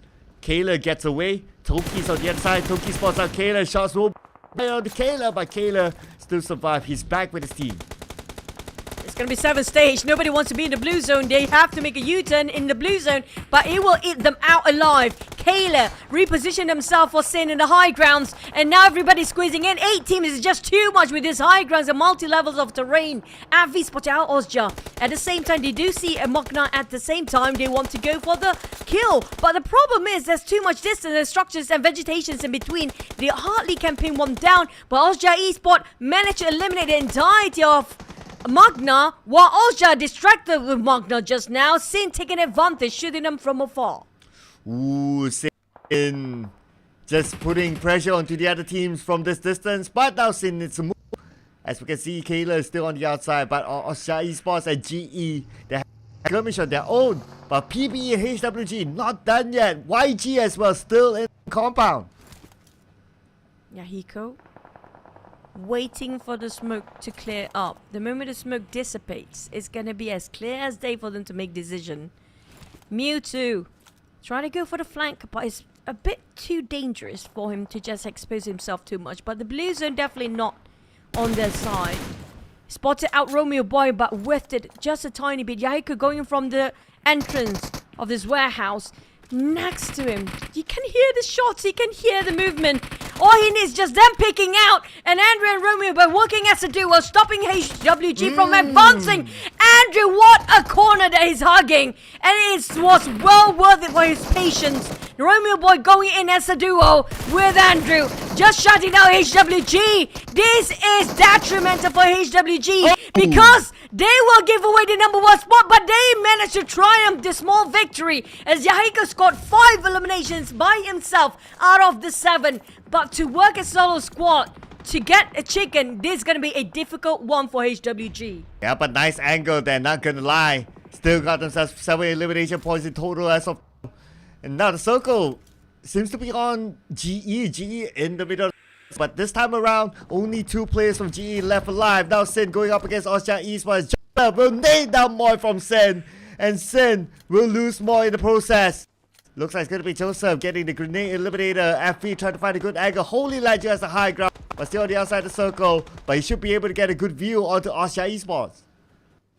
They've been eyeing out Austria Esports for 2 stages of circle by now. Pop on the other hand decided, you know what, I'm going to be the frontliner. I'm going to tank it out for you guys. But Kayla on the far flank side will be his bane. Pop alongside with Renzer. Now trying to find anybody that can see anything that moves, they start to shoot. Kayla have his vision on towards the side of another team entirely.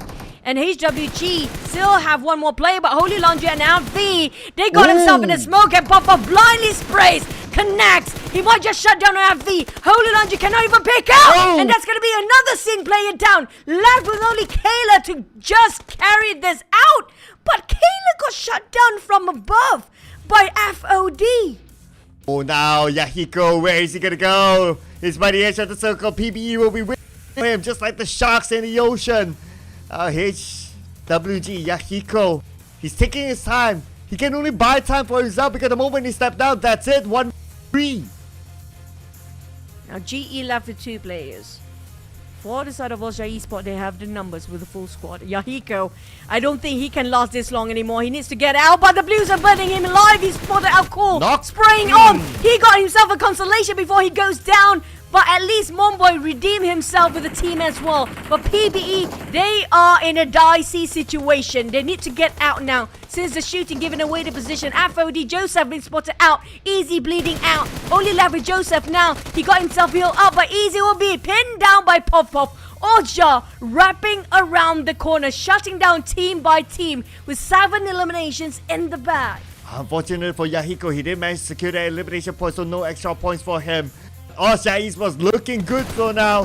Having the full squad. Joseph eliminated Ranza from afar. That's going to be it for FOD. They take away elimination points together with them. And look at this. GE is still alive. Can GE pull off a surprise here as Zai will be knocked out by... Looks like it's down to the last man for GE. But PBE could be the one to stop Austria Esports. GE, are they distracting themselves? Hoping that actually PBE going for Austria Esports first. They need to pick up Zai.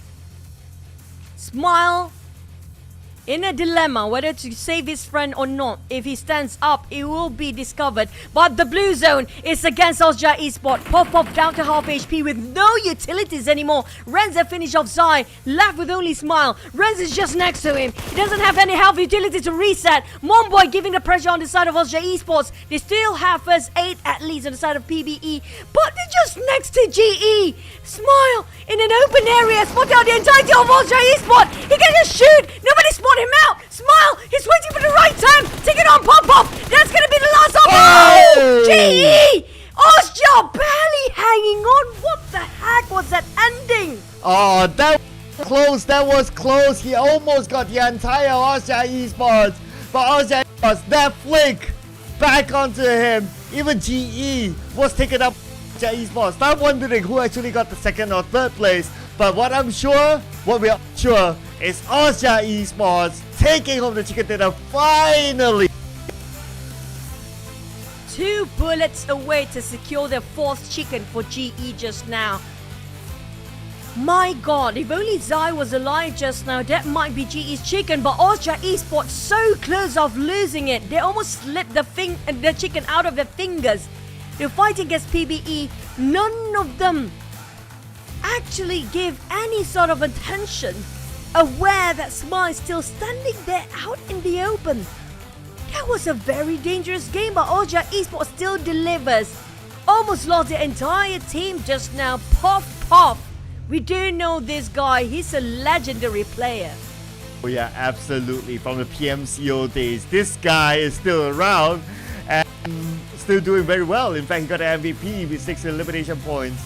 But what Smile was doing early on is that, based on the elimination feed, maybe he knew that he's at second place. All he needs to do is just wipe out the entire Austria Esports and he will get the chicken dinner and he'll be an insane hero. So he almost got, I think it was a last tap, last bullet. If he could land that last bullet, and GE would have gotten the chicken dinner. But anyway, it's still Austria Esports chicken dinner. Although with the surprise from Smile, GE almost got it. I have to give it to Austria Esports. That was a big swing just now by the last player. If he didn't switch his view towards his left side to see Smile, they might have lost it. That was a big swing to focus on PBE in the front across them and shift it towards his left side. If he didn't realize that a bit sooner, then that's the end. But what an ending here, Cloud. We're talking about having difficult circle and this is one of it. You know what? It was almost a split-second decision for Smile. It's like, does he want to end the players that are not? Or does he want to go for the players that are still standing and try to get the chicken dinner? He went for the latter. So he missed out on opportunities to gain maybe 1 or 2 extra elimination points. But it's okay. I mean, I really like the effort for Smile. Okay, let's look at this again. Astro. It was Astro X. He missed. He missed just as a millimeter of it. He had to take down 2 players instead of just 1. But what an ending just now. 12 elimination on Austria Esports. They're definitely on the run and gun right now. And welcome back, Austria Esports in the grand final. It's been a while. It's been a while, definitely, for Austria Esports. 22 total points, so that's great for them. But I wonder how they will affect the overall. To wait and see. But between GE and HWG, because both teams, they got 10 points, meaning that their gap is the same, 9 points difference. Here's the confirmation. So Austria Esports, number 6. Second chicken dinner. Yesterday they got 1. Yep, and they pushed themselves slowly up. The Cambodia is now back up and rising. Enigma, surprisingly, maintaining in 5th spot here. They actually do gain themselves quite a number of eliminations the last map. But on the side of YG, GE, HWG, so far it has been stagnant for the top 3. No switching by far, but 9 points gap between YG and GE.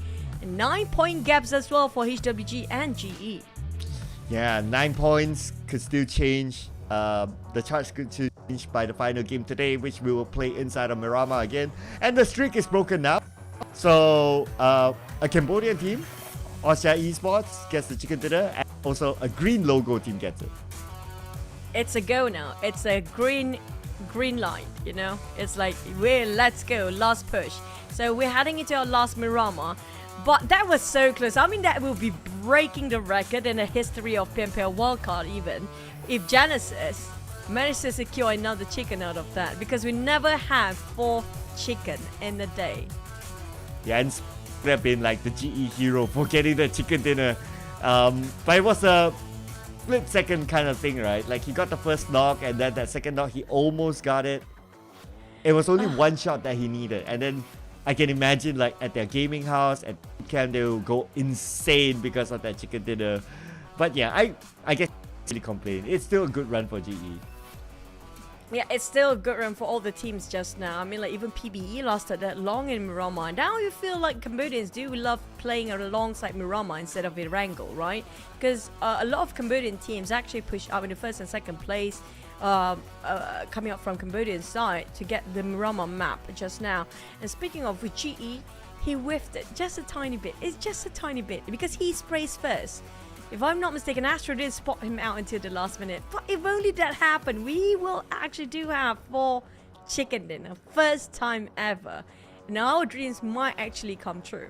Yeah, actually Smile shot first. If we look back at that highlight, Smile shot first. It's just that he missed. That Astro X flick at the right timing. So it was just reaction timing from Astro X that was amazing as well. So, I mean, that was close. We were close to getting the 4. But they are still running to get the 4 after this, and I'm still in the running to flex my jackpot here. So just saying, just saying.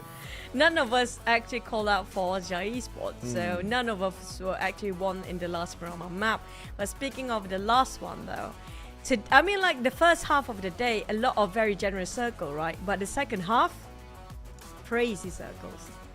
Crazy. This one was considered quite crazy as since it pulled down, right? I was slightly worried, like what you say, if it goes to Lost Learners, they'll be like, learners, we're gonna have a chill ending where everyone looks fall and all that, but at the end of the day, it went out to the high ground. So that was great. That was a good one.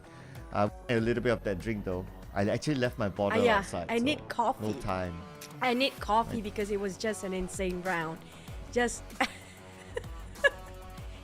illusionary water bottle. I'm sorry guys, I really need to take a drink just now, sip of it. But speaking of which, today the first half of it's finally out. Congratulations.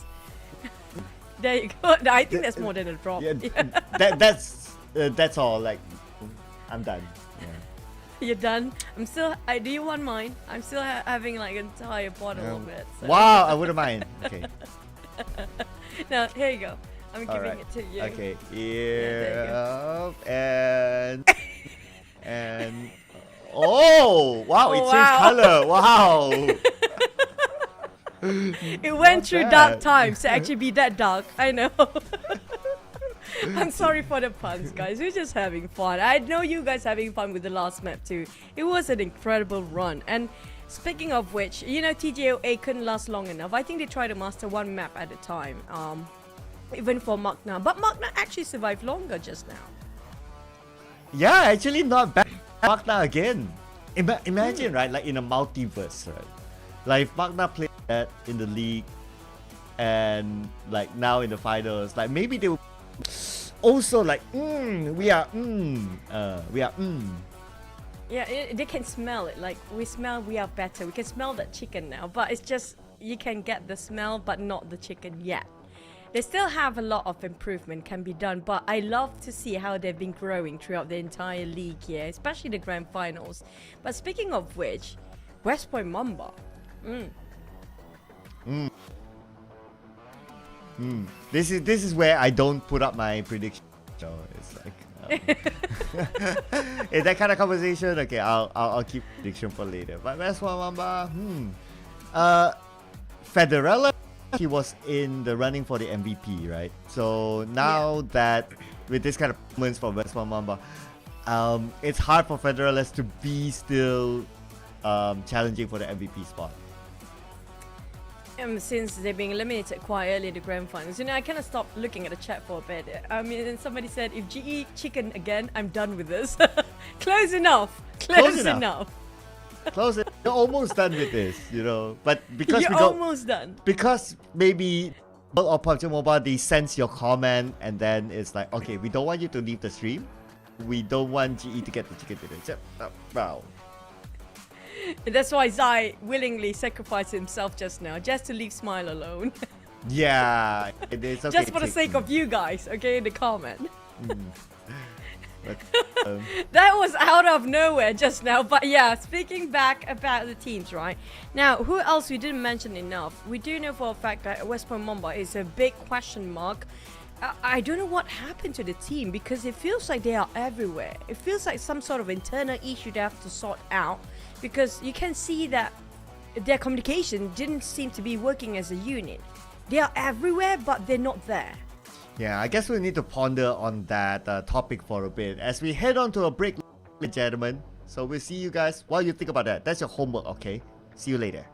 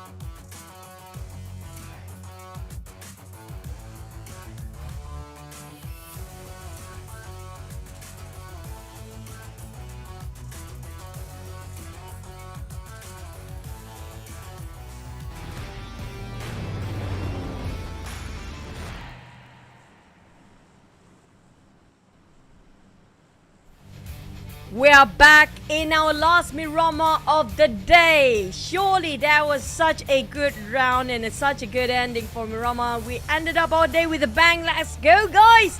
Cloud, can GE score 4th chicken dinner?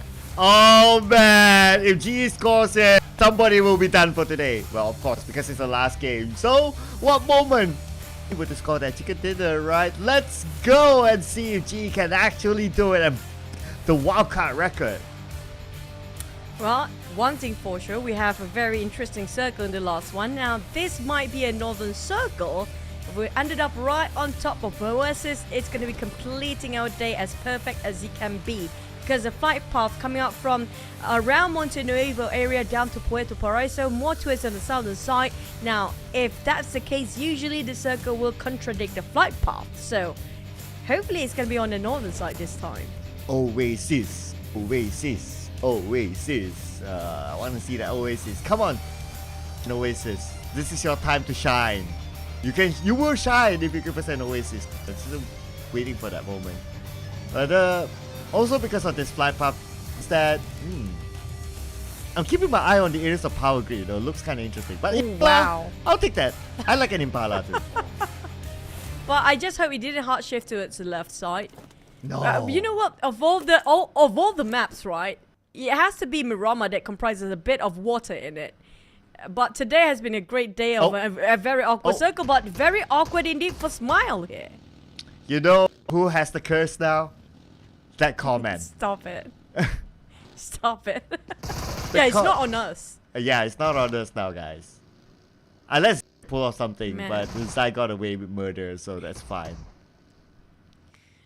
But GE, Zai, at least giving a bit of impact to his Kai. Kai definitely don't want to hop down his vehicles, and now he's trying to find anything that he can work with. The rest of GE need to come in now. They lost one of their top fraggers, so which is going to be Smile, and they try to anti out all the shacks and all the compound there is in this particular vicinity. But instead of going in, they're going out instead. But Zai, on the other hand, have different plans compared to the other two. Oh, okay, but I guess his plan and keep it for tomorrow now. He'll be taken out by Game Lab. And G, starting off with only 2 players. The only one that we're seeing is not Smile. It's going to be HWG. That's kind of true. But at the same time, if you compare it with GE in the last map, they do play better in a duo. They lasted longer with the duo. And last time we seen them in league stage, they always ended up as the start with a duo. So I guess GE prefer to play as duo instead of a full squad. For sort of KE, Arami Bro is a bit too far with those UMP to make it work. Ooh. But at least they got knock on one. It's going to be Davan taken out on Dale on his knees. But for last player of, not really last player, Few on the other hand. Too low to be sitting there. But Kaya taking him down on the other end. Oh. This is just Thanksgiving Day for Harami Bro. They're just slowly giving their position one by one for Harami Bro here. Oh. M249 from the distance. Okay, MM showing some stuff there, testing it out. At the same time, West Point Mamba loses 1 player, but for the pros, they go rush. They know they have the advantage, but the window is small, so they have to do it quick. But Mem, here it comes to cleaning up the job. But Top on there, they're not willing to give it away for free. Davan repositioned himself, but no health utilities and nothing, no gears, except for the vest he's wearing right now. Few being safe by range. Going straight into the compound of KE. This is gonna end really ugly for KE if things didn't work out for them. Davan is too low to give cover fire. That's gonna be it. At least he's still got 1 on him, man. And the Top is still bleeding out. They left with only 2 players. Davan have to clutch this one out. Yeah, no first aids on his side, so he can't recover himself. But the name will not land onto anyone. He's still going in despite only having like 10% of health. And that's Bros taking out Davan. KE at least not empty-handed.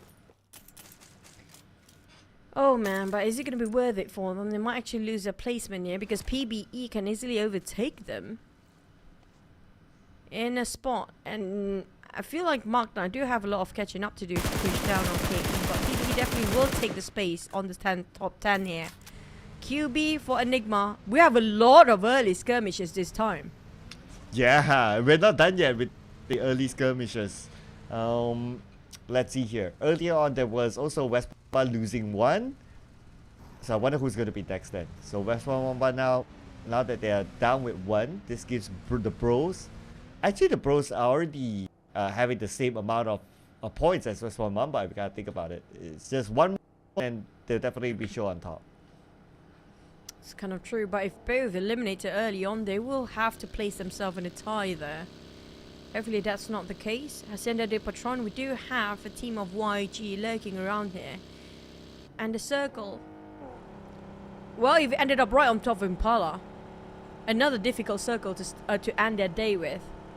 But so far we haven't got a clue about the second stage just yet. You're going to have to wait and see. But YG having a very clear day. It seems like nobody's actually having the same navigation like how they did in Hacienda de Patron.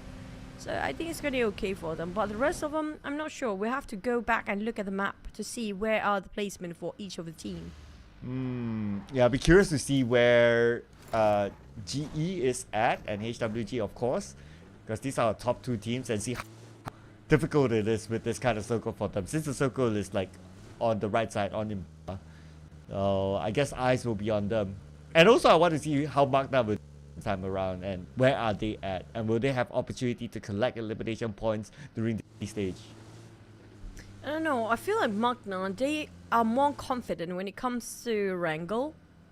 Wrangle seems like more of their comfort map compared to Miramar, where you do see it's a bit messy when it comes to their organization, how they organize themselves on the map and how they want to push in. It feels like some miscoms happen here and there, and if their formation being break in between, that's where things get really dicey for them. But Magna, at least so far we see them quite frequently in the top 6 or top 8 in Miramar map in the last one, so if only they can maintain themselves to survive in the top 5, I think they can actually make it up there. Another surprise? Ooh, wow. But with the amount of games left, yeah, it's kind of tough, but I wouldn't mind a surprise though. If it's like, who knows, like maybe they're the ones to get like 5 chicken dinners or 6 chicken dinners tomorrow with a lot of elimination points, since they're on the rising trajectory now. It can still happen. Realistically speaking, I think that's quite difficult. But yeah, I mean, like, why not? I'm waiting for Sin to actually make that happen, because Sin is one of the teams that do have the firepower and the potential to get a lot of chicken in a day. But so far today in Miramar, they are not doing very well, and a lot of teams struggling. Since the start here, we saw a lot of players being picked off one by one, missing their limb to limb.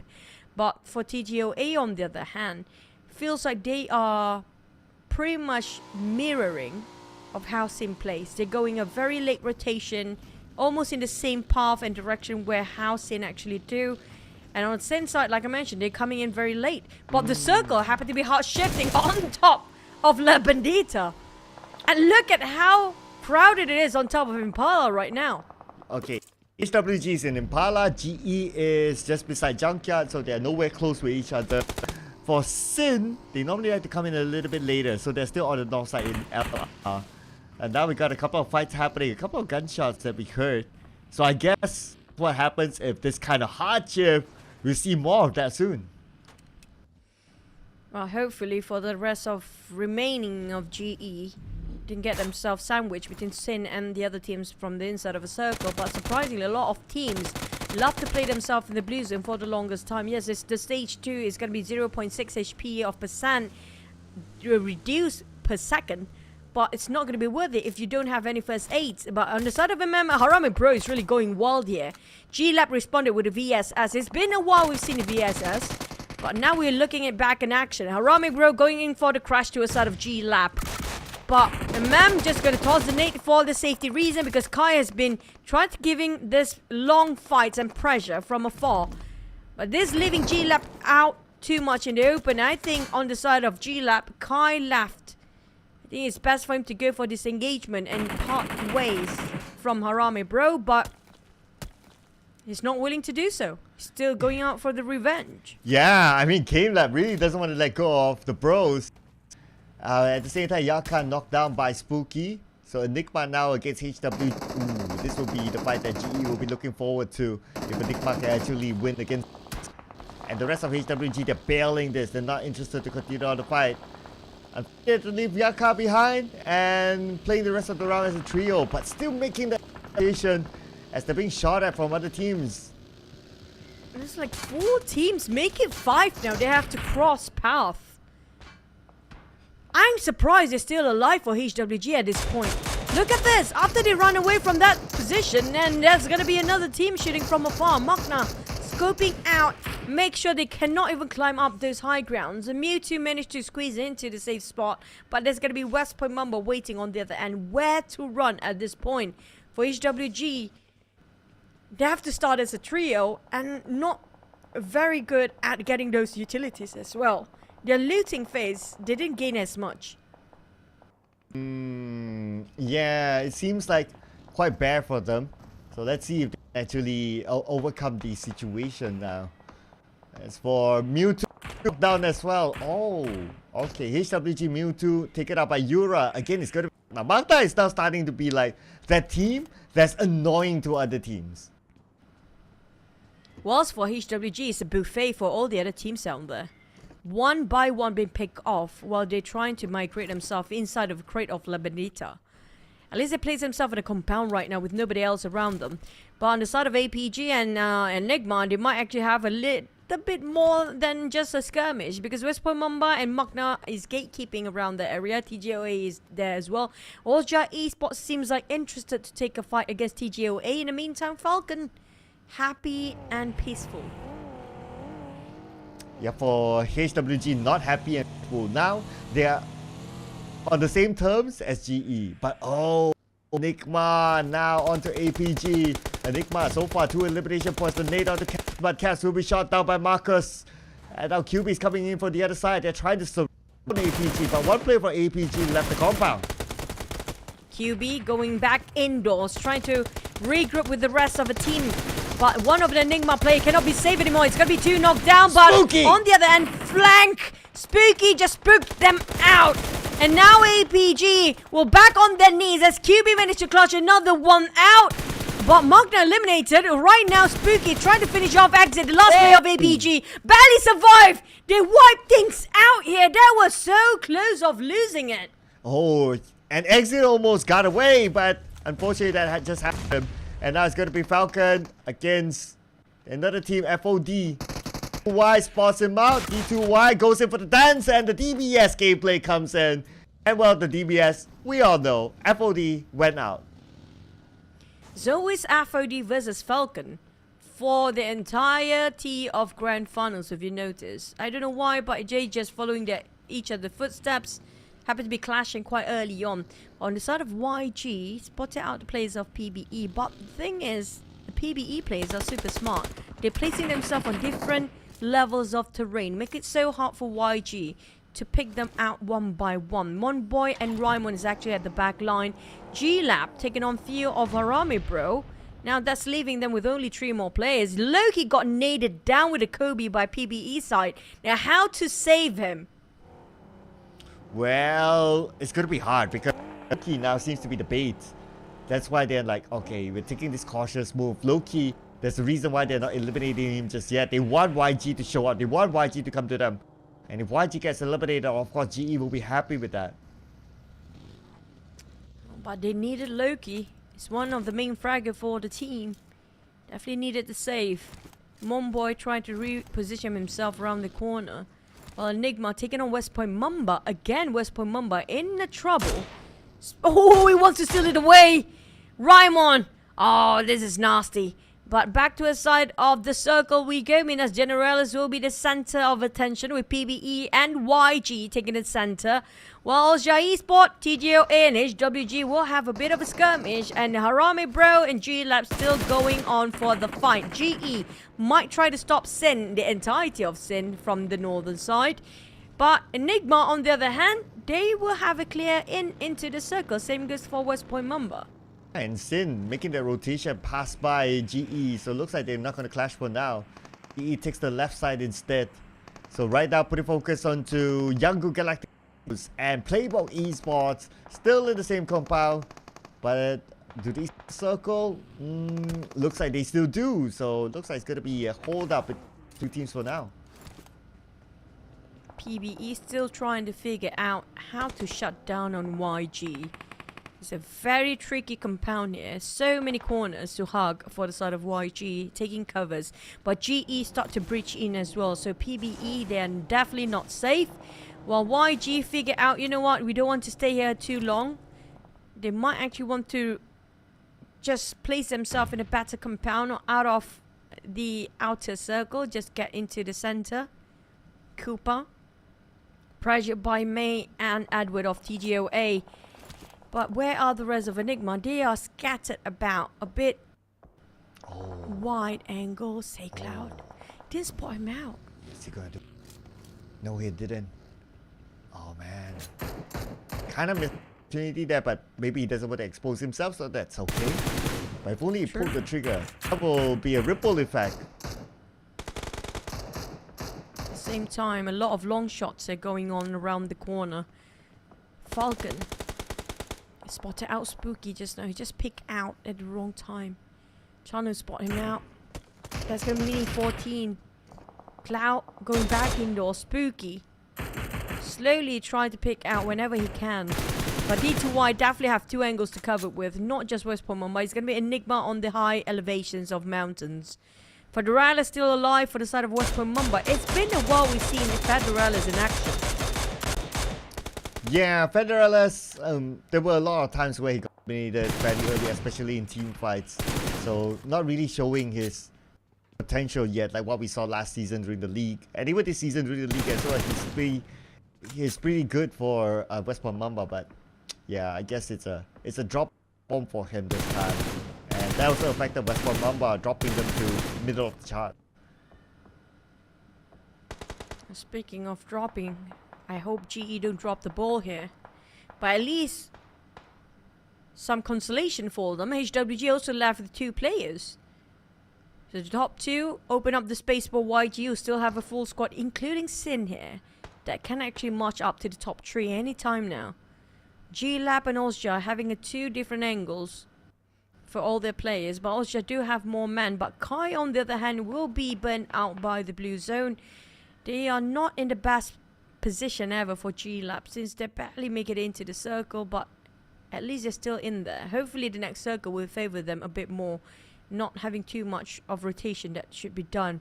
But inside of a crate, we do have HWG inside. The same goes for Enigma, but inside of G-Lab, good luck cutting across Ozja Esports. Ooh, GE with a compound again, and circle, and not many teams around them. But for HWG, well, they have more company around them, so I guess it's going to be even more challenging for them. But there's also opportunity to get elimination points. Let's see how they perform this time. As Game Lab now to move in, cutting across Ozja Esports, a team that just came off a chicken. So Game Lab right now, plus they are spread out. Ozja Esports will be happy to points. The only way for Scotty to get out of here is going to be going on all the way to his left side. But not so much for Kai though. There's nothing in between there. Just hoping the rock and the vegetations in between, the small structures, can take covers from, while slowly advancing forward. And Scotty definitely going all the way to the left, but been discovered by Skynen. What a sharp set of sharp eyes. But YG having visitors indoors, and they definitely surprised by that. But lucky enough for Romeo Boy, still survived for another day. It's going to be Sin now rushing straight into it. Loki against once more on his knees. Ooh, Sin coming as a trio, trying to take out the rest of YG. And now they have they managed to even up the odds. Sin, they've landed themselves on the other side, surrounding YG. Romeo Boy knocked down. Sin has the advantage now. Kayla are low-key, and they want more. Andrew tried to reset himself when Manette playing around the corner, switch over to the DBS. Andrew trying to give extra help to his Manette, but he managed to almost knock one down at Sin. The firepower is just incredibly powerful, but never mind that. Avi and Andrew both trading 1-2-1 for YG and Sin. Kayla have to clutch it out for the entire team, but it feels like YG lost with the help of PBE from the backline. Yeah, PBE had to come in from behind and became the party pooper. Maybe Austria Esports could be next. Esports, they're going towards GE, as Sin FV will be gunned down and PBE will eliminate them. Sin is out at number 10 with 2 elimination points. PBE now are the kings of the warehouse. They are taking every fight they can for the side of PBE, being the housekeeping team, cleaning up the mess by everybody else. TGOA on the other hand just shutting down on Austria Esports. Left with only 2 players here for Austria, even though they got themselves the last chicken dinner here, but they're definitely having a tough run in this one. PBE now trying to sweep the floor clean on top of this warehouse. Maybe try to shut down on Austria Esports at the same time. Oh, TGOA. I wonder if they'll go on to where GE is at. GE right now, they're having a peaceful area and they would like to hold on to that for now since they're playing as a... But for HWG, okay, last we saw them, they were on the south side. I wonder how okay they are right now as PBE stopping the guys of Asia from moving further forward. But now the circle. Okay, GE at one end, HWG at one end. Now the circle, who will favor? Is this to GE or HWG? This is going to be big. GE has the circle, HWG needs to move. Even PBE got the center here. Austria Esports Render still don't have to budge. TGOA on the other hand, to cross over and get inside is going to be a bit of a problem. HWG have to fight against Enigma just to be there. But look at how Spook flank all the way so far from the rest of the team. But they'll be spotted out by Falcon. But at least Falcon's still taking those low grounds. So they will be having some difficulties to shut down on Enigma, who do have at the edge of the crate. But Enigma spotted out TGOA, taking the fight head on. With HWG spotted out QB from afar. Yahiko need to reload first before finish off QB. If only he didn't need to reload. But anyway, his teammate would have gotten it, so that's good. That's why it still contributes to the team overall. First point for them this time. PBE getting for them. 5 elimination points now for PBE. The pros have 6. But Enigma 8, so Enigma has the most elimination points so far for now. HWG trying to maintain the number 1 spot, but Enigma slowly closing up the gap. They definitely can place themselves in 5th place if they got themselves this chicken dinner. West on the other hand, GE left with only 1 player. Seems like a bit dim for them to get themselves the 4th chicken dinner here with 1 player left. It's going to be Master Ichi, the mastermind for the team to make the play. Spot out TGOA, trying to finish off Edward, just securing 1 more point. He knows he won't last long, but at least he wants some consolation out of this. Tossing out the nade, hoping it will land on anybody else, but it did not clip. As Edward already moved himself out of the place, and now they will try to reply with another nade on the side of TGOA. Master Ichi placed himself indoors, going way deep into the warehouse, where Edward will be picked up by MH. We're waiting for the other teams to take action here, including the teams around them, which going to be, if I'm not mistaken, that's going to be either PBE just next to the side of GE and TGOA here. Oh, Ichi, the last man, and he's sandwiched with the team, so not looking good for him.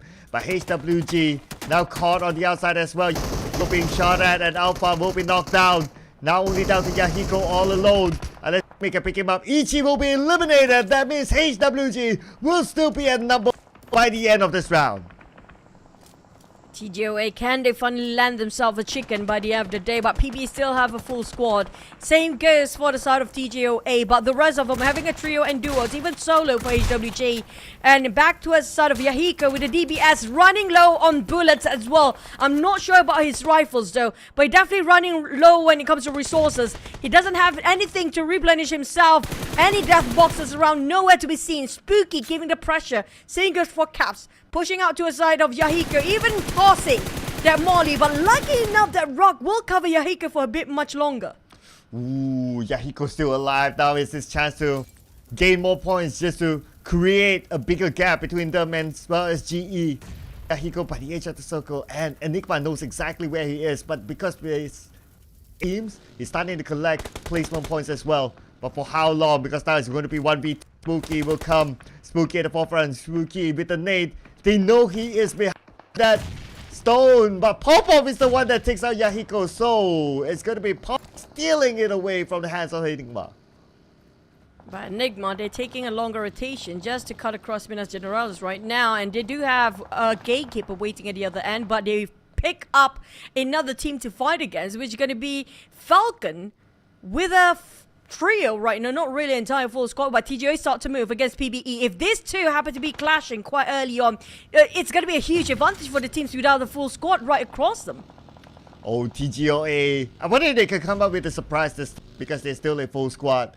And now they're coming into the other side. There's someone below them, but you managed to see. Okay, now they do. Okay, MH, high ground, shoots at the pop, gets down. MH going for longer rotations, trying to find the flank side, the best position, can have a full view, but he's going in for the check, just shutting down the entire team of Esports in the hands of TGOA. Who would have thought? MH now going in, pushing with the rest of the team, but they're being ambushed from the behind. PBE just shooting them from afar. MH have to reposition himself, but the vehicle smoke up, might exploded. Raimon and the rest of PBE, they have 4 walls. They even got themselves a circle. Range on the ground. West Point Mamba nowhere to be seen. Out of the equation, we're left with top 5 teams. And TGOA, they might actually have to work with Trio as PBE taking the reign. Even the northern side of the circle and the compound to work with. Well, the circle shifted down, so now the teams at the side will have a little bit more advantage. Enigma is in it. Enigma now with the long range. So MH and now TGOA with him down. It's going to be hard for TGOA as Enigma now needs to move as well. Spooky taking out the blue as he comes into the circle. He will join our teammate Cap. TGOA in between in an open space range. And then AUG going in for the warehouse, taking the chance there, playing a very dangerous game as a solo player.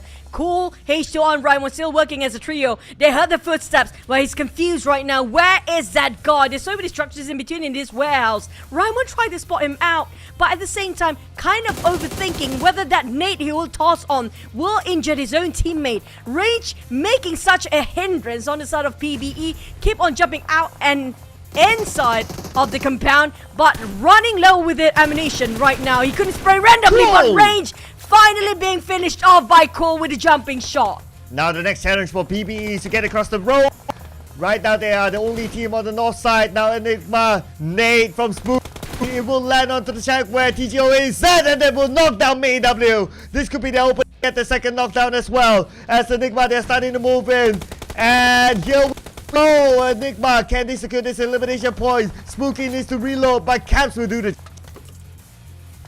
Feels like high chance that PBE can get this chicken away, but 11 eliminations in the hands of Enigma for now. They want to end with a bang, and that's going to be the chicken alongside with that 11 eliminations. On the side of Falcon, they barely make it into the circle. They are in the blue zone still. They need to get out, but PBE spots out them first. Cool, being retaliated on the side of Falcon, but Falcon, they need to leave. There's no more time. Blue zone is burning them all alive. They need to make a run, but it's just an open space and an open crosshair to a side of Falcon. One by one, been picked off by PBE. Raimon trying to shut them down, but have to revive. One boy spotted out Enigma. Where is Enigma? There's gonna be one last play. Never mind, they've eliminated at 3rd place. Down to PBE to close off the deal.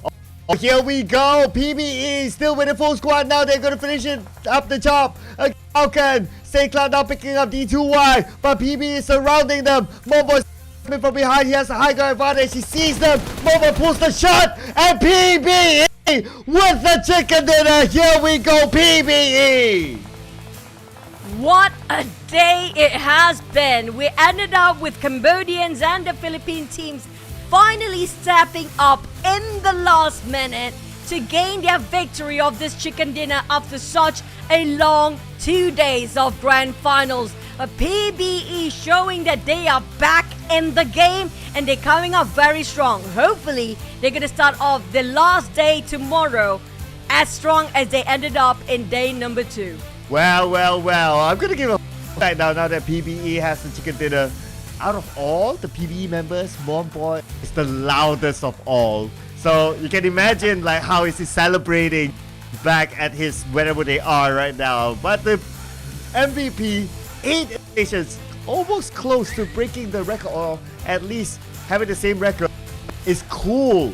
499 damage, stealing away eliminations. This guy has been very smart. Look at the damage, it's less than 500, but you got more out of that. I mean, like, this is incredible. How do you actually manage to secure 8 eliminations with 500 damage? I know, right? I mean, he's the one that's been stealing other people's eliminations. Everyone's like, oh, I almost got it. Boop! You have cool.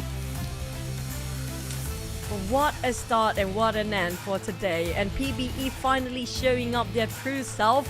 While TGOA, I have to say, today has been their greatest day, and Magna, even Harami bro stepping up in this last map here. But speaking of eliminations, you have to give it to Enigma. They scored themselves 11 the last time we saw them. I'm not sure how much PBE secures since only one person of Cool managed to eliminate 8.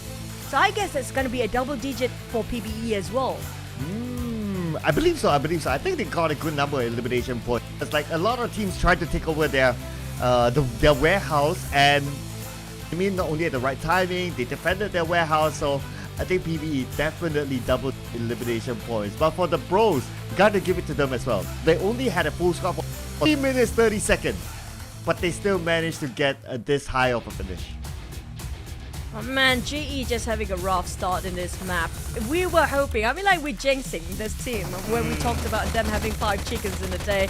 It's a bit of a tall order since they've been targeted in the early games. But Enigma, this is what we've been waiting for. I mean, like, I didn't hit the jackpot with my prediction where I do have Enigma on the fray, but I love their performance. It just shows that they are willing to push forward with these eliminations. They don't care for those rankings anymore. They just aim for their objectives, which going to be getting more eliminations than what a chicken dinner can offer. So this is either you reading that comment or that comment itself. Because I'm reading it's like, oh, okay, GE, okay, not getting it. But never mind about that. At least it's refreshing for us to see someone else getting the chicken dinner today. Now, where do GE stand by the end of this game? I definitely feels like they're going to stay at number 2. Yeah. But did YG manage to overtake them with only 2 points? I don't think so, because last time we saw it's 9 points, right? Yeah, it was a 9 points difference, so 2 points not enough for GE to catch up to them. Magna this time, a slower ending points, but overall today was great for Magna. I'd like to see more of Magna like tomorrow as well, so hopefully they'll be able to land their chicken dinner for the grand finals. If I'm not mistaken, if they get a chicken dinner inside the finals, it will be the first time Singaporean team getting a chicken dinner in the finals. That would be great. I mean, like, we want to see history be made. But HWG standing strong and solidifying their number 1 spot. It's still 9-point difference. It's still the same last time we saw them. Again, GE within a day from 8th place to 2nd, or maybe 7th place to 2nd. That's a huge leap of faith. YG maintaining at 3rd place. Enigma, the only team in the top 8, maybe in the top 7, without any chicken, and still maintain the top 5. Yeah, no chicken, no problem. I mean, the gap is like 24 points without a chicken. If they can score one, then it's the top 3 for them. But GE, because of their amazing league performance and also their amazing performance today, they are still the king, the stat kings. You cannot deny this for today's performance. They almost score a 4th chicken dinner with 1 player left during last Miramar map. But we saw a lot of the same names here, including YG across all board, but West Point Mamba. Now, I start to question it. Are they doing what GE is doing? Were they just gonna push up tomorrow? Will it be a bit too late now? And we mentioned about Federales, supposed to be their season MVP race. He dropped across this chart this time. Yeah, he's pushed out, and looks like West came up to his 2nd spot. I mean, West was amazing today. Ichi had a little bit of off day, but because West was amazing, so that's why overall GE, they functioned well today as well. So 2 GE players, number 1 in contention for the season MVP. Wow, GE. Well, I just hope they can last up there too long, because we can see Skynet is closing up the gap, Singers for Manette, but we don't know how much a difference between the 4th and the 5th place, right? So you're gonna have to wait and see for that. But also tomorrow will be the last day in the grand finals. I'm still waiting for the big announcement, which I don't know what it is about, but I do know Cloud knows something about it. I don't know. You know, your face is red when you're lying, so you cannot play dumb. It doesn't work for you. I guess it's about PMSL. Jing! Wow. Wow, such Very insightful, insightful, right? mysterious note. Yeah. But tomorrow, what are your expectations, Cloud, really? Okay, I think, wow, this is a big one. We'll go down to the last game where it matters who will be the champion, whether it's HWE, whether it's GE, or maybe some other team will bring us a surprise. I like the surprise, come on. We all like surprises, right? Maybe Sin, maybe YG, who knows, right? And maybe, I mean, realistically speaking, I don't think Magna can actually catch up at this point, right? Like, I mean, like, if Magna actually did it, I mean, like, wow. Yeah, it's just playing right now. But Pride is still on the line tomorrow, ladies and gentlemen. And tomorrow, grand finale, you don't want to miss it. That will be all for today. My name is Sir Cloud, together with beautiful Choo Choo. We'll see you again tomorrow. Ta-da!